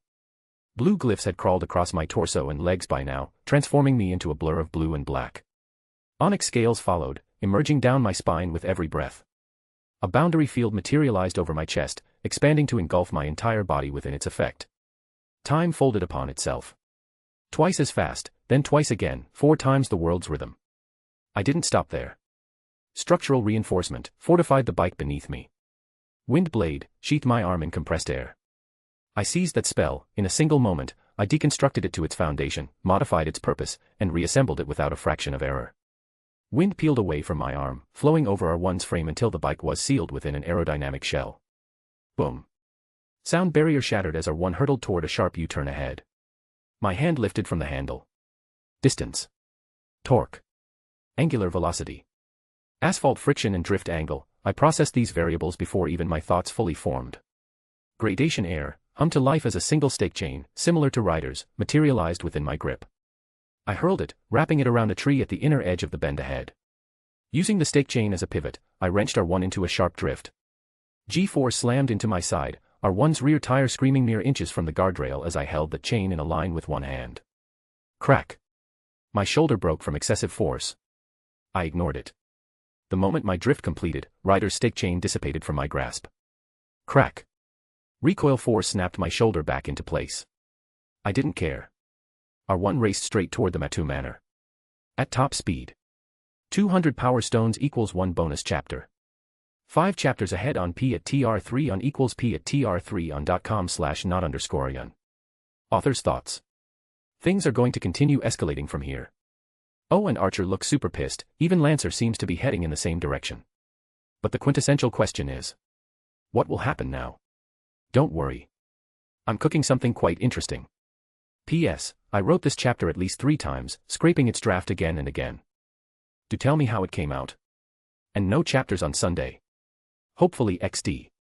The chapter didn't upload on time. Woo. Woo. Manually did it. Chapter 33, Boring People, Boring World. A spear soared through the air, burying itself just an inch before Archer, who had positioned himself ahead of Rin at some point. Master, stay back. He warned as 2 short swords, one black, one white, Kancho and Bakuya, traced themselves into his grip. The spear wrenched itself free and flew back. Lancer caught it mid-flight and twirled its shaft to dissipate its leftover momentum. He then looked at the master and servant ahead of him, bending down into a stance. Archer. Archer followed seamlessly, Kancho and Bakuya crisscrossing over his chest. Lancer. Rin took the cue and wordlessly stepped back, leaving this fight to Archer. Both tensed their legs simultaneously. Boom. X. Embers ignited over their bodies as the distance between them became null. Clang. Clang. Cling. Crimson clashed with black and white. Lancer thrust his spear at varying angles toward Archer's vitals. Kancho and Bakuya flowed like intersecting ribbons of black and white. Wherever Lancer's spear went, Archer's twin blades were already there, blocking with their flat edges. Amidst a ceaseless rain of thrusts, runes flashed across Lancer's spear arm, causing their speed and strength to surge for an instant. Archer's reaction came in a fraction of a heartbeat. He crossed the blades into an X, catching the spearhead in the V where Kancho and Bakuya met. Impact drove through both swords and hammered their crossed handles into his chest. Archer was pushed back, yet he had dissipated most of the force behind Lancer's thrust. Not bad, Archer. Though I could have done better. I don't have time to play around today, Lancer. Do I hear someone whining? He felt a vein throb in his temple. Archer did not reply. Instead, every muscle in his legs coiled tight, building force. Boom. He was gone, twin lines of white and black racing toward Lancer. A crimson line tore toward Archer in response. Lancer's spear reached Archer's heart first, yet Kancho and Bakuya deflected it, pushing it over Archer's shoulder. Archer did not waver for a second as the swords dissipated from his grip. Lancer, likewise, had released his spear.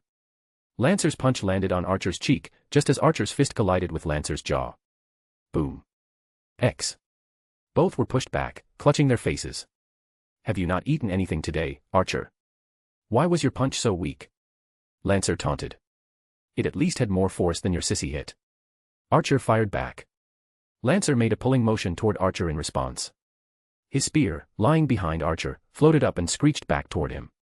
Archer seamlessly sidestepped without looking back as Lancer's spear missed his head by mere millimeters. Was that supposed to do something? Lancer ground his molars at Archer's tone. He threw his spear above him and rotated his entire body to build momentum. Over a quarter of the runes carved into the airborne spear lit up in succession. Meanwhile, a composite bow traced itself into Archer's grip, already aimed and drawn toward Lancer. Gravity brought Lancer's spear down. A pitch-black arrow traced itself along Archer's bow, small edges coiling around its thin core, spiraling outward. Grunting. Lancer used his built-up momentum to kick his spear toward Archer. Archer released Hunting simultaneously. A crimson blur and a blood-red blur tore across their surroundings, reaching each other instantly. Boom. Differing shades of red drowned out the world. Crunch. I walked through the Matu Manor, or rather, what was left of it. Rubble, debris, and melted stone scattered across my path. Inconsequential. An imperceptible tremor from the ground reached me, prompting my path to adjust in that direction. The sound of sharp breathing soon resounded nearby. A short distance later, I reached her. Ryder lay on the floor. Minor scratches ran across her body. Her leg, however, had a deep gash running down it. The reason? Her leg was buried under a massive heap of rubble, with 2 broken, crushed arms wrapped around it. Those arms were wrong. Too short. Muscle fibers were underdeveloped, bone density inconsistent with any trained combatant. Shinji Matu. Of course. How boring. I walked to stand beside her. Not you. This world. A pause. This world is so full of boring people. People who lack talent try to oppress those who do possess it. Even though they know they're insignificant, they refuse to acknowledge their true superiors. They are profoundly desperate to drag those with talent down to their level. I glanced at Shinji's arms trapping Ryder for a moment. It did not take a second for me to reach the conclusion that Ryder wouldn't have suffered such a serious injury if this trash hadn't clung to her leg so desperately. Because of these leeches, this world has become predictable. This world has stopped evolving. How boring. My legs carried me forward until I stood directly before Medusa. I pulled my fist back.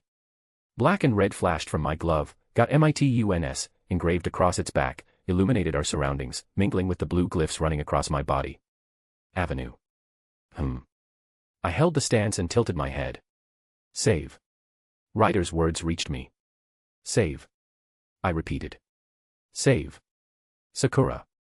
She could still move to block my strike, yet she left herself wide open. Why? Save her, from the things inside her. A monster was asking me to save someone. As if salvation were something I dispensed. As if she believed I would bother. Boom. Black, crimson, and blue drowned our surroundings. When visibility returned, the rubble where Medusa's leg had been trapped had ceased to exist. I crouched down to her level and held her chin, forcing it toward me. Slit crimson eyes peered into blindfolded ones. I asked her the same question I had asked the Witch of Betrayal and the demigod son of Zeus. Tell me, Medusa. What is hope?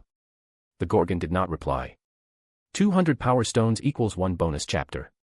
5 chapters ahead on P at TR3 on equals P at TR3 on.com/not_yun. Hrunting, Hound of the Red Plains, it is a modified version of the original Hrunting using reinforcement. Amiya encountered it at some point in his lifetime, allowing him to add it to his database of noble phantasms stored within Unlimited Blade Works. Once fired, it turns into a magical bullet enveloped in a red light that takes the most direct path to its target. It will basically continue to pursue its target, even if it gets parried, repulsed, or avoided, for as long as the shooter keeps aiming at the target. Kansho and Bakuya, Ganjiang and Moye, Amiya encounters these swords at some point during his lifetime and added them to the numerous weapons recorded and stored in Unlimited Blade Works. They are his favored weapons to project, having become his symbols after wielding them all his life. Author's thoughts. It took some time, but it's better to take time and release good chapters instead of rushing and releasing average chapters. Have a nice day, everyone. Have any of you noticed? All the heroic sprits he asked about hope remained silent. Can you all guess why? Chapter 34, Saber and Rider. The Gorgon did not reply. I let her chin go and stood up, looking on as she opened her arms to me. My gaze fell to her injured leg before cataloging her muscle tension, micro-twitches, and overall body language. The conclusion was obvious, she was capable of standing on her own, yet she desired my assistance. There was no malice or hidden intent behind her gesture. I wrapped my hands around her waist and hoisted her up. In turn, she looped her arms around my neck and brought her mouth close to my skin. I observed as she parted her lips and sank her teeth into my neck. Blood welled from the puncture wound, which she drank with a slightly hurried motion. Why have you not vanished, given that Shinji is dead? I asked. My arms remained secured around her waist, not flinching at her actions. As she continued to draw my blood, I had already deduced her objective, replenishing her mana. Sakura is my true master. A trickle of blood escaped the corner of her mouth as she pulled back just enough to speak. I see. Her statement confirmed one of the countless hypotheses currently processing in my mind. I can sense more servants nearby. Her arms tightened around my neck, the words muffled by a mouthful of blood. Tremors from their battle already informed me of that. I replied, lightly tapping my heel against the floor. She offered no response, entirely engrossed by the faintly draconic taste. With every drop she ingested, Medusa's injury knit itself back together. By the third mouthful, her leg had fully healed. She pulled back after having her fill and wordlessly looked toward west, wiping the residual blood from her lip with her finger and drawing it into her mouth. Let's go, then. I started walking in that direction. Ryder fell in step behind me. We covered the distance in mere moments, arriving just as Lancer hurled his spear upward while Archer traced a bow in his grip. I watched them both, then spoke to Ryder behind me. I'll take Lancer. You hold back Archer. Both of us watched flatly as a pitch-black arrow collided with Lancer's crimson spear. Boom. Shades of red drowned the world. That was the moment both of us moved. Sonic booms resounded in my wake. A single step and I was already in front of Lancer, layers of wind compressing around my arm, extending my reach toward his eyes. Lancer's pupils constricted. He unconsciously tilted himself backward, dodging a blade of invisible wind aimed straight at his eye by millimeters. My other hand was right behind the first, already an inch away from Lancer's abdomen. He tightened his core a fraction of a second before impact, transferring the force through his stomach and up his shoulder, then threw a punch straight at my face. Simultaneously, a crimson spear tore toward my head from behind. He had recalled his weapon. A fraction of a degree. That was all the margin I needed. Tilting sideways, Lancer's fist displaced the air above my nose, his spear hissing past my nape. Meanwhile, my wind-sheathed arm immediately roared toward his jaw. But his instincts were uncanny. Head tilting in perfect mirror to my own, he pulled back from the trajectory. I reacted instantly. Compressed winds around my hand discharged for a moment, eerily similar to Artoria's, strike air. Black and crimson flashed from the rotating magic circles beneath as I slightly adjusted the trajectory of my fist. Boom. Lancer was hit dead on his cheek.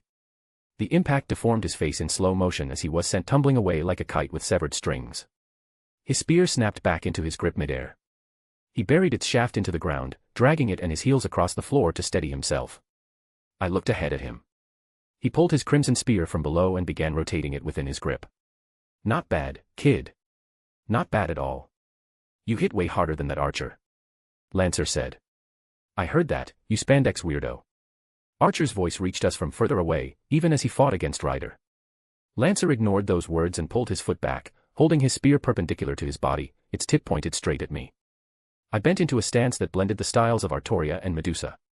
My posture carried the regality of a knight, yet my muscles were coiled like a beast's. Gradation air, activated. A stake chain traced into existence within my left grip. Meanwhile, dispersed wind currents spiraled up my right arm, once again rendering it invisible. A physical weapon in my left hand. A blade of wind in my right. A phantom of Medusa loomed to my left, serpentine, translucent. A phantom of Artoria materialized to my right, armored, regal. Residual discharge from copying their techniques perfectly. Reality had briefly projected the originals. I paid it no attention. Lancer blinked once, and they were gone. Shockwaves ripped through the air behind me as my surroundings blurred and snapped back into focus in an instant. I came face to face with Lancer, the stake chain hurling toward his chest. My mind shifted into overdrive as everything slowed to a crawl. No. My mind was moving faster than everything else, accelerating my cognition to inhuman levels. I watched in slow motion as a thin, layered boundary field stretched over my striking arm. Beneath it, I noted my own biology frantically trying to keep pace, cortisol flooding my system, glucose production spiking to fuel muscles that were actively tearing past their biological limits. Yet his spear moved even faster than my accelerated thoughts, already intercepting the path of my stake chain. Clang. Stake and spear collided with a deafening screech. I did not break momentum. Lines of intersecting emerald and sapphire light traced across my rising knee. Lancer's own leg came up to meet it. A fraction of a second before they collided, black scales materialized over my knee while his flashed with runes. BAAM. We were both blown backward. My heels dug into the floor as I skidded 3 steps back, while Lancer merely took a single step to anchor himself. The thin boundary field that had covered my arm now stretched across my shoulders, enveloping my other, invisible hand. Lancer and I moved in perfect sync. My invisible wind blade and his spear clashed in the space between us. I tried to overpower his spear, he tried to overpower my blade. Sparks erupted as we struggled for dominance. Our legs met in the middle. Blue glyphs and runes exploded against each other as heel met heel. Both of us were pushed back. Kid. You're fun. Lancer spoke, a battle-hungry smile across his face. I walked toward him. Blue glyphs across my body shifted endlessly, something similar to Lancer's runes flashing and dissolving rapidly across my skin. This time, I did not call my opponent. Boring. 200 power stones equals 1 bonus chapter. 5 chapters ahead on p@tr3 on equals p@tr3 on.com/not_yun. Author's thoughts. How was the chapter? I hope it was nice. Have a good day everyone. Chapter 35, Peer. Blue glyphs cascaded across my body, forming and dissolving in tremendous quantities. I was trying to decipher these runes, but it was taking a massive amount of my processing power to barely scrape the surface of this ancient language. I could decrypt them, no doubt. It would simply take considerable time and effort. Lancer watched the phantom runes flash alongside the sigils of my Beastwill spell. His expression hardened instantly, his earlier battle-hungry smile melting away as every muscle in his body tensed. Kid. Where did you learn these runes from? He asked, spear parallel to the ground, tip pointed toward my neck. Bloodlust in doves leaked from him, greater in intensity than when we had begun exchanging blows. You. I pointed my stake chain toward him, my voice even. Lancer blinked. Once. Twice. Then broke out into a laugh. Ha ha ha ha ha. If my master knew. Ha ha ha. She'd probably lock you in her castle's basement. He spoke between laughs, his stance loosening imperceptibly. I wordlessly advanced toward him. His laughter abruptly died as he finally looked at me. Not as a master. Not as a magus. No longer as a lesser. He looked at me as a peer. It was the first time someone had looked at me like this. I tilted my head slightly as he continued. Kid, seems like I'll have to give it my all from now on. His grip on the spear became crushing. I don't believe so. You were getting pummeled early. My words were swallowed by the sound barrier being torn apart. A crimson spear swelled in my vision instantly. Lancer stood ahead of me, reaching me before the sound did. His spear spun toward me, rotating at an uncanny rhythm within his grip. It jerked up, then dove down, repeating the pattern countless times on its approach. Up. Down. Up. Down. Down. Up. I calculated where his spear would land. My stake chain moved to intercept. Yet mid-motion, he released his spear entirely. I adjusted my stake chain slightly, deflecting his weapon. But the throw was a feint. In a breath, he was already on me. Both hands free, he struck toward my chest and stomach. My other invisible hand turned, its flat side coming in front of his fists. He stopped his punches just before the wind barrier, his knee driving toward my stomach instead. I raised my own knee. Yet, a rope of runes materialized, binding my feet to the floor. Boom. Lancer's knee buried itself in my stomach. I tried to tense my muscles to divert the force downward, yet, the runes binding my feet shifted, turning everything beneath my heel into a slippery surface. I slid back, onyx scales falling off my body. Lancer opened his arm toward the side. His crimson spear flew over, settling itself in his grip. He walked toward me. I looked on while settling back into a stance. Unruffled. Home. Hrua. Heracles roared as countless spells spiraled to life around him, bombarding him from all sides. Boom. Boom. Boom. Smoke and dust spread from the impact. A gale erupted from within, revealing Heracles unharmed, not even a scratch on his skin. Medea watched through a crystal ball from inside their home's boundary field. Her expression remained unchanged at the result. Alpha Tau Lambda Alpha, Atlas. She chanted, bringing her hands close to the crystal ball projecting Heracles. A complex magic circle with radiating purple light surfaced beneath him. He had barely taken a step when the space around him solidified, freezing him beneath compressed layers of folded space. Roar. Heracles pushed against it, making the magic circle beneath him quake unstably. It would not take long for him to break apart her space lock. Yet, she only needed a second. Rain of Light, Machia Hecatic Gria. She chanted her strongest spell, completing it instantly. Magic circles upon magic circles materialized and overlapped in the sky above Heracles, each charged with an enormous amount of mana, around A rank within every circle. Heracles tried to move, his fingers twitching continuously. Before he could, though, he was drowned under a continuous barrage of purple beams. Everything was swallowed by a purple flash. Medea watched, already knowing even this would not be enough to defeat Heracles. Just as she suspected. Heracles was revealed amidst the bombardment for a moment. The ground beneath him was disintegrating into ash, a huge crater visible where he stood. As for Heracles himself, countless wounds ran across his body. Most of them were life-threatening. If she continued her bombardment one more time, it might even kill him. But the mana cost would put tremendous pressure on her master, who was probably having an intense fight with some other servant right now. Should I attack Berserker now, Caster? Artoria asked from beside her, looking at Heracles' projection within Medea's crystal ball with a serious expression. Not right now, Saber. We can still hold out. Medea spoke while looking at her boundary field. It would still hold for a considerable time, even against someone of Heracles' caliber. Heracles likely has more than one life due to his legend of gaining immortality by completing 12 labors. We will only attack with everything when we are certain of stripping all his lives at once. Medea clarified, her gaze fixed on the rampaging Heracles. Riders' stake chains collided with archers Concho and Bakuya, both screeching against one another in a burst of sparks. Clang. Clink. Clang. Clank. Rider and archer were going at it with escalating intensity when both jerked to a stop simultaneously, hurling their weapons to the left. Concho and stake chain screeched through the air. A worm riddled with wounds was trying to sneak away amidst their fight. It didn't even have a moment to react. Concho and a stake chain pierced it with startling precision. A single, shrieking wail tore from its throat, then it fell silent. Ryder pulled her chain back. Concho dissolved into nothing. Both Archer and Ryder glanced at each other and gave the other an acknowledging nod. Clang. Clang. Clank. Their fight continued afterward. Like that worm had merely been a small inconvenience. 200 power stones equals 1 bonus chapter. 5 chapters ahead on p@tr3 on equals p@tr3 on.com/not_yearn. Rain of Light, Makia Hekatic Gria, this is Medea's main offensive spell. It is a volley of rapidly fired beams of light each with an A-rank power of attack.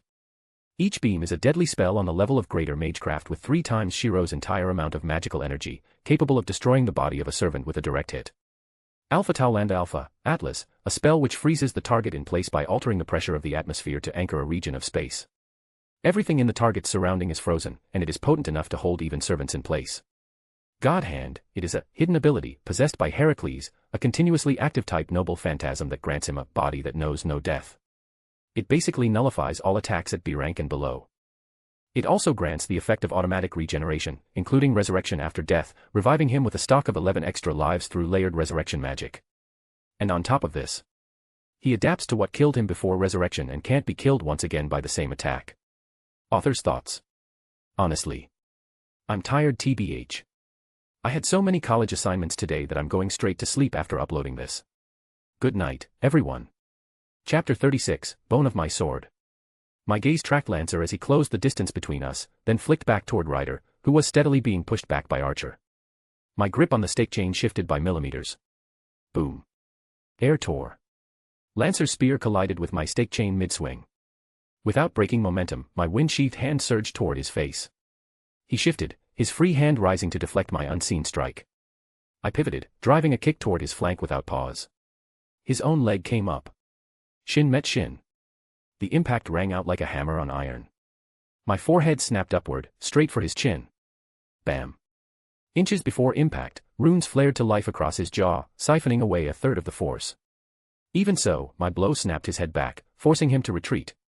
With a slight shake of his head, he moved to shrug off the residual shock. I threw my stake chain at that exact moment. Lancer reacted on instinct, but his footing faltered on a loose patch of earth. He stumbled, his head dropping dead center into the chain's trajectory. Stake chain tore through the space where his skull had been a fraction of a second prior, missing him by a hair's breadth as he threw himself into a desperate roll. I still held my stance, slowly lowering my leg and straightening my posture. Across from me, he rose to his feet. You are Ku Chulayan. Lancer's pupils dilated in surprise before narrowing. How did you reach that conclusion, kid? He asked, driving his spear's bottom end into the ground and leaning on it with wary curiosity. Your reaction just now confirmed it. My words made his temple twitch. A heavy pause. You possess a crimson spear. You have terrible luck. My eyes shifted to the uneven ground that nearly became his reason for defeat. And you are weak to beautiful women.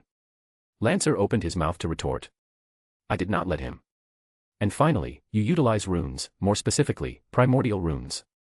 As if to mirror my claim, intricate runes similar to his own continued to materialize and dissolve across my skin. The pieces aligned perfectly. A crimson spear. Primordial runes. A weakness for beautiful women. And luck so poor it made you slip mid-fight. You're really a monster, kid. You've been analyzing me since our first meeting. No, not just me. Everyone. Something close to respect flickered across Lancer's face. Kid, you and my master might really hit it off. A nostalgic light entered his eyes. The Witch of Duin Skaith? I asked despite already knowing. Yes. He affirmed, pulling his spear from the earth and settling into a fresh stance. Let's finish our duel. His voice brimmed with fighting spirit. Unfortunately. I spoke while pivoting back. Boom. A sonic boom from behind swallowed my words. Ryder slid toward my back. She turned mid-motion. My own steps rotated in perfect sync. Both of us moved in a half-circle, our backs gliding against each other. I closed toward Archer now, while she slid toward Lancer. Sound barrier shattered twice in that same instant, a wind blade grinding against Bakuya, a chain rattling against the crimson spear.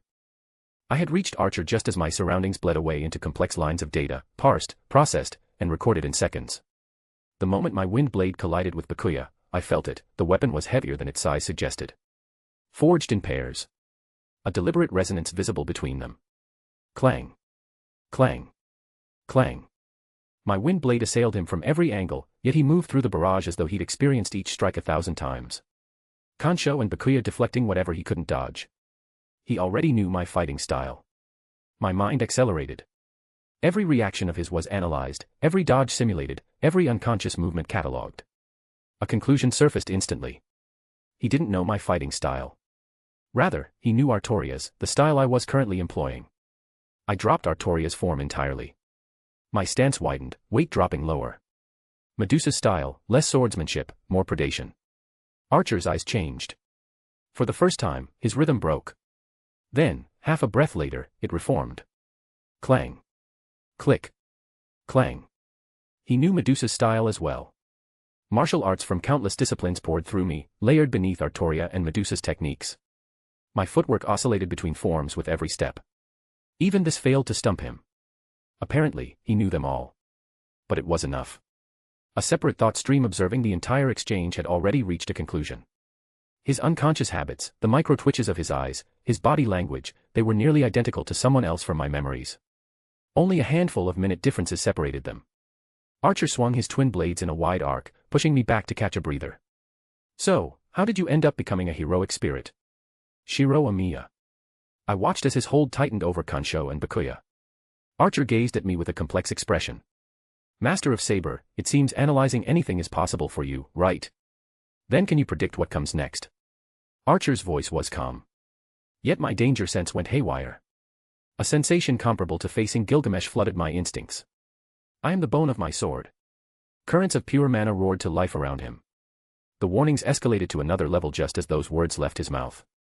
Steel is my body and fire is my blood. Boom. The sound barrier shattered. My legs burned.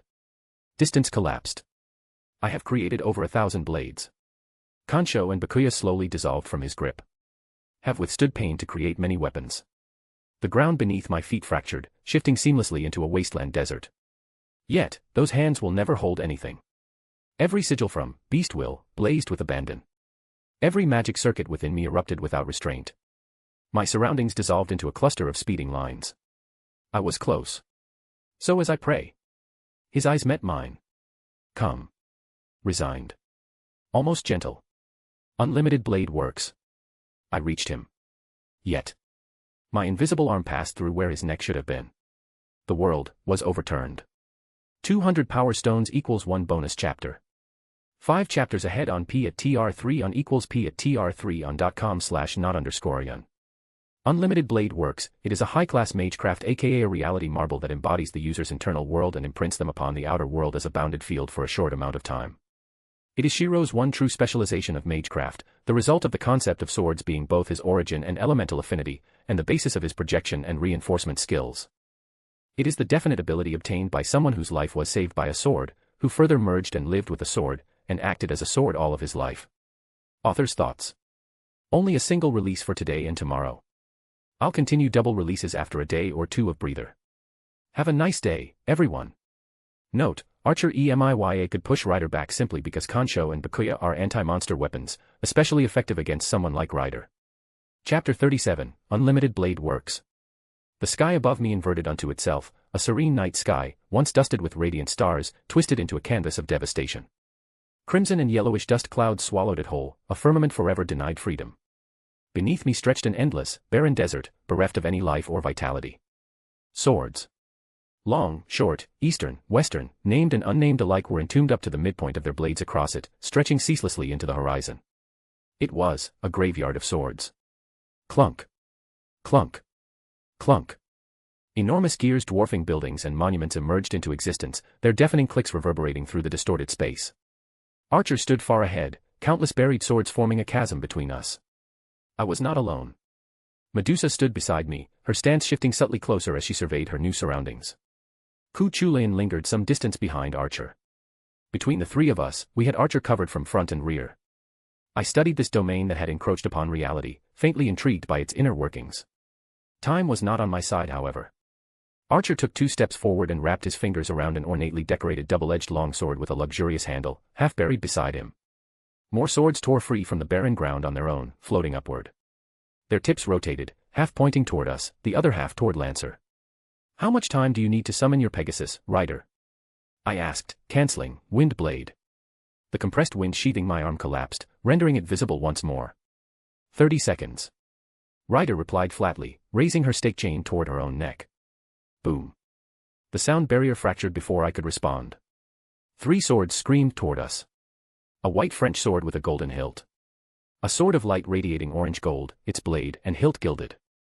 A highly ornate, dazzling sword, less a weapon of war and more a symbol of royalty incarnate.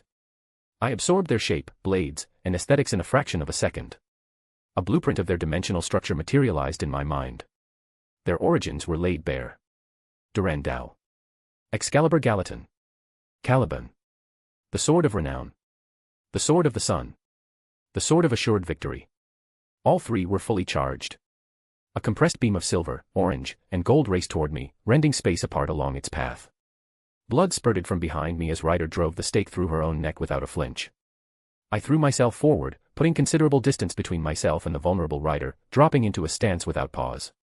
My hand pulled back. Black and crimson flecks simmered across my skin as the magic circles on my glove began to rotate. I threw a punch just as that beam reached me. Boom. My heels skidded back toward Rider. 3 meters. 2 meters. 1 meter. Onyx scales fell from my body like shedding doves. Bloody fractures webbed across my form. I collided with Rider behind me. The compressed beam swallowed us both. Boom. Nehai. A Pegasus cry tore through the light. A white, mythical horse with feathered wings drove itself against that beam, splitting it apart down the middle. Rider held the reins. I stood behind her, balancing on her Pegasus back. More weapons hurled toward us. A gold and silver unadorned longsword shining mid-flight. Meridak. Sword of Original Sin. A sword whose hilt was adorned with the likeness of a lion. Sword of the Cypriots. Iskandar's weapon. A scarlet longsword bearing the inscription Regnum Coelorum et Gehenna, the kingdom of heaven and hell. Estus Estus. Nero Claudius sword.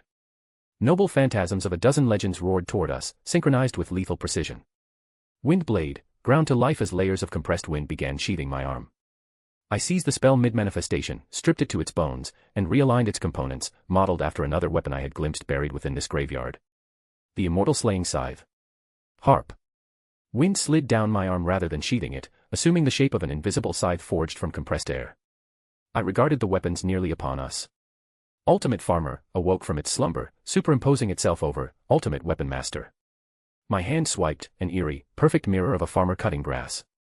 Sparks burst into existence as the sword of the Cypriots and Meridak were deflected by mere millimeters from the Pegasus in motion. Estus Estus continued on.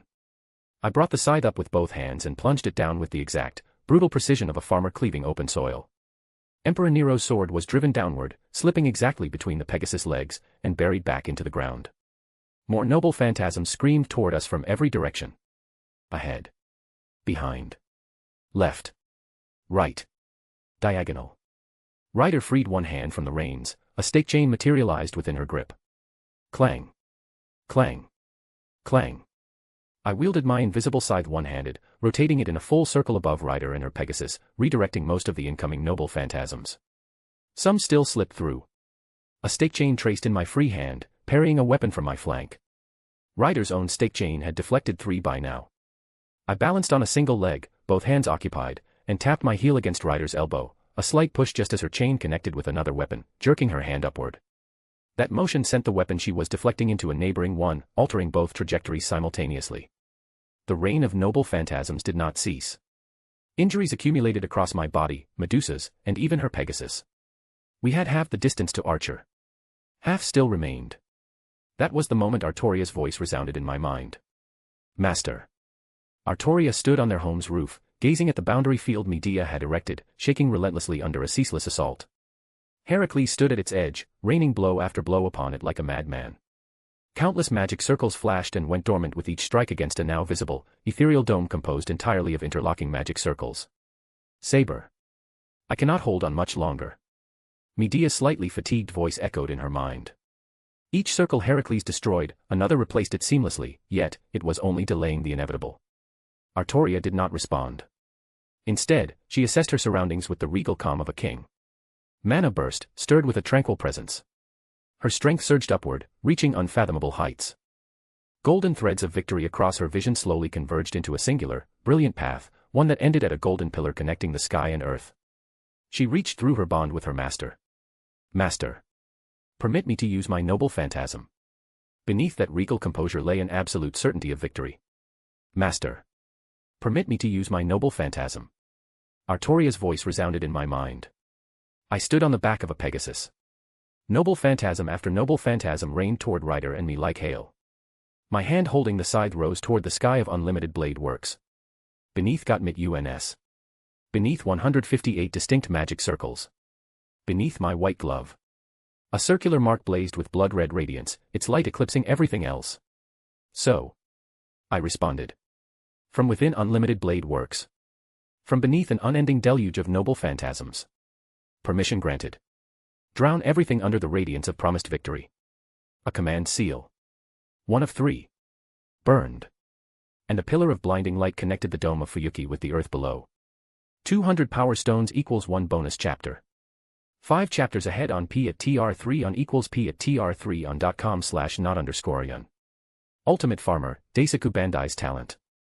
Izuru is a flawless farmer, being able to create and produce food enough to feed 1,000 people per day. He also has perfect knowledge and research of the best crops to plant in a certain climate. Ultimate Weapon Master, an OC talent I created. This talent represents his absolute mastery of every cold weapon in existence. Durandal, it is the holy sword favored by Roland and one of the many noble phantasms stored in Gilgamesh's Gate of Babylon. Excalibur Gallatin, it is a shining sword that Gawain possesses. A sister sword of Excalibur, also originally owned by the Lady of the Lake, but it is not as well known as a holy sword and rarely mentioned due to having its legend hidden in the shadow of King Arthur's holy sword. While Excalibur collects the lights from the planet, Sir Gawain's holy sword is said to represent rays of heat from the sun with a pseudo-sun contained in its hilt. Caliban, it is a holy sword that is the symbol of a king, pulled from the stone of appointment by King Arthur under the guidance of Merlin. With the words, "Whosoever pulleth out the sword of this stone is rightwise king of all England," engraved in a golden inscription on its hilt. It looks similar to Excalibur, which she later received from the Lady of the Lake, but it is a different sword and its characteristics as a noble phantasm also differ. Author's thoughts. I just had some inspiration and wrote this one too. Goodbye everyone. Note, so. Some people say Excalibur Gallatin is a divine construct due to the pseudo-sun in its hilt. While some say that it was a mere holy sword in the Lady of the Lake's hands. It was never specified if it was a divine construct or not. Just consider the one appearing here as a normal holy sword. As for the pseudo-sun, this one OFC doesn't have it. Chapter 38, White and Gold. Permission granted. Drown everything under the radiance of promised victory. A command seal. One of 3. Burned. Nahai. The Pegasus beneath us shrieked, its speed surging further. Medusa deflected noble phantasm after noble phantasm raining toward us. I looked at her violet hair and asked. Rider. Can you use your noble phantasm? My invisible scythe jerked down mid-sentence, deflecting a blade aimed at her Pegasus leg. Medusa did not reply. She only nodded, imperceptibly. Clang. Clang. Clang. I twisted my body atop the Pegasus' back, deflecting weapon after weapon. Artoria stood in perfect calm as mana from a command seal flooded her whole being. Slowly, the wind sheathing her sword dissipated. A pure white tip emerged from the fading wind, immaculate, almost luminous in its purity. Then a blade. Fairy inscriptions ran along its spine, glowing faintly with a light that predated modern history.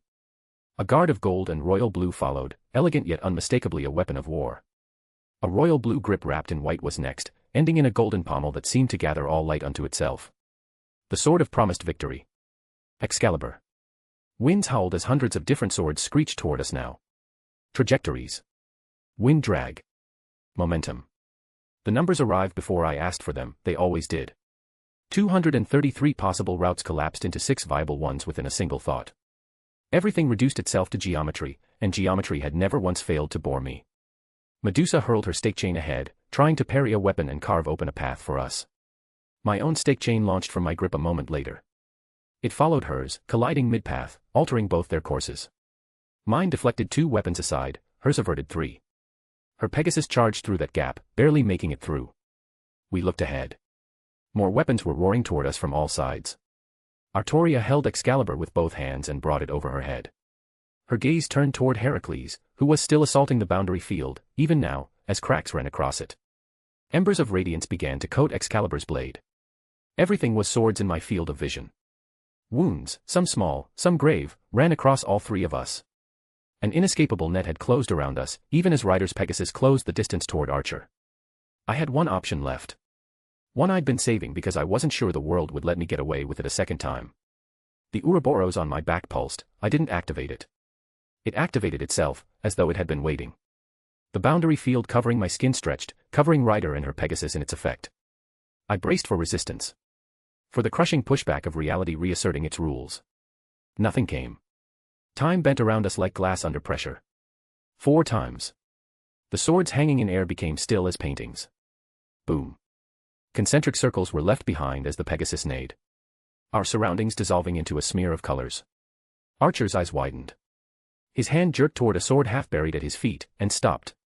From his perspective, we had simply vanished. A golden bridle began to materialize beneath Rider, right over her Pegasus. Miles away outside the bounded field, golden radiance climbed Excalibur with escalating intensity. Artoria's surroundings quaked, tremendous amounts of mana warping the atmosphere. A pair of green eyes, carrying only composure, locked onto Heracles. Blinding white light radiated from Rider's Pegasus as its speed surged further.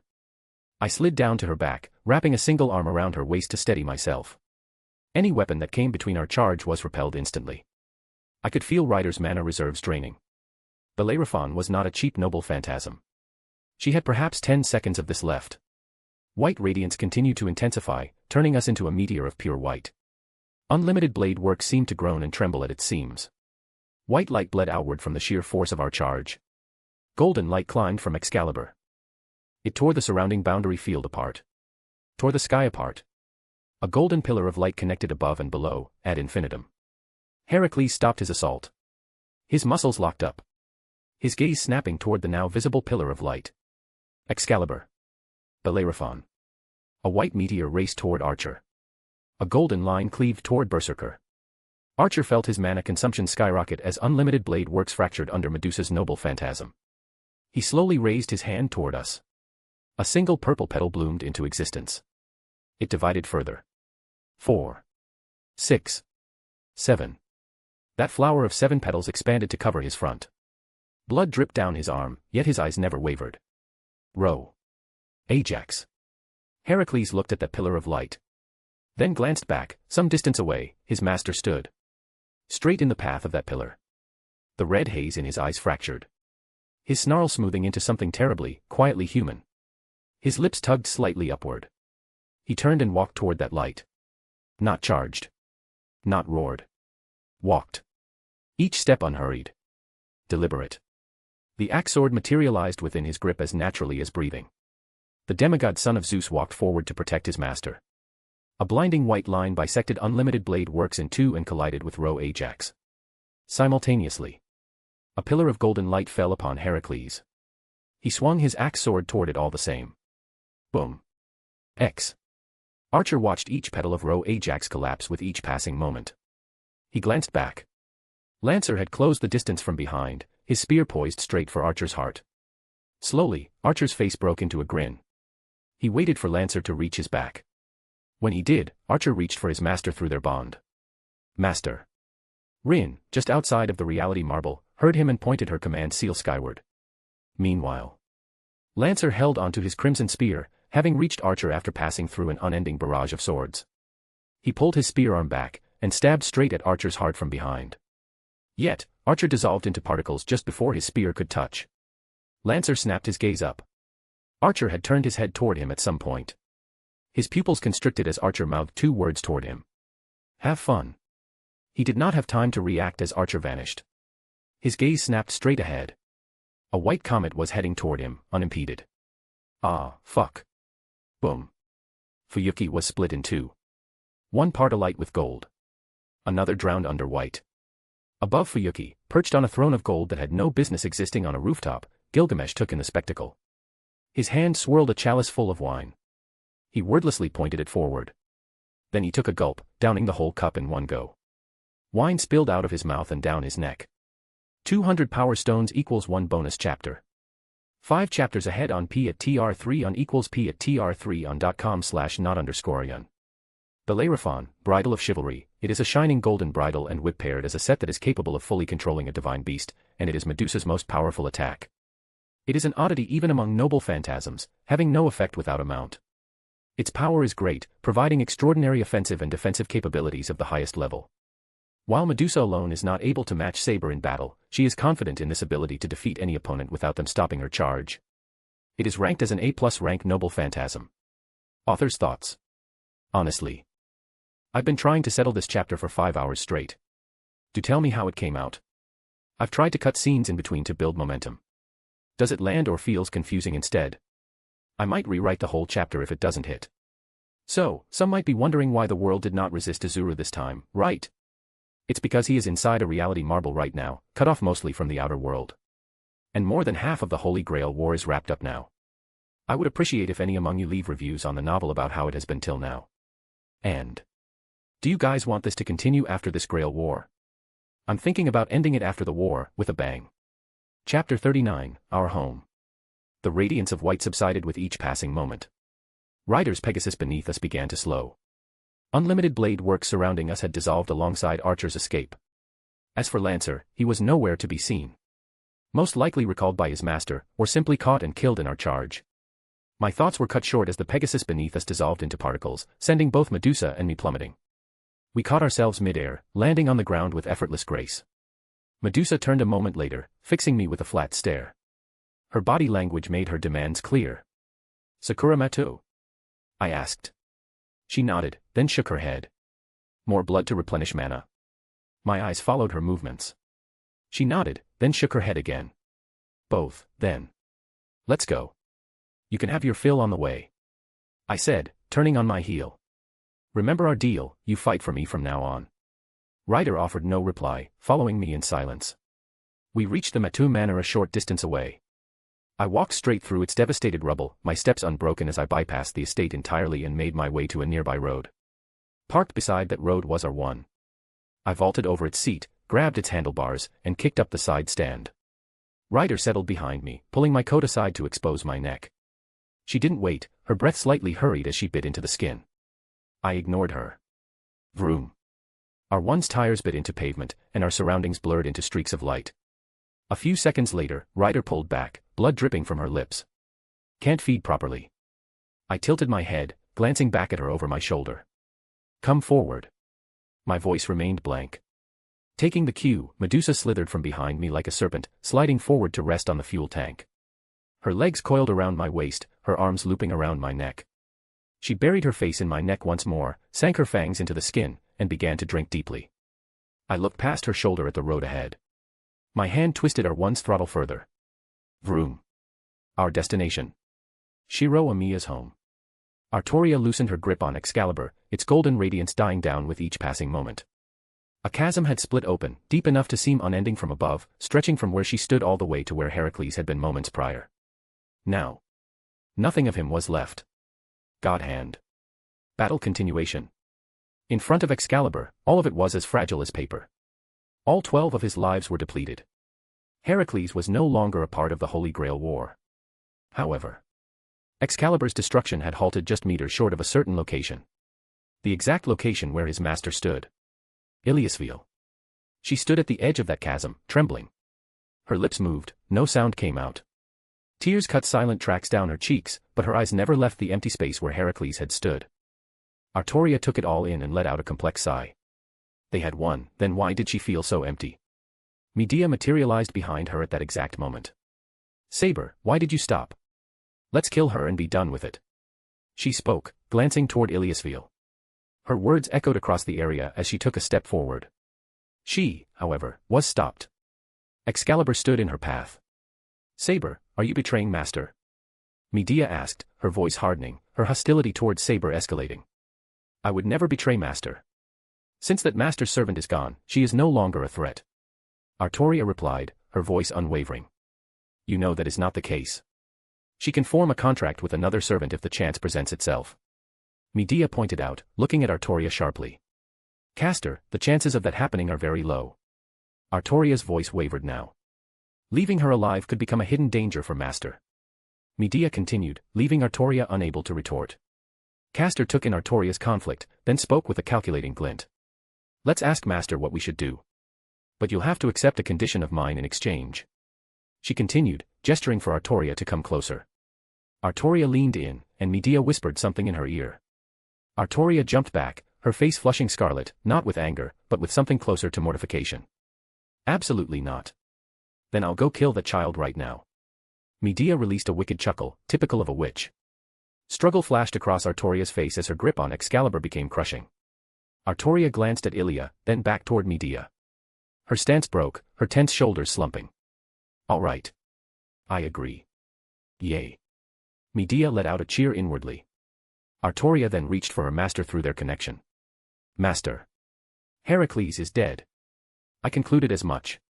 If he didn't try to dodge your Excalibur, he wouldn't survive, demigod or not. I replied back. Master, the reason I contacted you was to ask how you wish to deal with his master. Medea is suggesting we kill her, while I am opposed to it. Artoria's tone laid her internal struggle bare.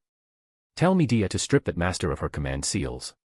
We can keep her under house arrest until the end of the Holy Grail War. A beat of silence. Thank you. Master. Artoria answered, her gratitude evident through our connection. What about your end, Master? She asked after a moment. Everything is settled here too. Our one roared beneath me, our path winding toward Miama town. Then, will you be coming back soon? Artoria asked after a second. No. I have something to settle first. My response was instant as I glanced at Medusa. Master, are you alone right now? She asked suddenly. No. I'm with Ryder. What? Artoria's composure fractured. Saber, what happened? Medea asked, her face turning grave at Artoria's shout. Artoria glanced at Medea, her expression tight. Castor. Master is with Ryder right now. Medea felt her footing slip. How? Why? Her voice was hoarse. Home. Our home. Artoria looked at Medea's reaction, her own expression twisting further. 200 power stones equals 1 bonus chapter. 5 chapters ahead on P at TR3 on equals P at TR3 on.com/not_yearn. Author's thoughts. And this concludes the first half of the Holy Grail War. Some mysteries are still left to unfurl. Questions such as did Lancer survive? And who is assassin? We're near chapter 40 by now. To be honest, now the last stretch itself is left. Probably around 10 to 15 chapters max. Have a good day everyone. Chapter 40, Sakura Mato. Our one's tires came to a halt before a large, Japanese-style house built with classical elegance. Nestled on the northern side of Miama, it radiated tradition, a stark contrast against the modern surroundings that flanked it. Medusa leaned back from me and stepped off the bike. I followed, parking it nearby. A bell chime resounded from within the moment we reached its front doors. Some kind of detection boundary field. It didn't take even a second for me to deduce the origin of that chime. My hand moved to a doorbell and pressed it.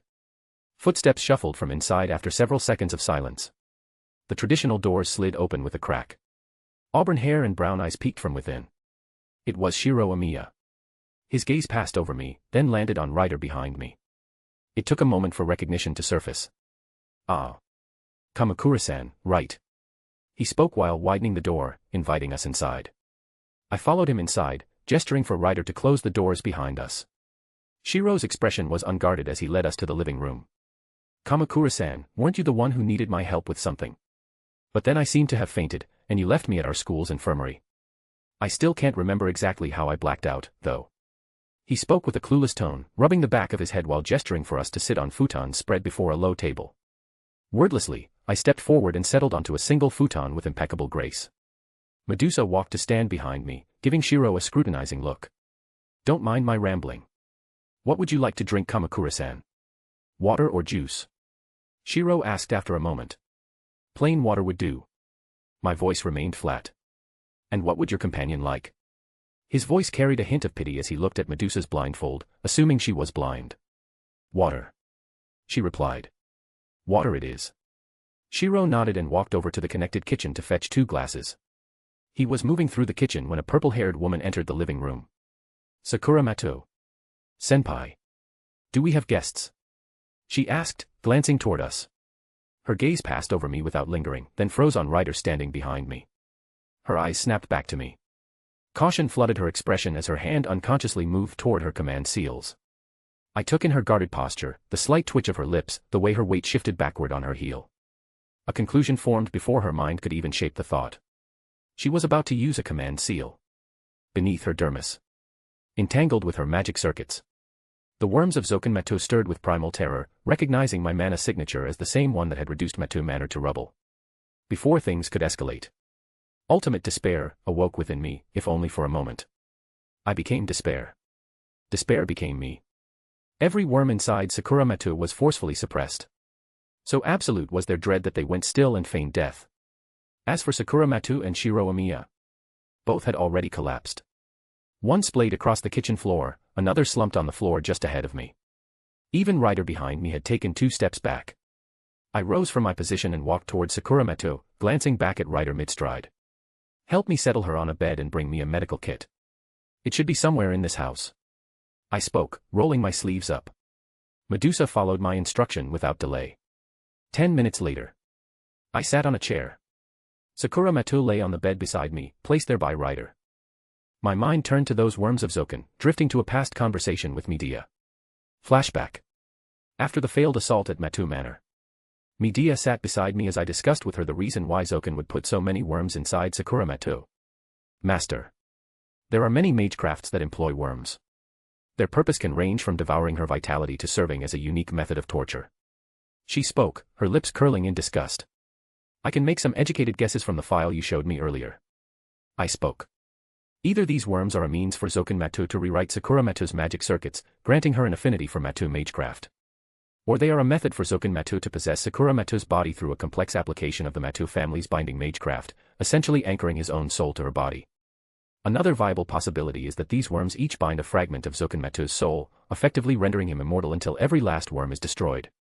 Though the likelihood of that is low. Medea listened with rapt attention, nodding intermittently. She brought a finger to her chin and tapped it with a thoughtful expression. It can be any of the above, or something else. But I'm certain that your thoughts are moving in the correct direction, Master. Her words were approving, agreeing that my propositions had a high chance to be true. Medea. I want you to keep an eye on Sakura Matu and analyze those worms inside her if the chance presents itself. I had only presented her with 3 hypotheses, countless more already revolved within my mind. Hours later.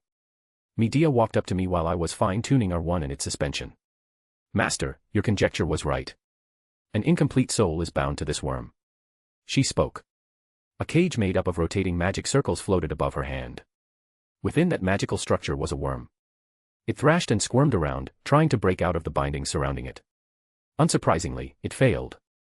Look, Master. Medea twirled her fingers. Another magic circle materialized above the cage containing it. Red light radiated from that circle, washing over the worm. It released a sharp screech as it disintegrated into ashes. That was a soul purification magic circle. It died instantly after coming into contact with it, so that worm really did carry a soul. Medea spoke with finality. Where did you get that worm from, Medea? I asked. Medea looked the other way. Her voice was lower than usual. I just knocked Sakura Matu out and extracted some from her. Silence fell. Be but, Master. Now we know how these worms work and confirmed your hypothesis. She spoke hurriedly, trying to change the topic. We can now devise proper methods to take care of these things. What do you think, Master? She asked, fidgeting with her fingers. I brought my gaze back to R1 and continued the fine-tuning. Methods to take care of them. Directly making them explode is better. My voice was blank. Making them explode. But using explosion magic circles would not be cost-efficient. Medea laid her thoughts bare. Who said anything about explosion magic circles? I asked. Medea was left dumbfounded. Now.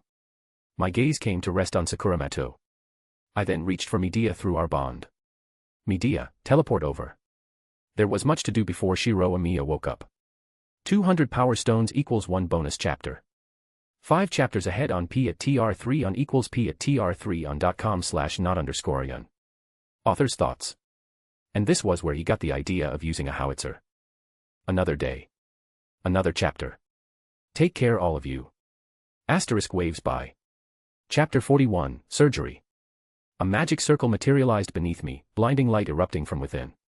When it died down, Medea stood within the fading circle. Master, you called? She questioned while taking in her surroundings. The traditional style room, the sliding doors, and finally, Sakura Matsu lying on a bed nearby. Medea ignored all of it after a moment and walked forward, reaching me in but a few strides.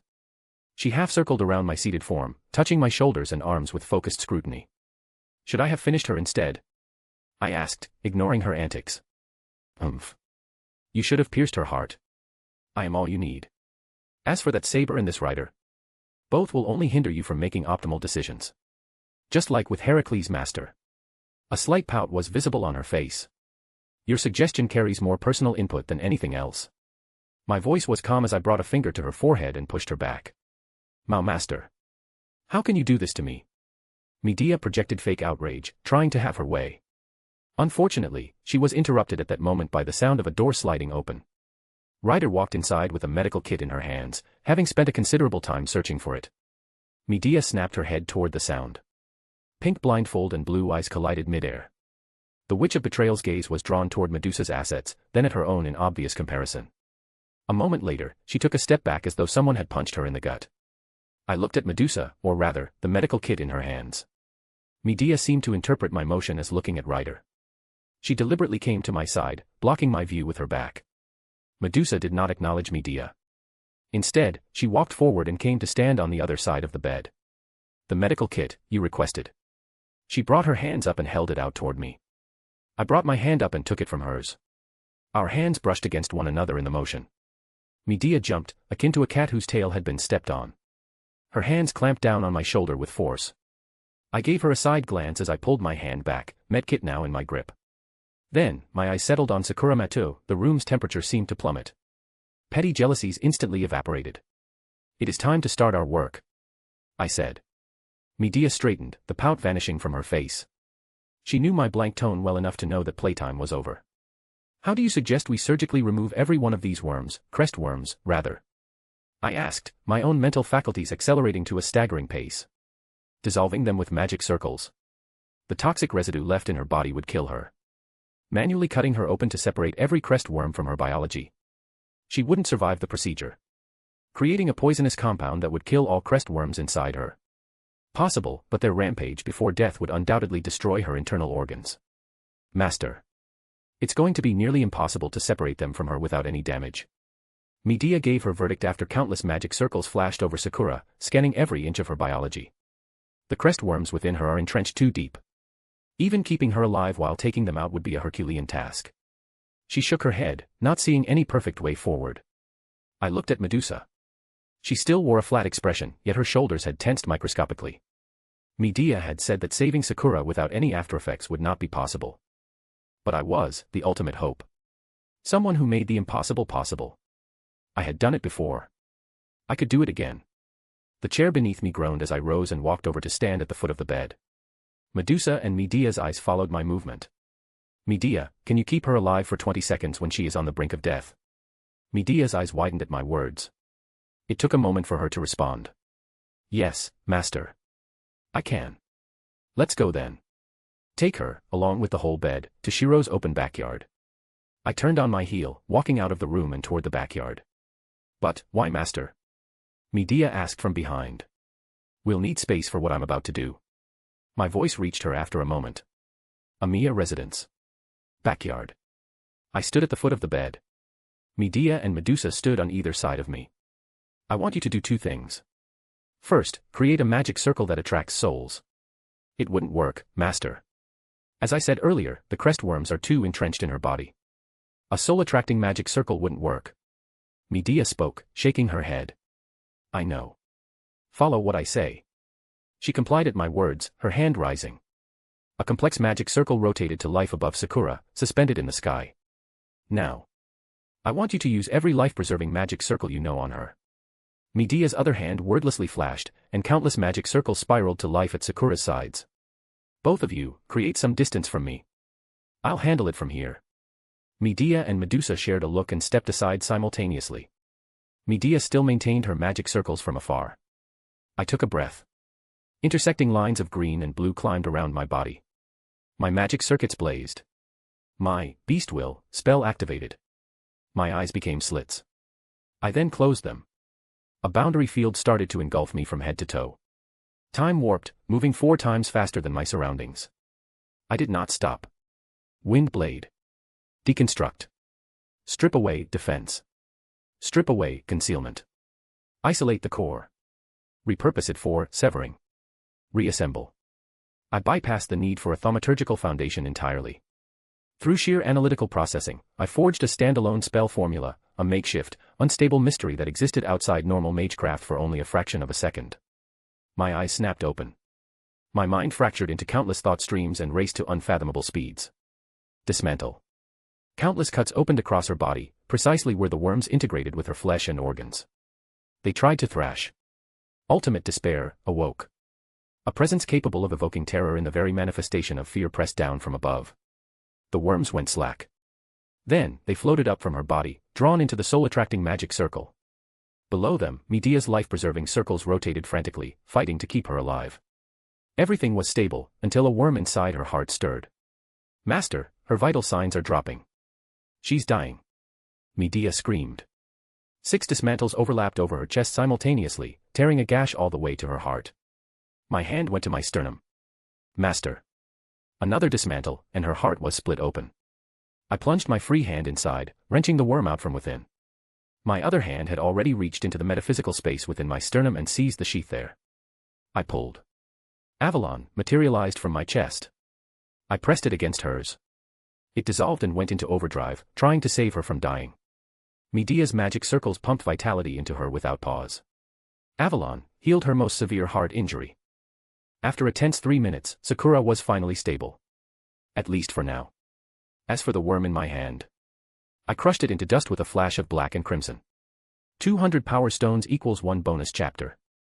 5 chapters ahead on p@tr3 on equals p@tr3 on.com/not_yearn. Author's thoughts.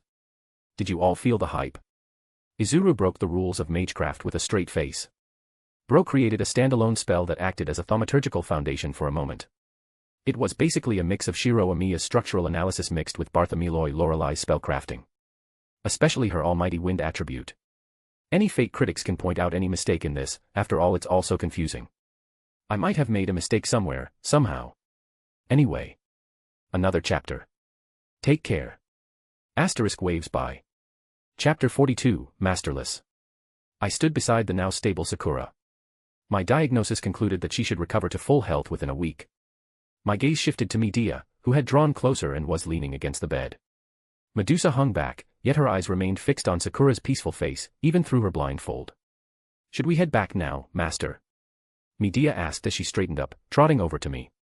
We still have something left to do. I spoke, not reacting even as she wrapped her arms around mine. I don't think anything else is left, right, Master? Her voice was coy, despite knowing it would have no effect on me. We still need to settle Medusa's master and servant bond. I glanced at Medea, then brought my gaze to Medusa. She looked away from Sakura and met my eyes, giving a small nod of acceptance. You mean, you want to have Ryder as a servant too? Absolutely not. Your magic circuits would implode under the pressure of supplying 3 servants with mana, Master. Medea's grip on my arm tightened. I never said anything about forming a master and servant bond with her. She sighed in relief, though it was short-lived. Her gaze snapped back up to my face. Then what are you thinking, Master? A hint of curiosity threaded through her voice as she braced herself for another revelation. Nothing groundbreaking. Medusa told me she possesses independent action, see. With it, she can remain manifested for approximately a day without a master. I stated. Where are you going with this, Master? Confusion slowly replaced her curiosity. Medusa can sustain herself by drinking blood. Combined with independent action, see, she could theoretically extend her manifestation from a single day to 3 or 4, provided she receives enough blood. Medea's eyes widened in shock, then immediately narrowed with skepticism. But Master, the amount of blood needed for something like that would be tremendous. Her voice carried a clear note of doubt. A moderate amount of my blood can compensate. Beastwill has granted my blood certain properties similar to those of dragons. Medea fell silent at those words. So, you want me to use Rule Breaker to sever her master and servant bond? Turning Ryder into a masterless servant? Yes. I affirmed. And then you'll let her feed on your blood to keep her manifested? She pressed. I gave her a nod. Master. What if she betrays you? Without command seals, you'd have no control over her actions. Medea cautioned, eyeing Medusa like a foreign cat encroaching on her territory. Medusa returned that gaze, her own expression blank. If she entertains thoughts of betrayal, I'll know. You should understand that much by now. Medea had no retort to that. Very well. Use, rule breaker. Shiro Amiya should be close to waking. I pulled my arm from her hold. Medea stepped toward Medusa and raised her own hands above her head. This is a sword of negation and betrayal that nullifies every kind of magecraft in the world. An iridescent, jagged dagger materialized within her grip. Its blade was thin, blunt, and deceptively brittle in appearance. She drove the dagger down, straight between Medusa's cleavage. It did not injure the Gorgon in any way, instead, it severed her contract with Sakura. Medea could have struck anywhere else. She chose not to. Medusa looked down at that point of contact. Her expression remained unchanged. Then she walked past Medea without a word, straight toward me. I need more blood. Sakura can no longer provide mana. She looped her arms around my neck without hesitation. Right under Medea's wide-eyed stare, she bit into my neck and began to drink. Medea raised a finger, pointing it straight at Medusa's back. You. How dare you? Magic circle upon magic circle spun to life behind her, each one aimed squarely at Medusa, charged with a tremendous amount of mana. Medusa did not react. Instead, she used her heel to pivot, turning us both, placing my back toward Medea. The frantically rotating magic circles froze, then dissolved into particles. Medea rushed toward us. You snake woman. Get your forked tongue off, master.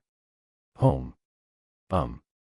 Artoria looked across the table at Iliasville sitting opposite her, tears still streaming down the girl's face. How do you stop children from crying? Merlin never taught me something like this. Artoria rose from her chair, fumbling with an awkward expression. She stumbled into the kitchen a moment later and returned carrying some of her favorite snacks. With visible reluctance, she pushed them toward Iliasville. Ahem. Don't cry anymore. Have these. Those words from Artoria only made more tears spill down Iliasville's face. The King of Knights watched that reaction and felt tears well up in her own eyes.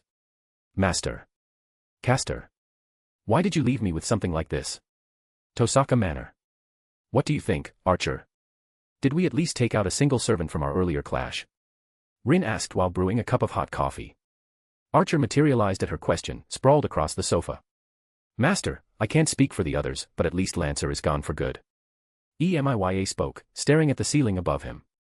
Are you sure? Lancer might have survived somehow. Rin questioned, her attention split between their conversation and the coffee. No chance. He's gone for good. Archer even thumped his chest once. How can you be so sure? Rin asked, curious. Because both of us have similar luck. He said. Huh. His reply left Rin dumbfounded. Kirai passed by a public park with a grocery bag in hand. He stopped suddenly. His steps shifted as he veered into the park, approaching a bench currently occupied by a child who appeared lost. Child. Are you lost? Do you want me to take you to your parents? Kirai asked with a gentle smile. The child sniffled, then looked up at Kirai. Sorry, uncle. My parents told me not to trust people with shady faces.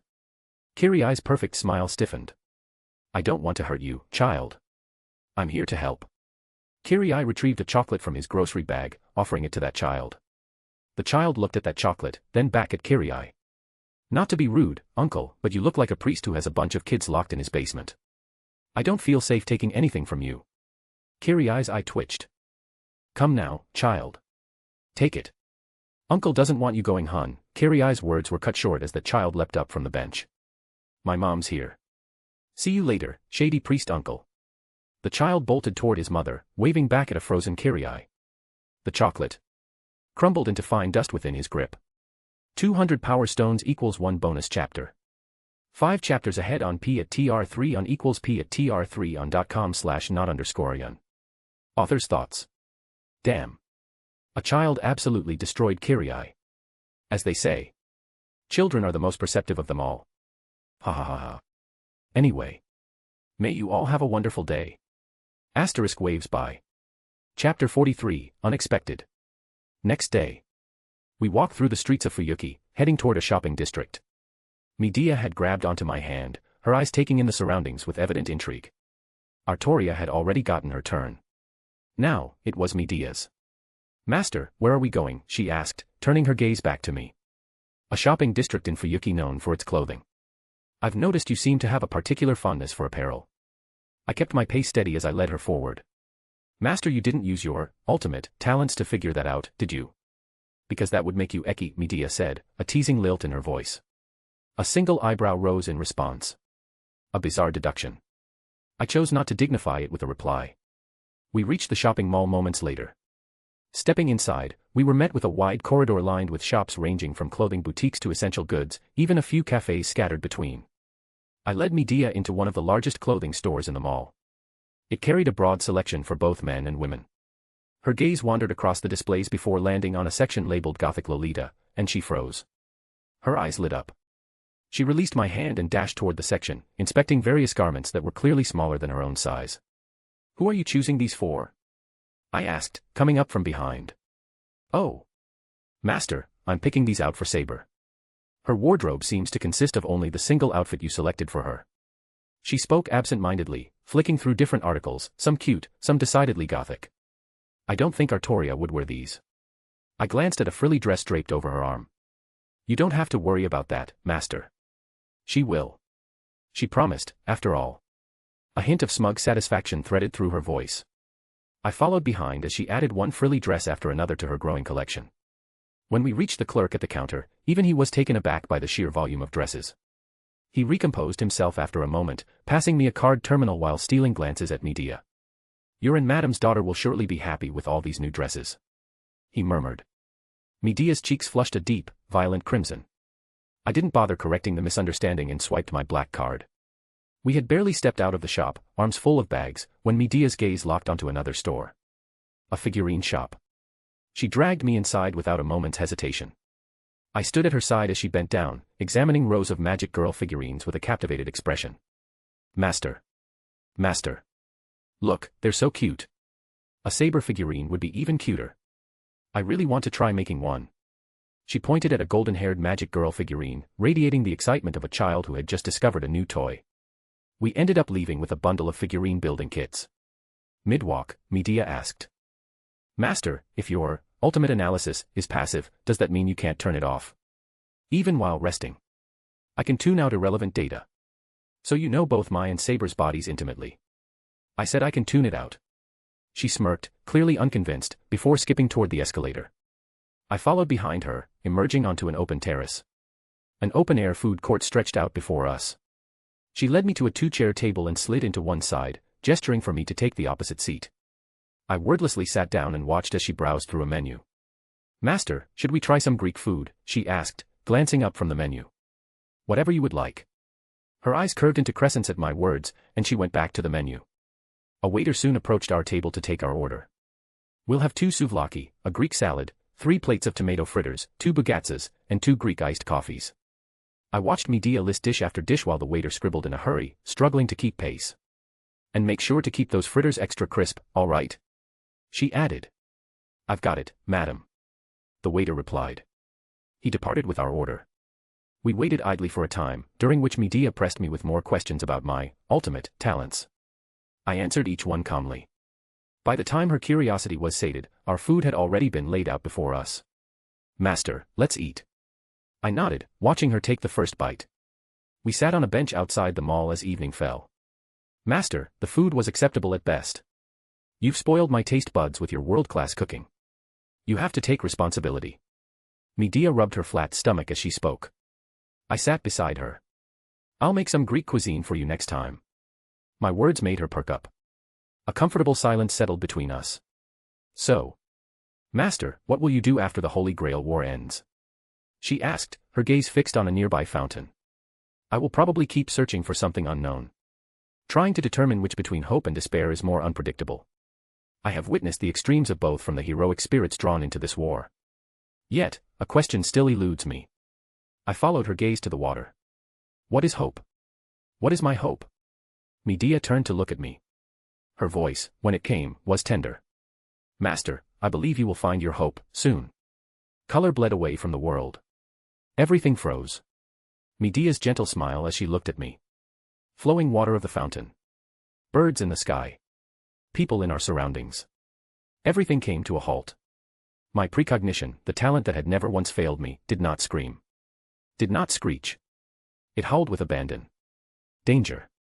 Already upon us. A boundary field snapped into existence around me as compressed winds warped around my arm. Time bent. A dagger was hurtling toward the unsuspecting Medea, aimed straight for her heart. Held by a gloved hand clad in black. My invisible, wind-wreathed hand moved into its path. Dagger and wind collided. But for the first time, the wind surrounding my arm buckled, forcibly dispelling my spell entirely. I adjusted, placing my arm between Medea and that dagger. Yet, my eyes widened by a fraction as I watched a boundary field, eerily similar to my own, envelop the dagger and the hand holding it. Its speed multiplied fourfold, curving around my hand to reach Medea unimpeded. Ririp. Blood splattered across Medea's face. Her eyes constricted as she looked up. I stood before her. A dagger buried through my heart. Magic circuits and, beast will, sigils tried to crawl across my body, only to be forcibly dispelled. Master. 200 power stones equals 1 bonus chapter. 5 chapters ahead on p@tr3 on equals p@tr3 on.com/not_yearn. Author's thoughts. So. Who do you think this assassin is? Someone who can even sneak up on Izuru. Though it is quite obvious, but I'll give you all another hint. His presence concealment is A+ rank. Bro is really cooked. He left Avalon in Sakura. GG's. I was not about to release any chapters today but then did it anyway. Have a wonderful day everyone. Chapter 44, Unfeeling. Just before the dagger reached my heart, I adjusted my stance slightly. That blade missed its mark by a fraction. Ririp. It tore into my sternum, passing beside my heart to erupt from my back. Blood. My blood. Splattered across Medea's face. Her eyes constricted as she looked up. Master. My magic circuits awoke like a slumbering grid jolted to life. Blue sigils of beast will erupted up my arms. Yet. Every circuit that fired up was severed. Those severed circuits bound themselves to my nerves, reconnecting at random, chaotic and wrong. Pain drowned my world as my magic circuits collapsed. Blue sigils of beast will fractured and reconnected in similar fashion, making my spell collapse instantly. I looked up as the figure who had pierced me slowly became visible. A man, his face covered by bandages and a red hood drawn over his head.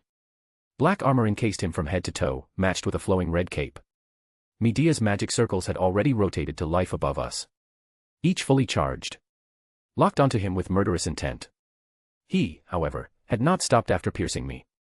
His other hand attempted to bypass me toward Medea, again. I did not let him. Before his hand could reach her, my fist was already buried in his armored chest. Boom. He was pushed back. Magic circle upon magic circle bombarded him from above. He dodged with staggering agility, weaving through the barrage like a specter. The boundary field across my body had already dissolved halfway. Master. Medea stood beside me now. She brought her trembling hand to my chest. Tears pricking at the corners of her eyes at my injury. Instead of fretting over this, contact Artoria. Tell her to fetch Avalon from Sakura. But, Master. You're hurt. Her voice came out muffled. This won't kill me. I spoke while starting to walk toward that servant, certainly an assassin. At my first step, every muscle across my body aligned and tensed. Not perfectly, the wound in my chest made certain fibers misfire, but close enough. At my second step, I spiked my adrenaline to dangerous levels, followed by my cortisol climbing higher. For several seconds, I forcefully removed every limiter over my body. Another step. Muscles tore. Bones creaked. Blood burned. Boom. Everything unfocused, then snapped back. I already stood before the assassin. Air displacing in my wake. My posture shifted without thought, weight dropping into my hips, shoulders angling, lead foot sliding half an inch forward. Pivoting on my back foot, I slammed my leg into a speeding magic beam. Its trajectory diverted instantly, speeding exactly where he would be in a moment. His eyes constricted. He brought his dagger up, severing that beam in a shower of sparks, but the recoil pushed him back regardless. My hand tore from within that beam of magic. Fingers wrapped around his neck just as he tried to dodge. I dragged him away, my heels digging across the floor. He tried to stab my arm. My other hand caught his wrist. I jerked my hold. Crack. His wrist broke. The dagger slipped from his grip. He did not flinch. His other fist drove toward my face. Ultimate illusionist, stirred. Phantoms uncannily similar to my own materialized at my sides. His fist hesitated for a fraction. It was all I needed. My leg kicked his falling dagger, launching it straight at his fist. He reacted instantly, jerking his hand back. I tightened my hold on his neck and pulled in response. His arm entered the dagger's trajectory. He did not pause, he dislocated his elbow, making the dagger screech against his arm guard. I released his wrist and punched at his face from right. He brought his arm up to block. Boom. His face deformed as a punch connected from left. The right punch had been an illusion. He flew back like a kite with severed strings. A voice resounded from him mid-motion. Kronos rose. The boundary field around him inverted. His personal time slowed to a crawl. His biorhythm stagnated to a near stop. He vanished from before me like a ghost. I dug my heel in, forcing myself to stop while sliding into a stance. My eyes closed. Sight was unneeded. I could feel the displacement of air behind me. The faint shift in pressure against my wounded back. The metallic scent of his blade cutting through blood-saturated air. A dagger plunged toward me from behind. It was an inch away from my pierced back when I moved. I pivoted on one leg, kicking backward at his broken hand. He adjusted his thrust's angle, his dagger now aimed at my foot. Before he could react, a purple magic circle rotated to life beneath him, bringing his movements to a temporary halt. I adjusted my kick, passing beside his frozen dagger to land straight against his face. BAAM. The magic circle beneath him dissolved a moment later. Yet I was already upon him. He lay on the ground. I straddled him and pulled my hand back. Then I punched his face. Boom. Earth split beneath him. Boom. His bandages tore. A tan jaw underneath. Boom. Something cracked. His cheekbone, or my hand. Irrelevant. Boom. Blood pooled beneath his head. Mine or his. Boom. My knuckles split. Bone showed white beneath the skin. Boom, why won't I stop? His hand jerked up and collided with my head. I forcefully jolted my broken magic circuits to life. Cracked lines of emerald tried to climb over my body as pain tore across my mind. Forcing my magic circuits to function, an unstable stake chain materialized within my grip. I drove it through his hand and buried it into the ground. His other arm tried to twitch. I pierced it with another stake chain. Broken, disjointed sigils and shattered emerald lines forcefully emerging across my form. Not enough. Ultimate despair awoke with a savage roar. The sky above cried blood. The earth beneath became a barren wasteland. Between them stood I. Every despair imagined, manifest in human form. I finally pulled my fist all the way back. My expression remained flat. Eyes blank. Master. Medea had materialized beside me at some point. Her arms wrapped around my tensed arm. Calm down, Master. Her eyes were red.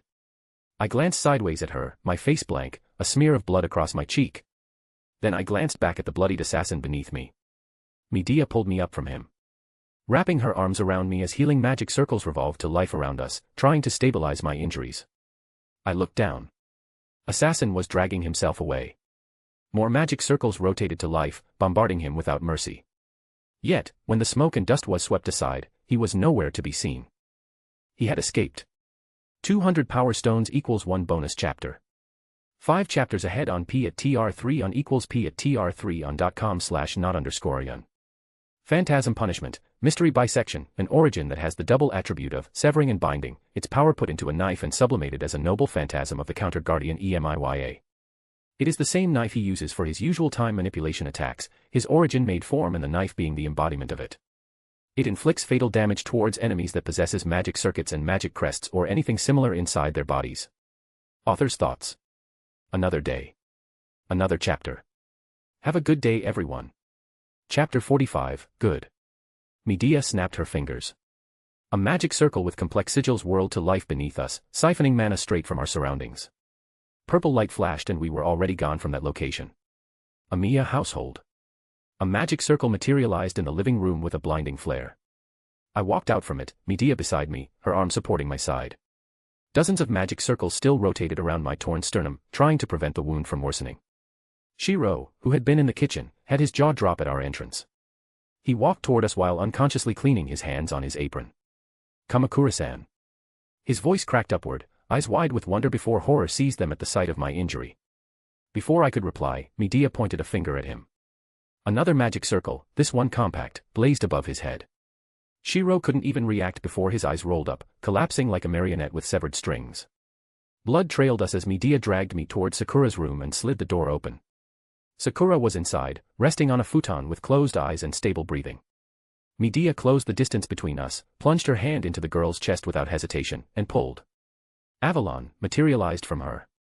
Medea pressed it directly against my injury. It dissolved inside like a child returning home. My injury started to mend itself, though it was countless times slower than any other injuries I had suffered till now. It was so because my magic circuits had been severed and bound against one another in a chaotic and wrong manner. Avalon did not just have to heal my injuries. It had to disentangle my damaged magic circuits or even regenerate the destroyed parts from scratch. Master, are you feeling better? Medea asked while gently settling me on the floor, my back against a wall. If you're referring to my physical state, then yes, I'm healing. As for my mental state, it had never deteriorated from the start. I tore a part of my coat sleeve without a flinch and wrapped that cloth around my torn knuckles to stem their bleeding. Medea wordlessly slid against the wall beside me. Her fingers wrapped around my wrist, trembling incessantly. Master, why did you stand in between me and assassin? You should have let me die rather than letting yourself get grievously harmed and nearly killed. Her hold tightened over my wrist. I gave her a glance. I won't let you die. My words froze her. The trembling in her fingers stilled. Her tense shoulders slowly relaxed, deflating as if all her anger had drained out of her entirely. Why? She looked down, a whisper trembling from her lips. Your survival is a necessary variable in my observation of hope, I stated flatly. I do not permit you to die until I have extracted that data. Her head slid toward me, coming to rest against my shoulder. Master. You idiot. I did not reply. 5 minutes passed like that. Master. Where are you and Medea? I'm about to reach the Amiya residence. Artoria's voice resounded in my mind through our bond. We're inside, I replied back. I'll be there in a moment. Her voice was composed, but I could hear the worry underneath. Sounds of hurried footsteps resounded soon. The shoji door slid aside as Artoria barged in. Her gaze landed on Sakura, then moved over to me and Medea. Medea was ignored promptly. Artoria's gaze swept past her and locked onto my torn sternum. Master. Who did this? She surged forward, hand outstretched toward my wound, yet stopped just short of contact. Artoria's composure fractured. Her jaw unclenched, and the stoic rigidness in her shoulders vanished. Her hand, which had been hovering over my wound, redirected to cup my cheek with a grip that was almost too tight. Master. I'm not leaving your side from now on. Emerald and crimson eyes interlocked. Mine were blank. Hers carried only determination. She was ready to protest if I denied. So, I gave her a slight nod. Artoria's eyes softened at that. Ahem. A cough from Medea broke Artoria out of her reverie. She pulled her hand back from my cheek with slightly red cheeks. Medea ignored her for now. At any other day, she would have chewed this king of knights out for touching her master. But since he was injured this time, she let it go. We should go home. Staying here would only put Shiro and Sakura in unnecessary danger. I spoke while looking at both Medea and Artoria gazing at each other like cats ready to fight for territory. Both turned toward me simultaneously. Medea's eyes narrowed while Artoria let out a quiet sigh. Let's go home, master. Medea mumbled and snapped her fingers. Another magic circle loomed beneath us, its radiance drowning our surroundings. Just before we vanished, Medea glanced at Sakura and asked. Master, her health won't deteriorate, right? I followed her line of sight and replied. No. It'll just take her longer to recover. Our surroundings dissolved into a kaleidoscope of colors. We were gone from the Amiya residence in an instant. Home. We materialized in a flash of colors in the drawing room of our home. Master, you should rest right now. Artoria insisted and wrapped her arms around my arm, pulling me toward my room. Medea opened her mouth to speak. The click-clack of heels resounded before she could. Soon, Ryder walked in with serpentine grace. She ignored Medea. Ignored Artoria's pulling. And came to stand in front of me. Her blindfold settled on my healing chest. You are injured. I tilted my head slightly. You should rest. She wound around my back and pushed me toward my room. Artoria pulled from ahead while Medusa pushed from behind. I glanced over my shoulder at Medea. She followed behind us. Her mouth moved without sound. You are resting now, master. Those were the words she mouthed toward me. All three, Medea, Medusa, and Artoria, shared a collective look and pushed me into my room, forcing me to lie down on my bed and stay like that. I could still move with a pierced chest. But they seemed to disagree. Artoria kept an eye on me, while Medea muttered something about cooking while walking out of my room. Medusa silently stood beside my bed, keeping her blindfold trained on my wound. With my back resting against the bed, I tuned everything out and checked on my magic circuits. They had not healed yet. Not even 1%. I reached one conclusion: I needed to find a solution. Fast. Right now, only 35 out of my 120 magic circuits worked, only enough to sustain my 2 servants. My magic circuits were essential. Without them, I was vulnerable in ways that even Avalon couldn't fix. This would be a challenge, perhaps the first true one I had faced in a long time. Good. 200 power stones equals 1 bonus chapter. 5 chapters ahead on p@tr3 on equals p@tr3 on.com/not_yearn. Author's thoughts. Alright. Some people might still ask. Why was Artoria near a Mia residence? Well, Izuru had told Medea to inform Artoria and have her fetch Avalon from Sakura. Ahem. Our boy Shiro gets knocked out again and again, even I have started to feel bad for him. Note, I'll explain it right here for anyone wondering. Something similar to Origin Bullet only works on live magic circuits, and Izuru's magic circuits fired up after being pierced, so he was able to protect some circuits by shutting them down before they became affected. Wondering how Medea could teleport and Izuru can maintain 2 servants even now. Simple, Medea can absorb mana directly from her surroundings. Remember that scene when she crystallized mana in her fingers right in front of Atrum?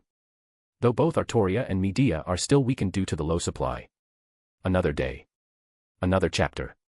Take care everyone, *waves by. Chapter 46, not yet. My mind fractured into countless thought streams. Each stream accelerated at breakneck speeds. Every conversation I ever had was revisited. Every scrap of magecraft Medea had imparted was evoked. Every heroic spirit I had encountered, along with their abilities, was reevaluated. I pushed my mind to its very limits. Thought stream after thought stream split from my mental faculties. Ultimate Painter surged forth. Within my mindscape, walls slowly materialized like paint on a canvas. Followed by a ceiling, a bed, and a pair of side tables. I kept going. Long black hair brushed to life, falling above a symmetrical face, intricate eyebrows, closed eyes, and shut lips. A lean body followed, covered by a black coat and pants, lying on a bed. It was me. The current me. Artoria came next. Golden hair and green eyes fixed on me with a worried expression. Last came Medusa. Long purple hair, blindfolded eyes, and a stoic face standing beside my bed. I took in my mindscape, now indistinguishable from present reality. Then I willed. Time stopped. Artoria's worried gaze. Medusa's stoic expression. My healing sternum and slightly unstable breathing. Everything froze. My ultimate talents worked in tandem to make this possible. But I could go even further. So I did. Time rewound around me like a river forced to flow in reverse. Every step was retracted. Every breath was wound back. The present was undone so I could step into the past. Old paint peeled away from my surroundings. New colors bled through from my past, replacing the present. The ceiling above me flaked away. A desolate sky of crimson and yellow clouds replaced it. With a smear of pure white, a Pegasus was outlined, racing toward hundreds upon hundreds of different swords that roared toward it. Medusa was riding the Pegasus, deflecting sword after sword. And I stood behind her. On her Pegasus back. A scythe of compressed wind in my grip. Together, we faced a rain of noble phantasms. Time rewound once more. The desolate sky above me melted away. A serene night sky, dusted with radiant stars, took its place. Beneath that night stood I, bent into a stance that blended the styles of both Artoria and Medusa. Lancer stood ahead of me. His crimson spear held tight. My left hand was sheathed in wind. My right wrapped around a stake chain. I watched as both our weapons clashed against one another. Runes flashed across his body. Primordial runes. Time screeched to a halt at that exact moment. Rewind. The night sky above me remained unchanged. Yet now, small drops of rain fell from above like a curtain of water while countless golden portals covered the radiant stars. Noble phantasms peeked out from within each portal. Gilgamesh soon diverted those portals toward a falling dragon, blasting it into nothingness with anti-dragon noble phantasms. I continued to watch myself vault over R1 while Artoria sat behind me. Using Lancer's spear as a ramp to push R1 airborne. We deflected multiple noble phantasms midair. Then I used water droplets as a prism to overload Gilgamesh's optic nerves for a fraction of a second before Artoria used strike air like a piston to push R1 over everyone else. A phantom of my current self was drawn in existence and started to walk away just as Gilgamesh bombarded Archer with his golden portals. My surroundings chipped away, wet soil replacing the concrete road. Heracles and I fought to my left. Trees crumbling and animals scrambling away from our clash. I ignored them. My steps did not stop. The soil beneath me shifted to polished marble. I walked, and walking beside me were myself and Medea, heading out to spend a day together. A day with no purpose. A day with no war. I should have lingered. Another step, and I passed by an abandoned classroom. Inside were me and Medea, alongside a fainted Shiro Amiya. I glanced inside just as Medea used her rule breaker to sever Avalon from Shiro. Another step, and rain roared overhead. I watched as a drenched me bent down to a fading Medea, gripping her chin. Clouds rumbled without end. Cold seeped into our surroundings. Tell me. What is hope? I passed them by. The rain had drenched them both, yet it could not touch me. My steps continued. I should have stopped. I had already found the solution to restore my magic circuits. Yet I did not. Another step, and I walked through Kalidbog's spiraling space as it tore a trench from the very summit of Ryuta Temple to its base.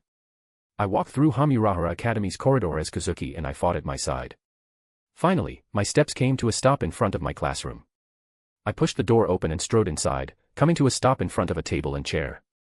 The exact location where I had awakened into this world. I looked at the table and chair with a blank expression. Finally, after what felt like forever, I took another step forward. Tremors shook my surroundings. Cracks spread across everything, widening with each passing moment. Crack. My drawn canvas shattered like glass. Those shattered fragments floated up and inked my surroundings into absolute darkness. I was alone. Darkness surrounded me from all sides. No sound. No light. No color. A door opened from ahead of me, bringing a tinge of light to my surroundings.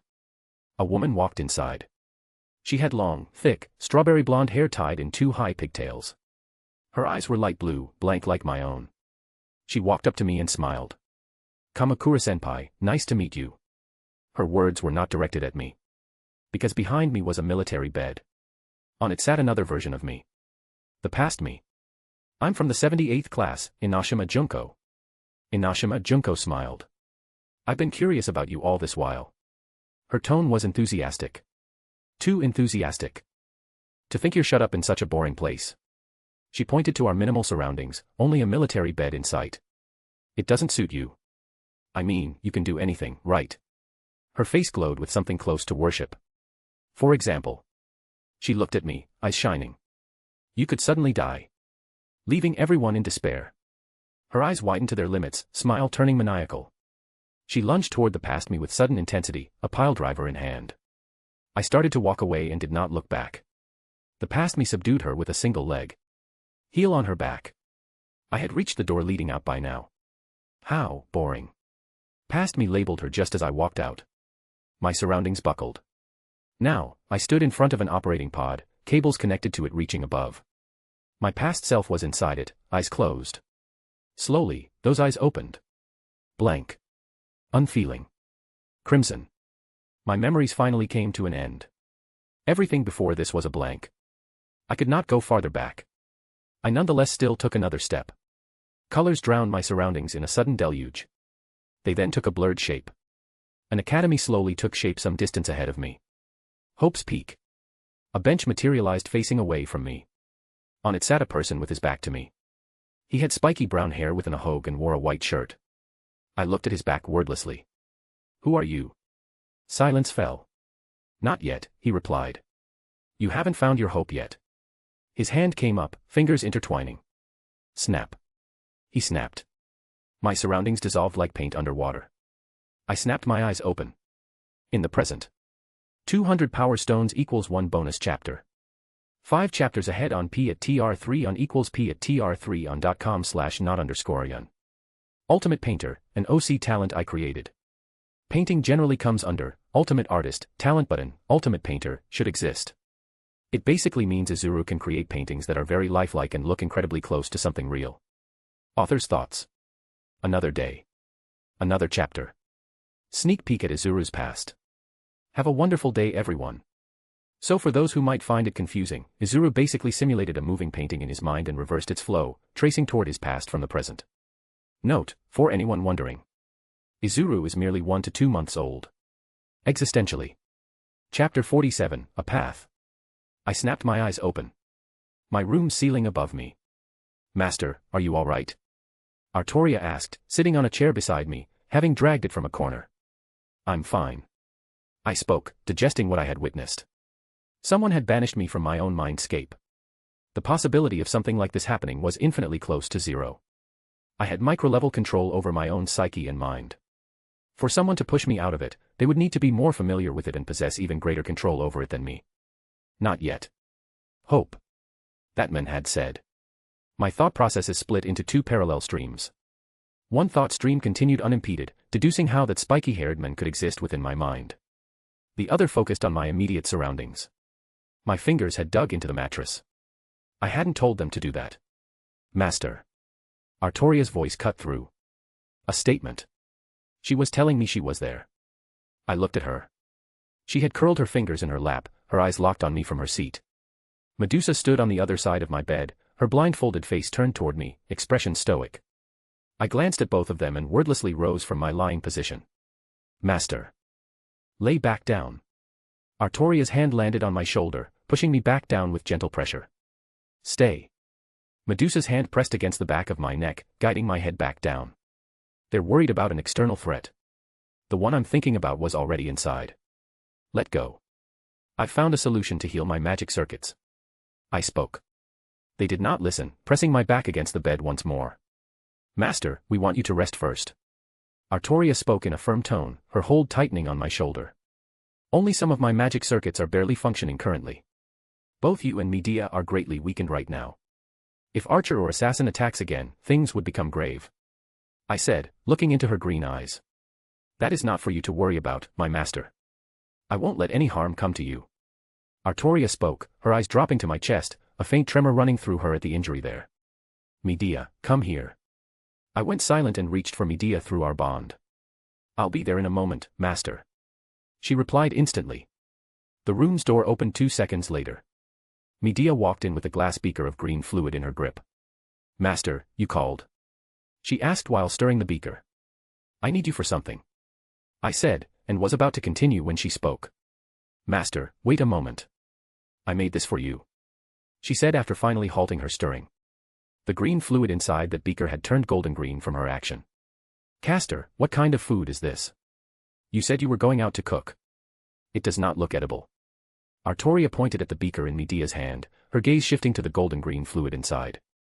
Master, this is why I tell you we don't need this simple-minded knight. Medea did not reply to Artoria, instead looking at me as she spoke. Where does this look like food, Saber? This is a healing potion I specifically cooked for Master. Medea spoke, a small curve forming at the corner of her mouth. Master, you shouldn't keep someone who plays with words close to you. Artoria did not relent, looking at me just as Medea had a moment ago.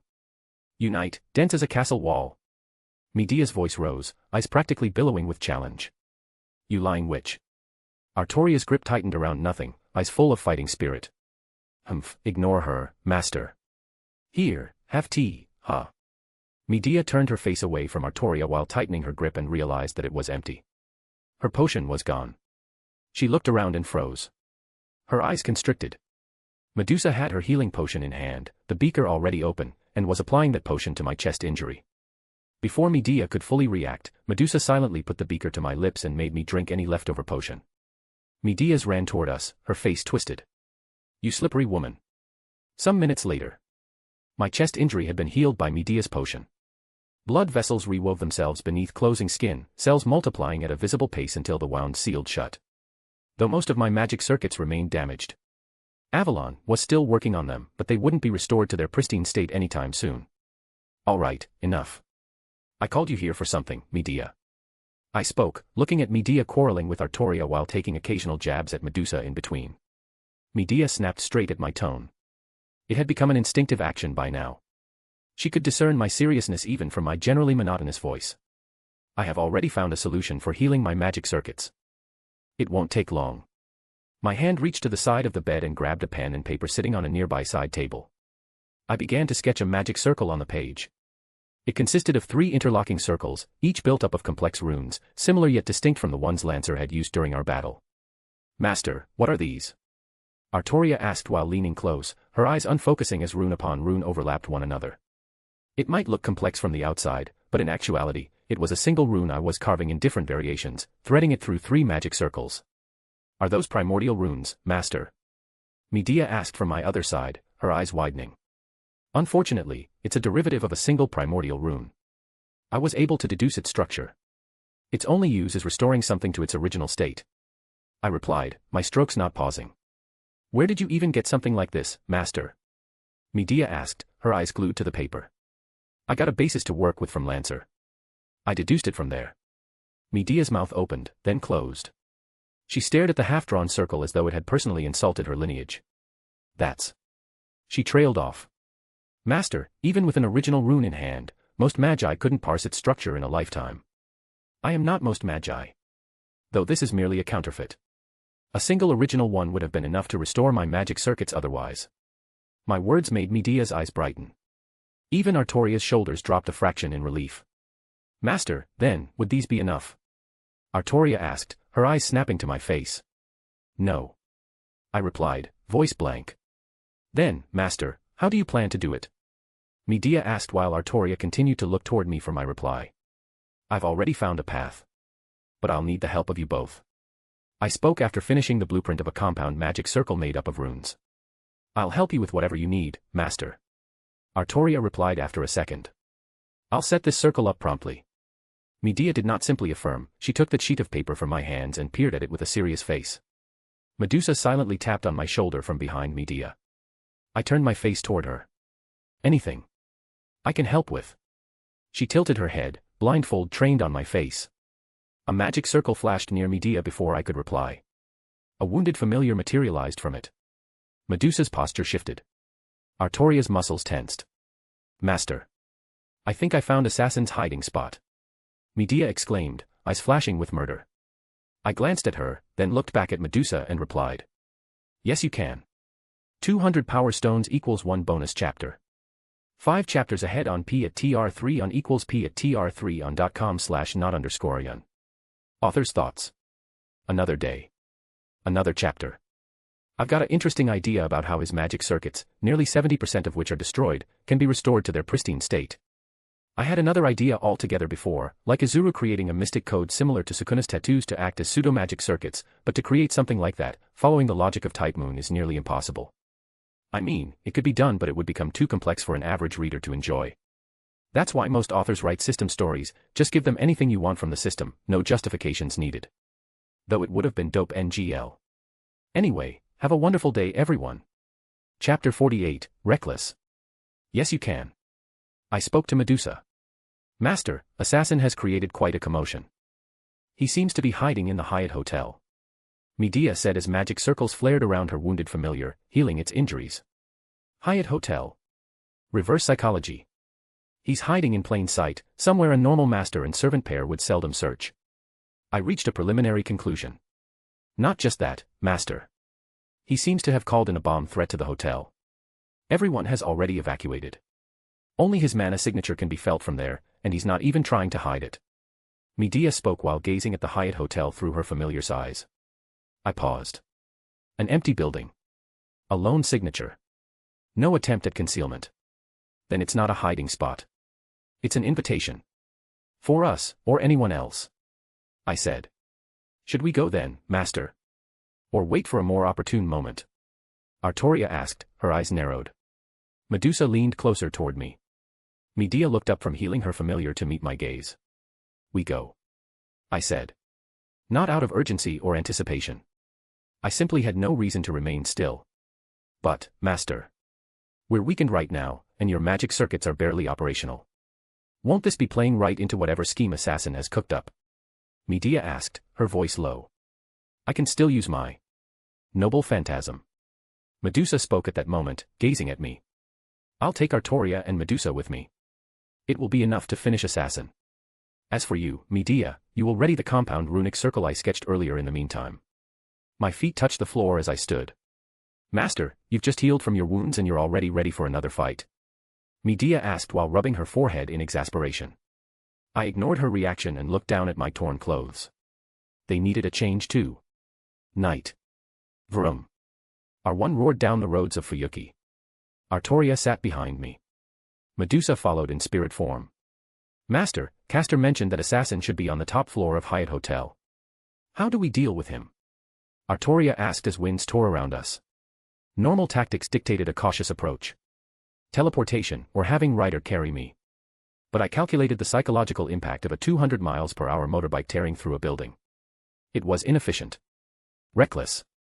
But the mathematical probability of it confusing an assassin who expects caution was 94.6%. My hand twisted the throttle. Vroom. 100 miles per hour, 120 miles per hour, just don't let his dagger touch your invisible air, or it'll forcibly dispel it. I said while glancing at a speed limit sign mounted on a traffic light ahead. Speed limit, 50 miles per hour. I ignored it. Our one speed continued to climb. 130 miles per hour, 140 miles per hour, sirens wailed from behind us. I glanced back. 3 white cars, the Fuyuki traffic police, were now on our tail. Stop. It's a restricted area ahead. You are forbidden from trespassing there. A voice blared from one of the speakers mounted on those cars. I continued. Hyatt Hotel loomed just ahead. Countless police cars surrounded the entrance, blocking every path leading inside. Police officers in uniform stared toward Hyatt's entrance with grave expressions. Vroom. A bike's roar made their heads snap back, their eyes widening with shock and hearts skipping a beat. Who is this lunatic? He's going to crash. A bald officer roared and rolled sideways. Fuck. Another officer looked back at his car, parked straight in our path, and grabbed his hair. Pandemonium spread among the officers as everyone scrambled out of our way. 160 miles per hour, 180 miles per hour, master. We're about to crash. Artoria's hold tightened around my waist. A cluster of cars sat directly ahead of us. We were about to collide. 200 miles per hour. Medusa materialized at a car's front and hefted it up like a ramp. What? Holy SH! Exclamations erupted from her surroundings. I used that car's frame as a ramp and launched R1 over everything else. Medusa dematerialized a moment later, following behind us. R1's tires met ground just at Hyatt Hotel's entrance. I did not let the pace drop. We continued as I jerked the bike into a sharp turn, surging into Hyatt's parking area. 210 miles per hour. I passed empty parking lots and wound R1 toward the upper floors. First floor. Second floor. Third floor. At a sharp turn ahead, R1's suspension groaned under relentless pressure, causing it to deviate slightly from my intended path. Boom. I kicked the wall to my left at high speed, forcing its tires back on track. Fourth floor. Sixth floor. All left in our wake was the smell of burned rubber as I continued taking relentless turns to climb higher. 10th floor. Artoria had grown slightly lightheaded by now, her chin resting against my back to steady herself. 14th floor. R1's rear tire had begun to catch fire. It did not deter me. Just before another turn, I drew a tactical knife from my waist and hurled it at a fire extinguisher mounted on the nearby wall. Fush. A white mixture of dry chemicals, CO2, and nitrogen sprayed out, coating R1's side just as I drifted into another turn, dousing its flaming rear tire. 15th floor. This was the last parking floor. No more parking levels existed above this. Standard geometry said R1 couldn't fit up a stairwell. I banked it toward the steps anyway, pivoting its chassis upward, shockers screaming in protest. Before I could speak, golden light surged through R1's frame. Artoria's mana burst poured into the bike without a word from me, reinforcing the chassis, suspension, tires. I said nothing. 20th floor. 25th floor. 30th floor. Finally, I saw the stairs coming to an end. 32nd floor. A door crashed open as I slowed R1 down. We passed through a corridor that expanded into an enormous hall with massive glass windows for walls. A man wearing a red cloak and black armor stood there with his back toward us. Assassin. He slowly turned to face us.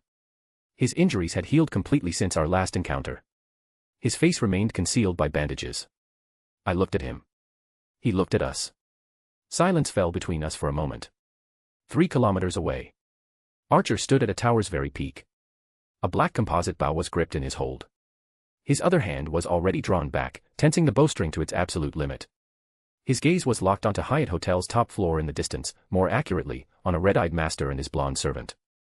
He adjusted his bow. Now it was aimed at Assassin, giving him a clear shot. Master, I have a clear shot on another servant. Should I take it? Archer asked Rin through their bond. What about that red-eyed master? Rin asked back, her voice tinged with anticipation. Archer shifted his aim back toward the red-eyed master. However, residual smoke from the bike's rear tire drifted between them, preventing a perfect shot. TSK, Archer clicked his tongue and aimed back at Assassin. 200 power stones equals 1 bonus chapter. 5 chapters ahead on P at TR3 on equals P at TR3 on .com/not_yearn. Talents used in this chapter. Ultimate Biker. Ultimate Luck. Ultimate Soldier. Author's thoughts. Alright, I had told that I would release 2 chapters yesterday. But something came up, preventing me from uploading another chapter, so I'll release one today. Generally, I only upload on Sunday if I'm in the mood, but I'll release this today nonetheless. Izuru's Ultimate Luck still works passively and effectively. That smoke preventing Archer's shot. Luck for sure. Have a superb weekend, everyone. Chapter 49, Unrelenting Chase. I looked at Assassin ahead of us. He looked back. Excalibur materialized wordlessly in Artoria's grip. Another gaze from afar locked onto us, making my precognition ring with a mild warning. My hand tightened on R1's throttle, heels digging into the floor. Under our collective gaze, Assassin pulled a controller from his armor and pressed a button on top. Boom. Boom. Boom. Explosions blasted from beneath us, right from Hyatt Hotel's foundation. The walls shook, floors quaked, and the ceiling above vibrated with escalating intensity. Hyatt Hotel began to tilt and collapse onto itself. Master. Artoria's voice rose over the sound of crumbling concrete, groaning metal, and shattering glass. R1's tires sank as the floors beneath us caved in one after another. Amidst the devastation, I watched Assassin turn and barrel through a glass wall behind him, plummeting straight down from the 32nd floor. Master, fall back. This structure won't hold. Artoria shouted, raising her sword toward the falling ceiling. My heel dug further down as cracks began to spiderweb along the floor beneath us. Mana stirred around us, Medusa's predictable attempt at rescue by summoning her Pegasus to take us airborne. I did not let her. Vroom. R1's tires screeched as I cranked its accelerator. Artoria snapped her gaze to my back. Master. What are you? Her question was swallowed as a section of the ceiling plummeted straight toward us. I jerked R1 aside, dodging the debris by a fraction of an inch. 60 miles per hour. R1's speed climbed without pause. 100 miles per hour. Artoria looked ahead, wrapping one arm around my waist while her other hand slashed at any debris threatening to crush us. Master. Don't tell me. Artoria's pupils constricted as R1's engine roared without pause. I didn't answer. 140 miles per hour, 160 miles per hour. Artoria's grip on Excalibur tightened unconsciously as we raced toward a glass wall. Crack. Glass shattered as the floor vanished beneath us. We went airborne for a split second. R1's tires continued to spin as gravity pulled us down from the top floor. I shifted my entire weight onto R1's rear, angling it toward the glass framework of the hotel's exterior. R1's rear tire was the first to hit a shaking glass window. Its front tire followed. Tiny, friction-inducing magic circles carved on them awoke. Assassin was nearby, having deployed a parachute to land safely below. He glanced back and froze. We were speeding down the length of Hyatt Hotel. Vertically. Windows shattered in our wake as the hotel's foundation continued to tremble. Vroom. R1's roar drowned out every other sound as we chased Assassin below us. We had traversed half the hotel's length. Ground was rushing up to meet us at an accelerated pace. That was the moment, ultimate precognition flared. Artoria and I glanced back simultaneously. Our eyes pierced through the shattering glass beneath us, across to the other side of Hyatt, and locked onto a tower roughly 3 kilometers away. Archer stood there. His bow was aimed straight at R1, right through the hotel's width. A spiraling arrow was knocked on his composite bow, which he released with a slight smirk. Boom. Space spiraled as the sound barrier was torn apart. A vortex of twisted space tore toward us from 3 kilometers away, crushing Hyatt in its path to reach us in moments. We reacted instantly. I pulled the brakes with brutal force. R1's front tire lifted due to gravity. The bike continued down Hyatt on its rear tire alone. Assassin had already maneuvered onto a distant rooftop. He disconnected his parachute and leaped from house to house, trying to put as much distance between us as possible. A fraction of a second later, Calidbulg reached us. Before it could touch R1's rear tire, it met an unsheathed Excalibur. I tightened my grip on the handlebars. Strike air, hammer of the Wind King. A spiraling vortex of space collided with a twister of compressed wind. Boom. Hyatt Hotel crumbled. A blinding white flash forced every eye watching us to shut. Vroom. We tore through that flash. our surroundings dissolving into a streaking palette of colors. R1 flew, heading straight for where Assassin was running across rooftops. He looked back and jumped down from the roof. Below was a gas station. He sprinted toward a person refueling a sports bike and kicked him aside. Hey! Assassin ignored him and ignited the bike's engine with practiced familiarity. In 2 seconds, he was roaring down a road at nearly 160 miles per hour. R1 landed on asphalt behind him, its suspension screaming as it transitioned from a vertical plunge to a horizontal pursuit. Suddenly, R1's engine gave out. Its tires were barely holding on. I looked ahead at Assassin widening the gap between us. Medusa. I said. Clip. Clop. Clip. Clop. The sound of hooves striking ground resounded in my ears. Pure white wings materialized first, followed by a white body and 4 legs. A Pegasus with Medusa astride it shimmered into existence beside us. A stake chain was already buried in her neck, her blood dripping down. We exchanged a glance. Medusa wordlessly threw her stake chain toward Artoria. Artoria caught it with an effortless grab. Medusa used the chain as a pivot and, with her monstrous strength, violently slung R1 forward, dragging it ahead of her Pegasus. Boom. The sound barrier shattered. My eyes closed mid-motion. Countless fluctuating blue sigils began to climb across my body. Pain sent desperate signals to my brain. My magic circuit screamed under pressure. I snapped my eyes open. My irises had narrowed into slits, flashing unstably. I poured my mana directly into R1.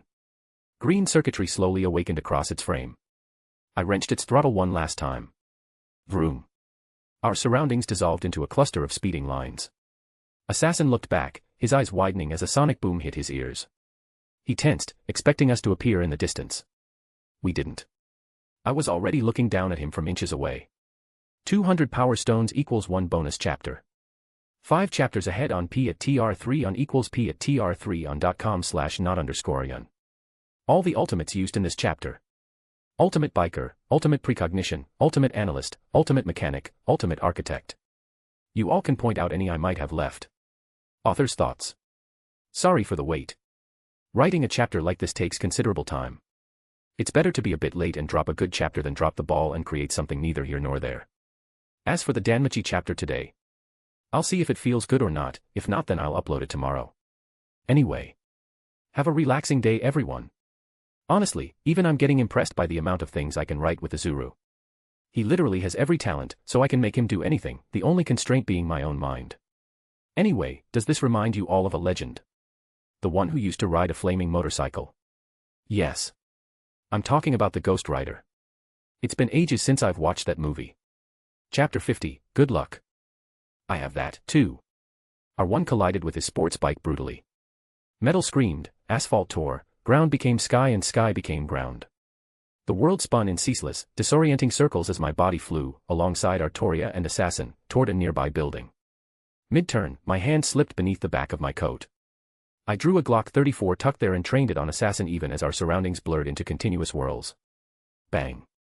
A bullet tore from Glock's chamber, reaching Assassin instantly. His reaction was a beat slow, hand an inch away as the bullet closed on his eye. Yet before it could land, a boundary field snapped around him. His time accelerated 4 times. His arm blurred mid-roll, and he caught the bullet between his fingers. A fraction of a second later, his eyes narrowed. Excalibur had already reached his flank. He tried to block with his other arm.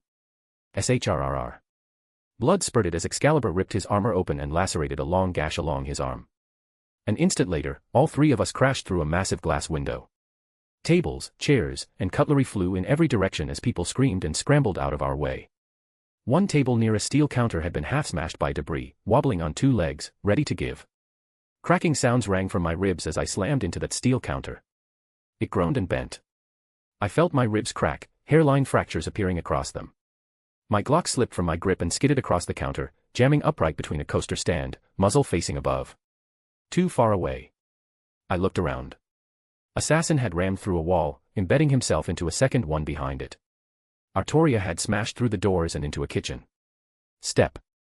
The sound of a heel meeting ground made me glance that way. Assassin stumbled out of the wreckage surrounding him, unsheathing an M9 bayonet from his hip. I extended my arm to the left, fingers clamping around a napkin. Assassin snapped his gaze toward me at the motion. My other hand wrapped around a fork lying beside me. Another fork sat on a wobbling table nearby. Useless. Afterimages trailed in his wake as assassin rushed at me. I hurled that fork straight at his face while simultaneously bringing the napkin to my lips, dabbing at some blood dripping down my chin. He tilted his head aside, dodging my throw mid-stride. When his gaze snapped back to where I lay a moment ago, I was no longer there. Instead, I was rushing toward him for a head-on clash. My heel landed on a knife lying on the ground along my path. With a slight push, it jerked up from below, becoming airborne. My hand flashed, fingers wrapping around its handle. I was armed now. Another chopstick on my path. Another kick. It launched straight at assassin. He didn't slow as it bumped against his metallic chest plate and deflected back. My free hand came up and caught the chopstick midair. Boom. We were close to each other when a sonic boom resounded from behind me.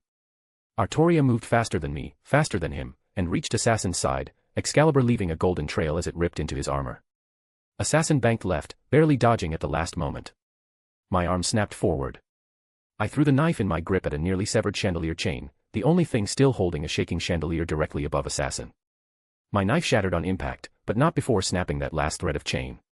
Assassin didn't even have a moment to breathe before the chandelier came crashing down on top of him. He glanced up and rolled further left. I pulled my leg back at that instant and kicked a plate lying nearby. It curved along the ground, streaking toward Assassin. Air split opposite me. A shockwave ripped through the room, overturned tables slid, glass shards sprayed sideways. Artoria was already at Assassin's back, Excalibur a hair's breadth from his spine. Assassin tried to use his heel as a pivot to dodge. Just before it touched the ground, my plate reached him. His heel landed on the plate, cracking it before hitting the floor, disrupting his balance and buying Artoria a second. A second was all she needed.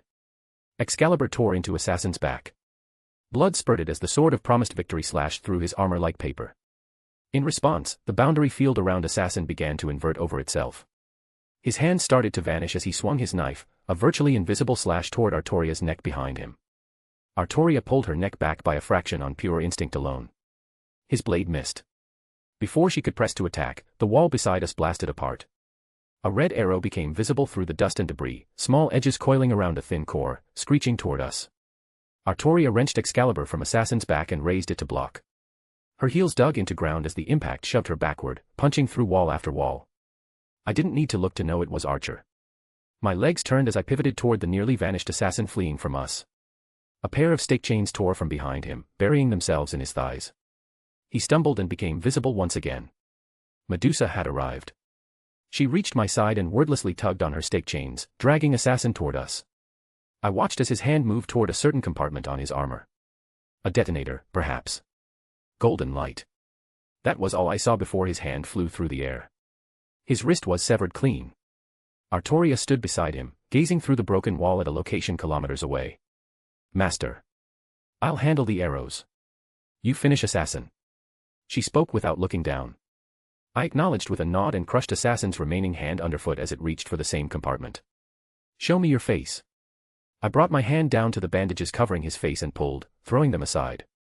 A tanned face became visible underneath. Silence fell. Kiritsugu Amiya. My eyebrow rose slightly. It was the same face I had seen in the files Medea provided, back when I had asked her to do a background check on Shiro and Kiritsugu Amiya. Even though my deductions had already pointed to him. I looked back up toward the approximate area where Archer was. Or rather, where Shiro Amiya was. Then I gazed back down at the men beneath me. Kiritsugu Amiya. Father and son. Both heroic spirits.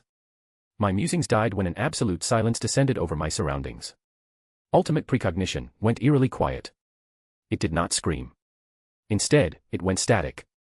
A vision flashed within my mind. A vision of a mushroom cloud consuming half of Fuyuki. I kept my eyes locked on Assassin, rather, on his parameters visible to me through a master's authority. Everything was blurred. Normally, I could see another servant's parameters clearly.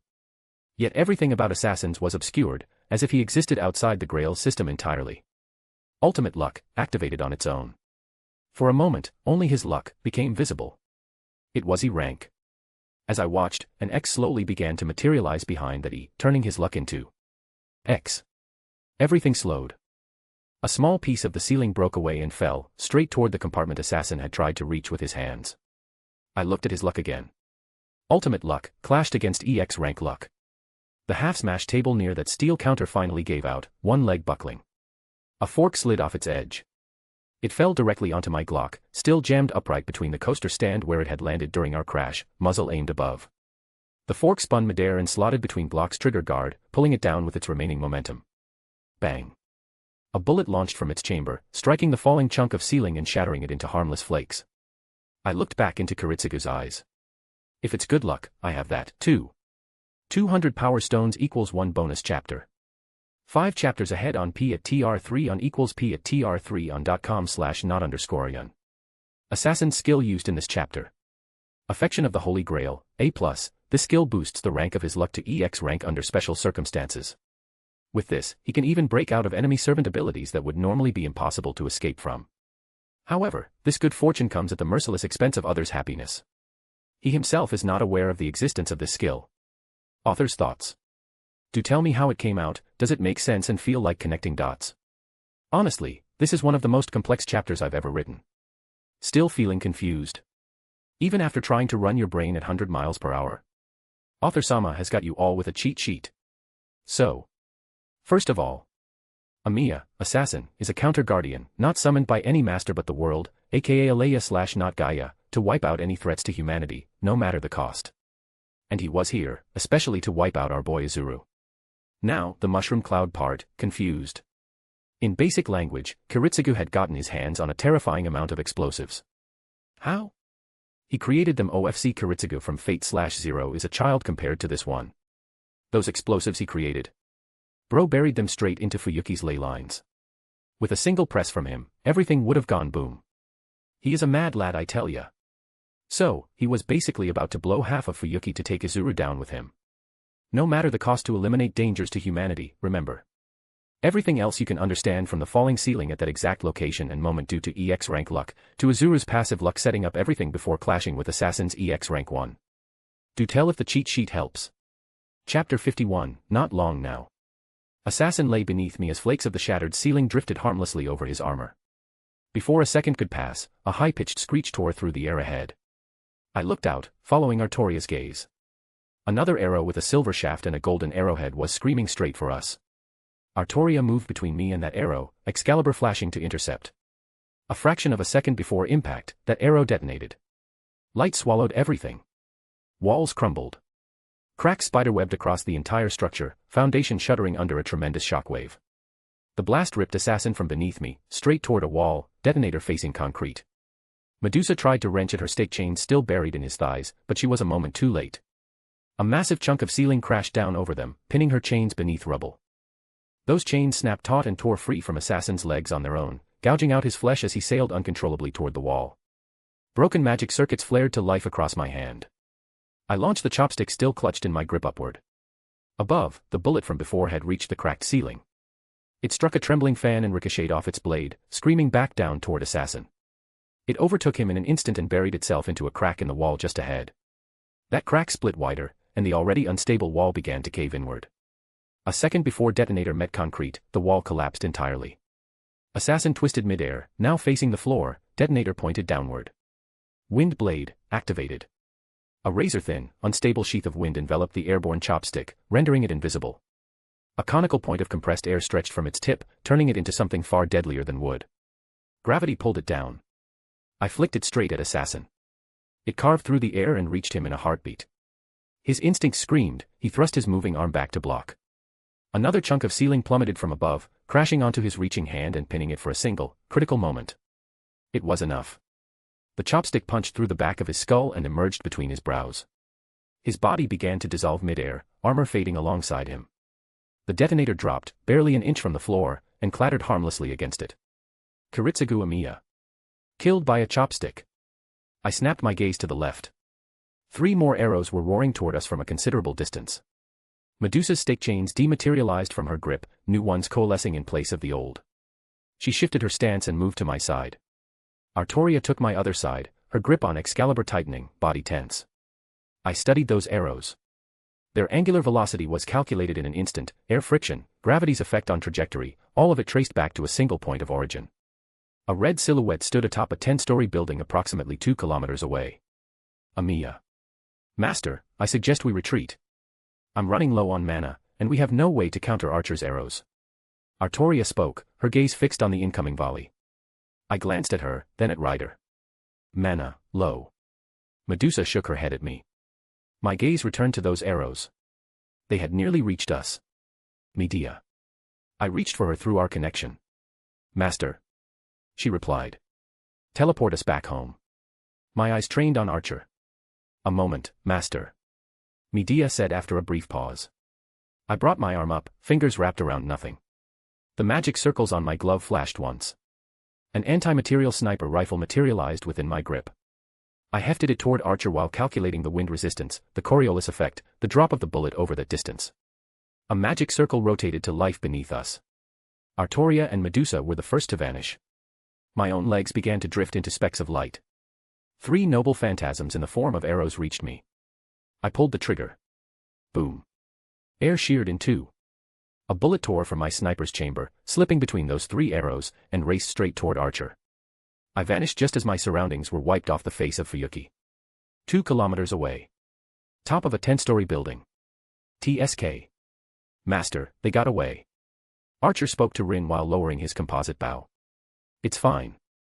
That master is a pain in the ass, catching him off guard won't be easy. Rin replied. Archer didn't respond. Instead, his eyes tracked a bullet closing in on him. He didn't pay it much attention, merely tilting his head aside by a fraction. 2 seconds later, the bullet passed right by his ear, ruffling his hair. That was the moment a magic circle carved onto the bullet revolved. Archer's pupils constricted. He leapt from the roof, but intense white light erupted from that bullet and swallowed him before he could escape. Mast, Archer's voice cut off mid-sentence in Rin's mind. Archer. Rin's voice rose. A mountain range. 10 kilometers from Fuyuki. 4 kilometers in the sky, white light flashed as Archer materialized and plunged downward.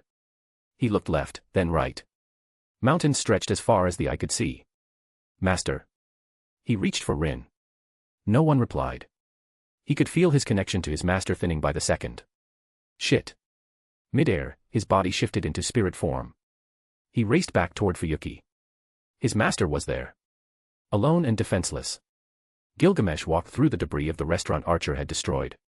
His steps halted before a crumbled wall. It hung an inch from the ground, supported by a nearly shattered steel bar. Beneath that bar lay the same detonator. Gilgamesh looked down at it, both hands in his pockets. Mongrel, you owe me one for this. He spoke as the steel bar finally gave out.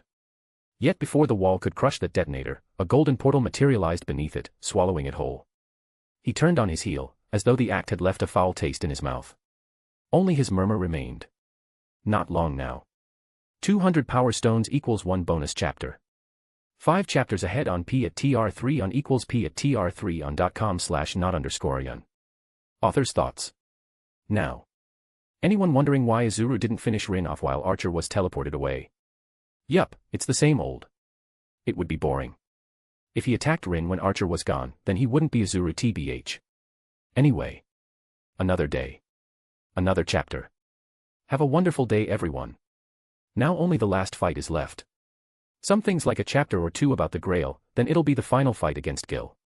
As for anything after that, I'm torn between Apocrypha and Grand Order. Which one would you all like? Or do you guys want me to stop this and release another new story altogether? Chapter 52, Why Only, Ultimate Despair. Home. A magic circle pulsed to life across the floor. Artoria, Medusa, and I materialized within it. Artoria's gaze immediately fell to the anti-material rifle still resting in my arms. Master, is this the so-called anti-material sniper rifle? She asked, a note of genuine curiosity threaded through her tone. The Grail provides servants with basic knowledge of the modern era. You should already know about it. I stepped out of the circle without slowing. Artoria fell into step beside me, her expression unchanged. Behind us, Medusa's gaze lingered on my back, the tip of her tongue tracing slowly across her lower lip. I glanced back and caught her in the act. Do you need something? My question was direct and to the point. Medusa nodded once and spoke. Mana, replenishment. I raised a single eyebrow. Later. My magic circuits haven't fully recovered yet. My words made her tilt her head down, a little sulky. Master. Artoria's voice drew my attention. Her hands hovered beside the rifle, fingers a hair's breadth from its frame. May I? I handed it to her without a word.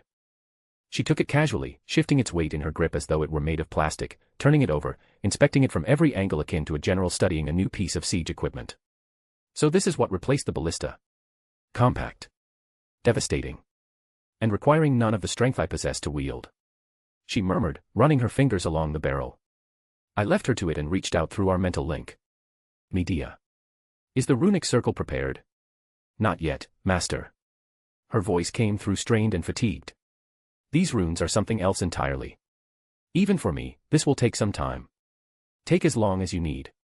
I changed course toward the kitchen, leaving behind a sullen Medusa and an Artoria still quietly admiring her new find.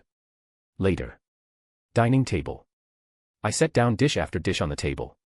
A plate of mashed potatoes, 2 casseroles of meat pies, multiple scotched eggs, sausage rolls and Cornish pasties. Before I could even pull my hand back, Artoria was already there, her stomach betraying her with a low, audible growl. Master, is this British cuisine? She wrapped her arms around her waist, cheeks dusted pink, desperately trying to pull my attention anywhere else. It is. I replied. She slid into a chair, eyes locked onto the spread before her. Medusa appeared shortly after, wordlessly taking a seat beside Artoria. Her fingers closed around a fork, and twisted it nearly in two. Medea. Dinner is ready. Come. Coming, master. The fatigue in her voice had thinned, replaced by something almost eager. A magic circle rotated to life beside me. Medea stepped out, her usually immaculate hair ruffled in places, strands falling loose around her face. Master, I'm here. She took her seat, looking down at the table and swallowed. With a sigh, I walked to a nearby drawer and retrieved a comb. Under the collective gaze of all 3 servants, I stepped behind Medea and began working through her ruffled strands, smoothing them back into place. Medea closed her eyes and tilted her head back. Master, is this the fabled talent of ultimate barber at work? A small, relaxed sound escaped her throat as my fingers worked her scalp between strokes. I affirmed with a sound. Artoria watched. Her appetite didn't just fade, it evaporated. The rich aroma that had moments ago made her stomach sink now meant nothing. Her fingers slowly closed around the edge of the table, wood creaking under her grip as shallow impressions formed beneath her fingertips. I pulled my hands back, set the comb aside, and slid into my own chair. Let's eat. Artoria snapped out of her daze and picked up her spoon. Medea followed, reaching for a Scotch egg. Medusa simply sat motionless, her blindfold facing the table. At the first bite, Artoria's stiff expression melted away. By the second, she couldn't stop. By the 5th, whatever displeasure had gripped her earlier was already forgotten. Master, your cooking is without equal.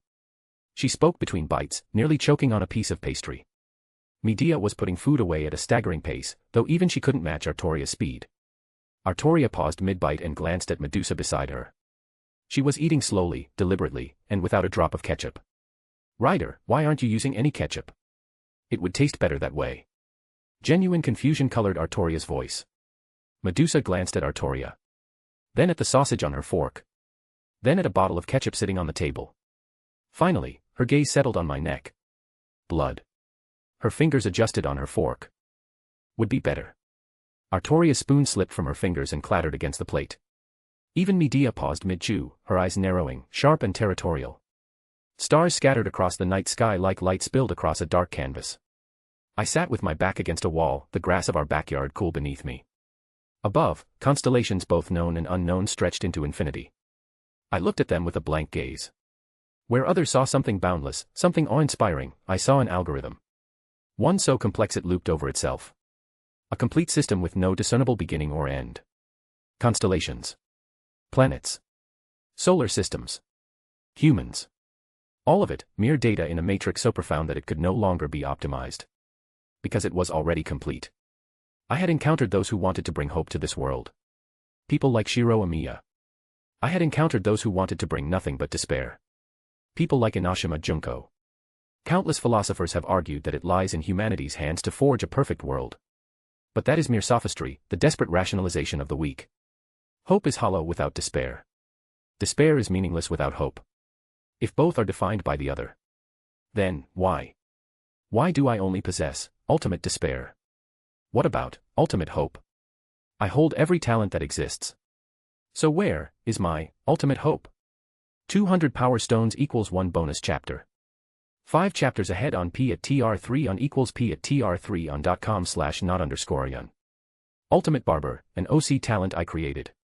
It means Izuru can act as the perfect barber and set hair in every hairstyles across the world, even create new, personalized ones to perfectly fit a person and increase their charms tremendously.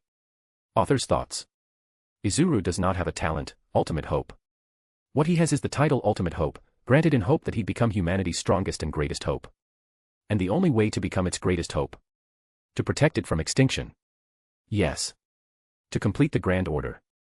To rise up against human history for the sake of humanity, and combat fate itself. But he has a long way to go before even thinking about facing Beast One Goetia. Honestly, as he is now, even Gil can fold him in two if he just unseals his Shanakba Imuru. Chapter 53, Perfection is a Lie.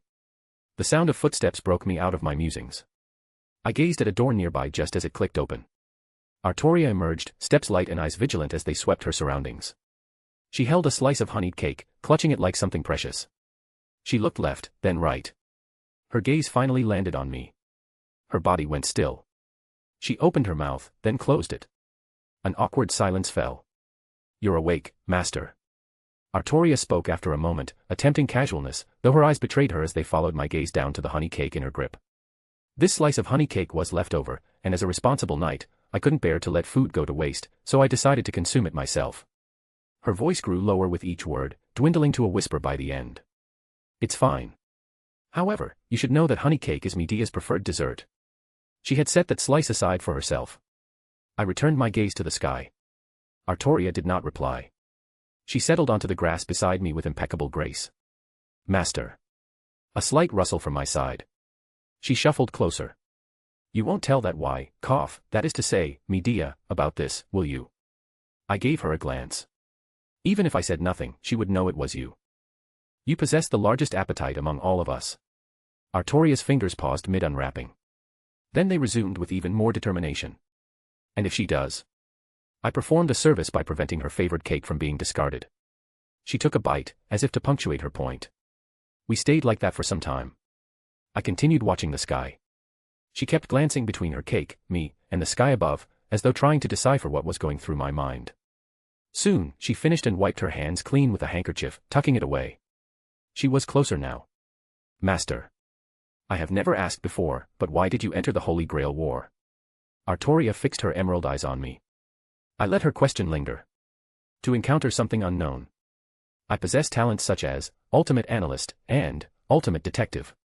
They render everything predictable. Boring." My voice remained flat. "At a glance, I know more about a person than they know of themselves. How they will live. Which choices they will make. How they will die." Artoria fell silent. Her eyes narrowed with gravity. "Would knowing everything not be as much a curse as it is a blessing, master?" Her brows furrowed. "It does not matter. Blessing or curse, categorizing my talents under such concepts changes nothing about what they are." Her brows furrowed deeper. "So, you don't have a wish for the Grail, master?" she asked. "Anything the Grail can grant, I can obtain with my own two hands. To depend on a third-party artifact would be an admission that something exists which is impossible even for me, no different from those talentless people who consider anything remotely difficult to be an impossibility." A pause. "And I will never become like them. If there is no path, then I will cleave one. If something is impossible, then I will keep trying until it becomes possible. If the inevitable stands before me, then I will stand against it." Artoria's expression shifted. Her eyes settled on my blank face. I registered respect, a flicker of camaraderie, and an emotion she herself seemed unaware of. I took in her reaction. "What about you? What is it you wish for, should you obtain the Grail?" I asked, though I had already deduced her answer. She faltered and took a deep breath to compose herself. "Master." Her fingers curled into a fist. "I want to change my past."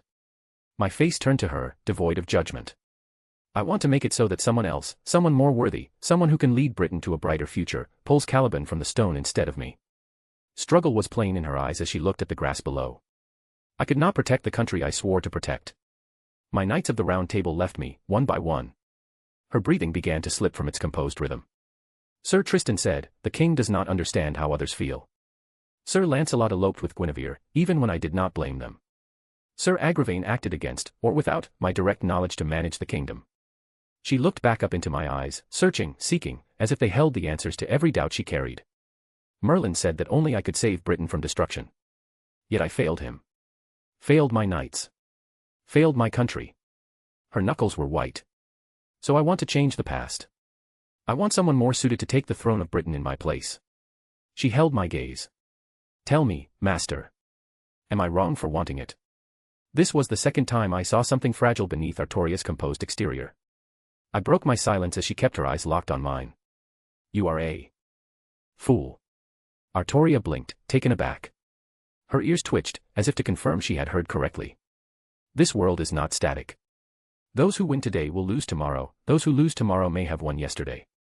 Even if you, or someone else, had protected Britain from destruction during their reign, what of after that? She tilted her head. What about 1,000 years after your reign? 10,000? 100,000? Would Britain even exist? Artoria opened her mouth to retort, then froze. She had nothing. Sir Tristan said, the king does not understand how others feel. Good. Those with talent have no need to understand talentless monkeys. Artoria's breath caught. Sir Lancelot eloped with Guinevere. Tell me, what is a knight?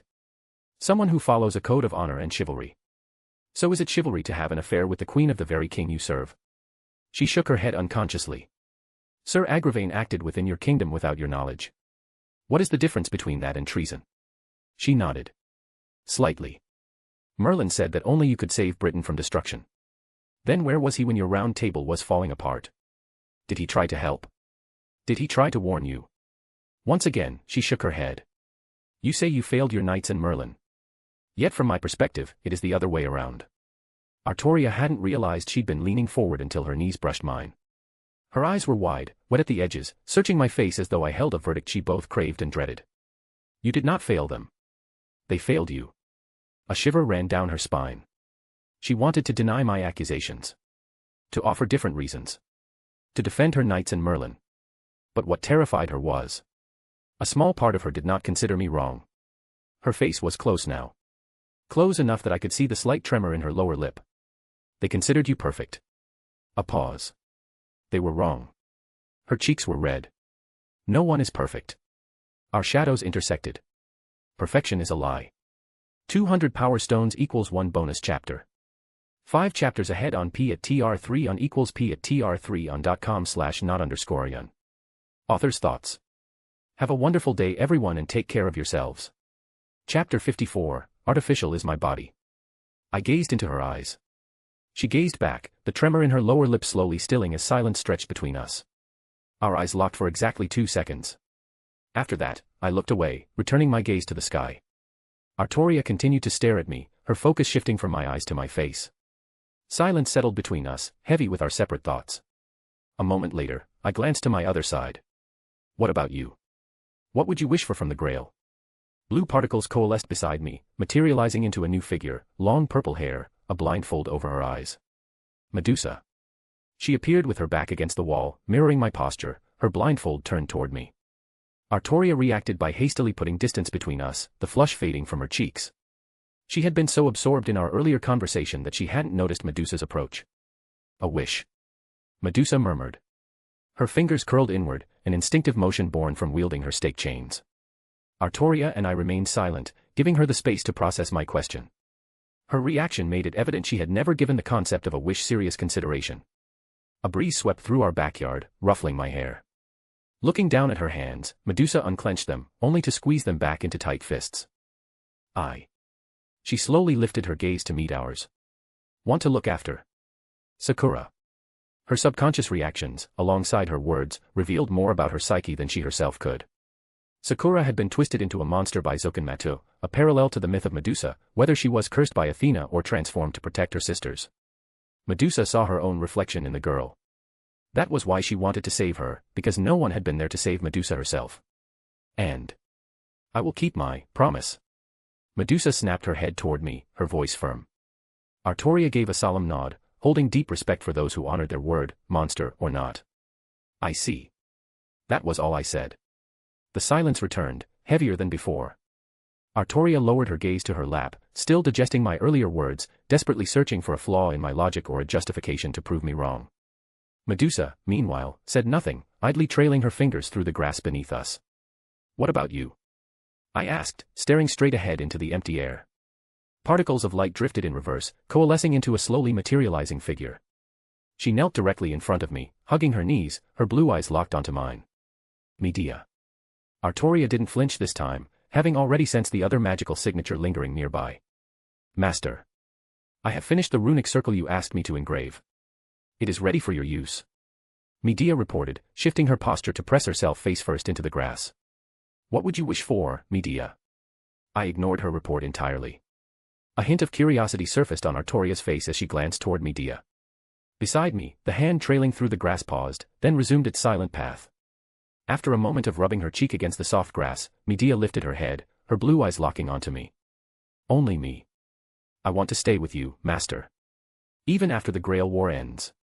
I want to talk with you, walk wherever you walk, eat whatever you eat, fight whoever you fight, and move forward with you, hand in hand. Her words made both Artoria and Medusa freeze. Artoria's nails dug into her palms, a sudden, stifling tightness gripping her chest. Medusa's expression remained flat. She brought her closed hand up and opened it, a tuft of torn grass resting in her palm. She tilted her head at it. Hand in hand. I repeated those words, eyes blank. A breath escaped me, and words left my mouth on their own. You speak as if it's simple. As if walking beside me is something worth wanting. 3 gazes snapped toward me simultaneously. I cannot offer you stimulation. I cannot promise you that my presence will bring you anything resembling joy. Everything I am is artificial. Everything I feel is apathy. I paused. My palm opened on its own. Slightly. Imperceptibly. Medea's eyes widened to their limits, her jaw falling open. Artoria took a sharp breath, her nails digging further into her skin. Medusa shifted closer on her own. But you already know that, and yet you still speak as if none of it matters. My expression shifted. Not a smile. I never smiled. I do not understand you. That alone is, not uninteresting. I watched as Medea's lips curled upward, her smile growing wider and wider. Stay, then. I will not stop you. I will not stop any of you. A strong wind blew, ruffling our hair. My black strands flew in all directions, tangling with Medusa's purple and Artoria's gold as Medea's hood fell back, her own purple-blue hair soon joining the tangle. Then a girl's voice resounded in my ears. It doesn't make a difference whether you have talent or not. My heartbeat climbed. The sound was not coming from my surroundings. I mean, that isn't the end goal. It was coming from within. You don't have any talent, yet you have greater freedom than others. My vision blurred for a fraction of a second. The precise, absolute control I held over my own body wavered like a candle in wind. As the ultimate gamer, all I have are games. I reached for my ultimate talents, my safety net, and found nothing. It was as if they had been sealed behind a door inside my mind. But you can go anywhere and become anything. What is this? Master. Your eye. Medea exclaimed, bringing her hand to her mouth. It's. Artoria stuttered. Medusa shifted her body. I snapped out of it, control returning in full force. Green. Both Artoria and Medea spoke at the same time. A magic circle flashed, and a mirror appeared in Medea's grip. She passed it to me in one fluid motion. I brought the mirror parallel to my face. Crimson. 2 blank, crimson eyes stared back at me. Mine. As they always had been. Master, your eye had truly turned green. It reverted just a moment before you looked into the mirror. Medea clarified, her voice hushed. Yes, Master. It was undoubtedly green. Artoria nodded, her expression unsettled. I stared back into the mirror. Crimson. Unchanging. Artificial. 200 power stones equals 1 bonus chapter. 5 chapters ahead on p@tr3 on equals p@tr3 on.com/not_yun. Author's thoughts. For our friends who haven't watched Danganronpa, the voice is basically Hajime's best friend. The ultimate gamer, Chiaki Nanami. Soon, this volume will come to an end after the last fight, and with it, our boy Izuru will change too. For anyone wondering, why did Hajime go through a surgery to gain talents in the first place? It was because he was talentless, basically having no talents of his own. No ultimates. So, Izuru Kamakura is what Hajime Hinata become after the surgery. He got every talent in existence, but lost his humanity in return. Chapter 55, Ryaman Sukuna. I handed the mirror back to Medea, cataloging their observations alongside my recent experience and every similar event. A preliminary conclusion was already forming in my mind. However, something more pressing demanded my attention. Medea, you said the runic circle was ready. I asked, rising to my feet. Artoria and Medusa tilted their heads back, tracking my movement. Yes, Master. You can use it at any time. Medea replied, a faint smile playing on her lips. I rolled my shoulders, one after the other. Very well then. Dismantle it. Her eyes widened at my command, while Artoria and Medusa flinched almost imperceptibly. What about your magic circuits, master? Artoria asked, her brow furrowing with palpable concern. Have you conceived of an alternative, master? Medea asked, her expression shifting into one of serious scrutiny. I turned on my heel and walked away. All three servants rose from the grass and fell into step behind me without a word. Artoria flanked me on the right, Medea on the left, while Medusa followed behind. I've changed my mind. Initially, I only intended to heal my circuits. However, if some of you intend to remain after the Grail War, I will require superior circuits to sustain multiple servants indefinitely. We reached the back entrance, and I pushed the door open, leading them inside. Could you not simply wish for it from the Grail, master? Artoria asked, tilting her head. I only believe in something created by my own hands rather than something given to me by someone or something else. I gave them my usual answer. All three nodded along without surprise. Then, Master, what have you devised this time? Medea asked, eagerness creeping into her voice. With a flash of a magic circle, a notebook materialized in her hands. I settled onto a sofa. Medea took the chair to my left, while Artoria and Medusa sat together on the opposite sofa. We will create a mystic code. Artoria leaned forward, her heel tapping the floor with curiosity, while Medusa observed in silence, her fingers tracing the leather beneath her. A unique one. An external organ that functions identically to a natural Magus' magic circuits. Artoria leaned in closer, Medea's pen began to scratch against paper. Think of magic circuits as an engine or a pacemaker. Just as a motor converts electricity into kinetic energy, a Magus' circuits convert their own vitality into internal mana, OD. I let the silence linger for a moment. This internal mana fuels spells once the circuits connect to a thaumaturgical foundation, essentially reenacting a mystery already engraved upon the world's texture. I slipped a hand into my coat pocket and withdrew my phone. Magic circuits are the hardware. I placed it on the low table between us and tapped its casing. Spells are the software. With a flick of my wrist, its screen illuminated, and I began swiping through applications. And the thaumaturgical foundation? It is the underlying source code that constitutes the software, basically, the logic underneath every spell. Artoria watched as icons flashed across the screen. After a moment, she found her voice. Master, are you saying, you intend to create your own magic circuits? Personally. Her mouth parted slightly in disbelief. The frantic scratching of Medea's pen intensified beside me as she scrambled to transcribe everything. No. We will create a mystic code that acts as pseudo-circuits. It will possess both superior quality and greater quantity than my natural ones. I looked at my scrolling hand. Medusa glanced at Artoria before returning her gaze to me. Medea, however, looked less convinced. Master, the hurdles in creating such an item are immense. With the war reaching its conclusion, is it wise to undertake such a monumental task right now? She asked, her brow furrowed as she flipped rapidly through page after page of her notebook. We do it now. As it happens, we already possess everything necessary to create it. We could craft something even greater given more time, but unfortunately, time is a luxury we lack. All three of them straightened at the firmness in my voice. Master, what form do you envision for this mystic code? Medea inquired. I didn't answer immediately. Instead, I held out my hand, gesturing for her notebook and pen. She leaned forward and handed it to me. I placed the notebook on the low table and turned to a fresh page. Pen in hand, I began to sketch a bare upper torso, my torso. Under their watchful eyes, a face, neck, arms, and chest took shape in seconds, my illustration eerily identical to my own body. Then, with longer, deliberate strokes, I added black markings. Intricate lines wound up from my face, down my neck, and across my chest. Double black circles wrapped around my wrists and biceps. More markings followed, layering over the form until everything was complete. Medea stared at the drawing, her hand unconsciously drifting to her chest as a faint blush dusted her cheeks. Artoria fell completely silent, though my acute hearing easily picked up the sudden acceleration of her heartbeat. Medusa reached out, running her fingertips over the sketch, tracing the lines I had drawn. A soft, involuntary gulp escaped her as she processed the image through touch. Master, where did you get the idea to use tattoos or markings as a mystic code? Artoria asked, clearly attempting to anchor her focus back. In Japanese folklore, there exists a legendary figure, a two-faced, four-armed warrior. I paused for a moment. The King of Curses. Ryaman Sukuna. 3 pairs of eyes snapped to me.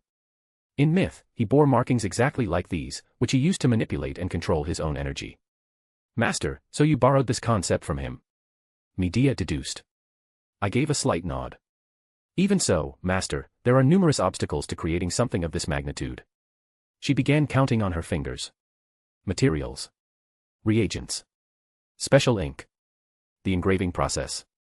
She paused, raising a single finger to emphasize her final point. And the greatest hurdle of all, how will you connect this mystic code to the wider thaumaturgical foundation?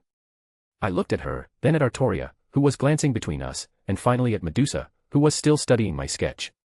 Do you think it's impossible? No, Master. Not at all. Medea waved her hand dismissively. Then, a smile graced her lips. As long as we are with you, nothing is impossible. 200 power stones equals 1 bonus chapter. 5 chapters ahead on p at tr3 on equals p at tr3 on.com/not_yearn. Author's thoughts. I had scrapped this idea before, but then said fuck it, we doing it anyway. I'll try to make it as easy as possible for even a normal person to follow in the next chapter. Watch how Azuru uses his ultimate talents alongside Medea to create something that is broken, even in Type Moon world. It will be his first step to becoming the strongest. Till now, he has been cobbling up things from here and there. This will be his first time creating something new on his own. I've been doing research on this for some time and have come up with a viable way for Azuru to do it without it looking like BS. We'll start this project from the next chapter. You all can ask me about anything you don't understand from above explanations. Anyway. Have a marvelous day, everyone.